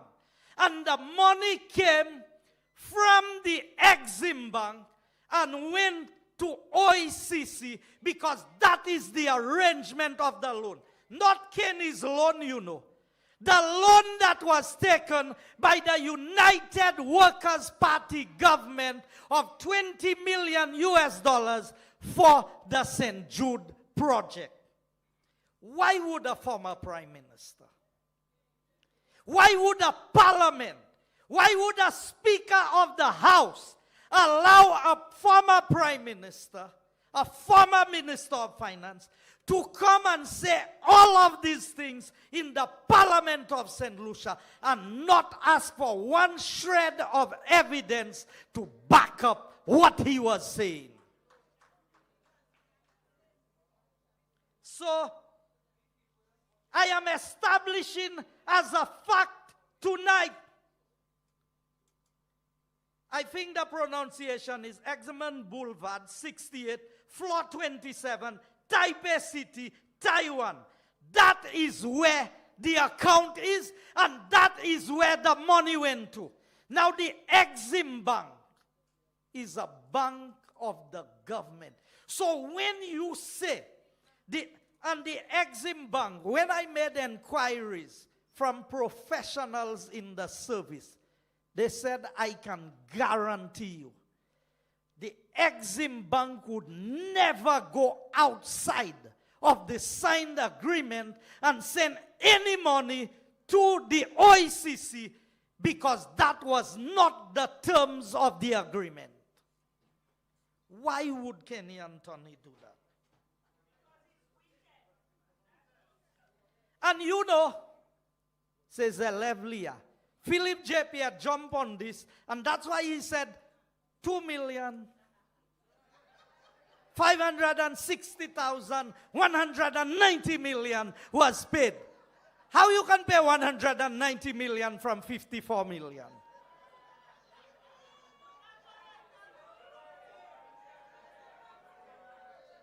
In the desperation to tarnish Alan Shastner's name, they are misleading the parliament.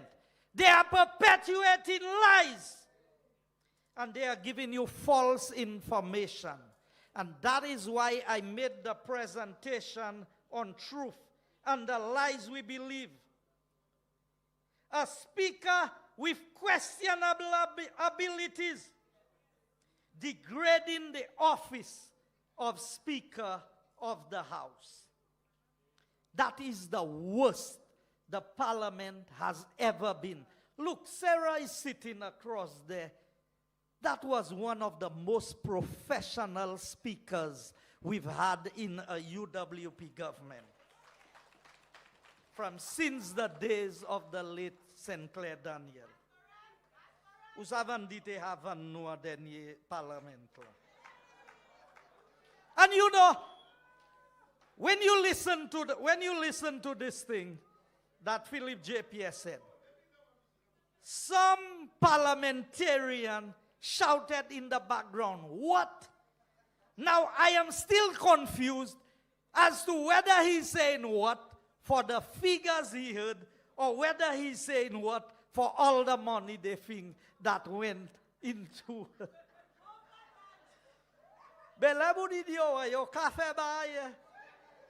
Now, as for me, I have never heard that figure before. I will try and find some university lecturer. When I did accounting, when I was doing my master's, I had a fellow who was teaching me accounts, balance sheet, assets, liabilities, receivables. I don't know if our treasurer knows it. Now, I don't know. It looks like Kenny is trying to outdo Pierre, and Richard is misleading the House with false information. Kenny, you cannot go back in time. You cannot undo what you have done to the people of Vieux-Fort. You cannot undo the wickedness that you have done to the people of St. Lucia. It is too easy to point out the inaccuracies. UWP don't come and tell you lies. Imagine being in a government with one of your key ministers, a former PM, in bed with the opposition and trying his best to undermine all that you have done in government. This is Stevenson King. Now people say that's politics. I say to you that is not politics. To sit with us for 5 years, to undermine every program of the government, to be giving operatives of the Labour Party work in Central Castries unknown to Sarah as the parliamentary rep. Stevenson King did everything to undermine the UWP for 5 years. But despite that, we were able to accomplish more than any Labour Party government has done for the last 15 years. Can you imagine if all the ministers were working together? And he held a key ministry. We were able to achieve. We as St. Lucians see this as politics. But I said this is not politics. This is the character and the nature of a devious individual. An individual who will do anything to satisfy his personal ego. This is not politics. They still have people with integrity in politics in St. Lucia. And if you cannot find them on the Labour Party side, I am certain that you can find men and women of integrity on a United Workers' Party ticket. Our words must mean something. Imagine a cabinet of ministers who cannot even be trusted with their cell phones in a meeting. Do you know that this present Labour Party government has a policy that ministers cannot enter the cabinet with their cell phones?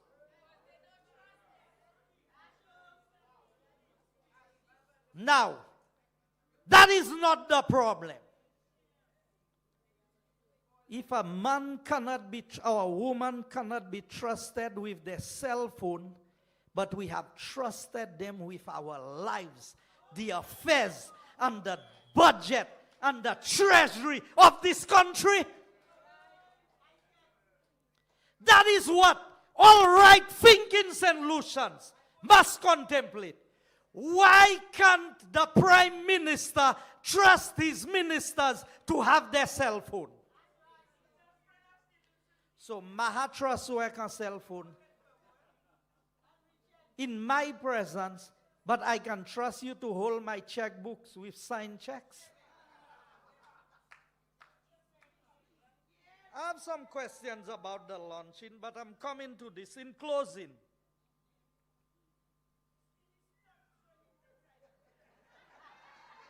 We have to ask ourselves tonight,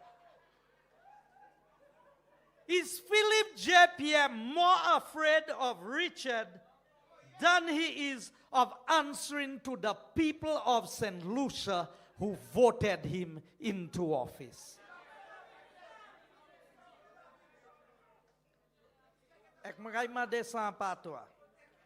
Est Philippe J. Pierre pli père Richard passe père c'est moun qui vote bali pour mettre en office. When it was UWP, a private investor was building a horse racetrack. It was horses before hospital. Do you have a hospital? No.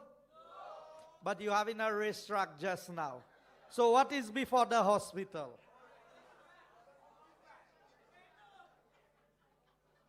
In closing, the final thing I will say, when Richard speaks, he speaks on behalf of the Prime Minister. So I heard the cries. I heard the appeals. Where is Richard a minister? He is a minister in the Prime Minister's office. So when he speaks for the Prime Minister. So all the threats, all of the attacks on every St. Lucian that happens on this talk show is facilitated, endorsed by Philip J. Pierre. So you have nobody to turn to.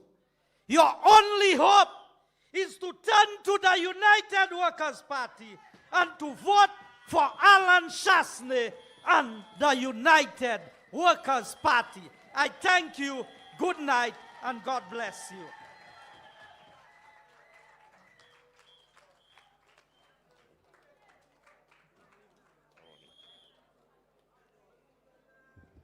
Thank you very much, Guy. Before we leave, just a few announcements.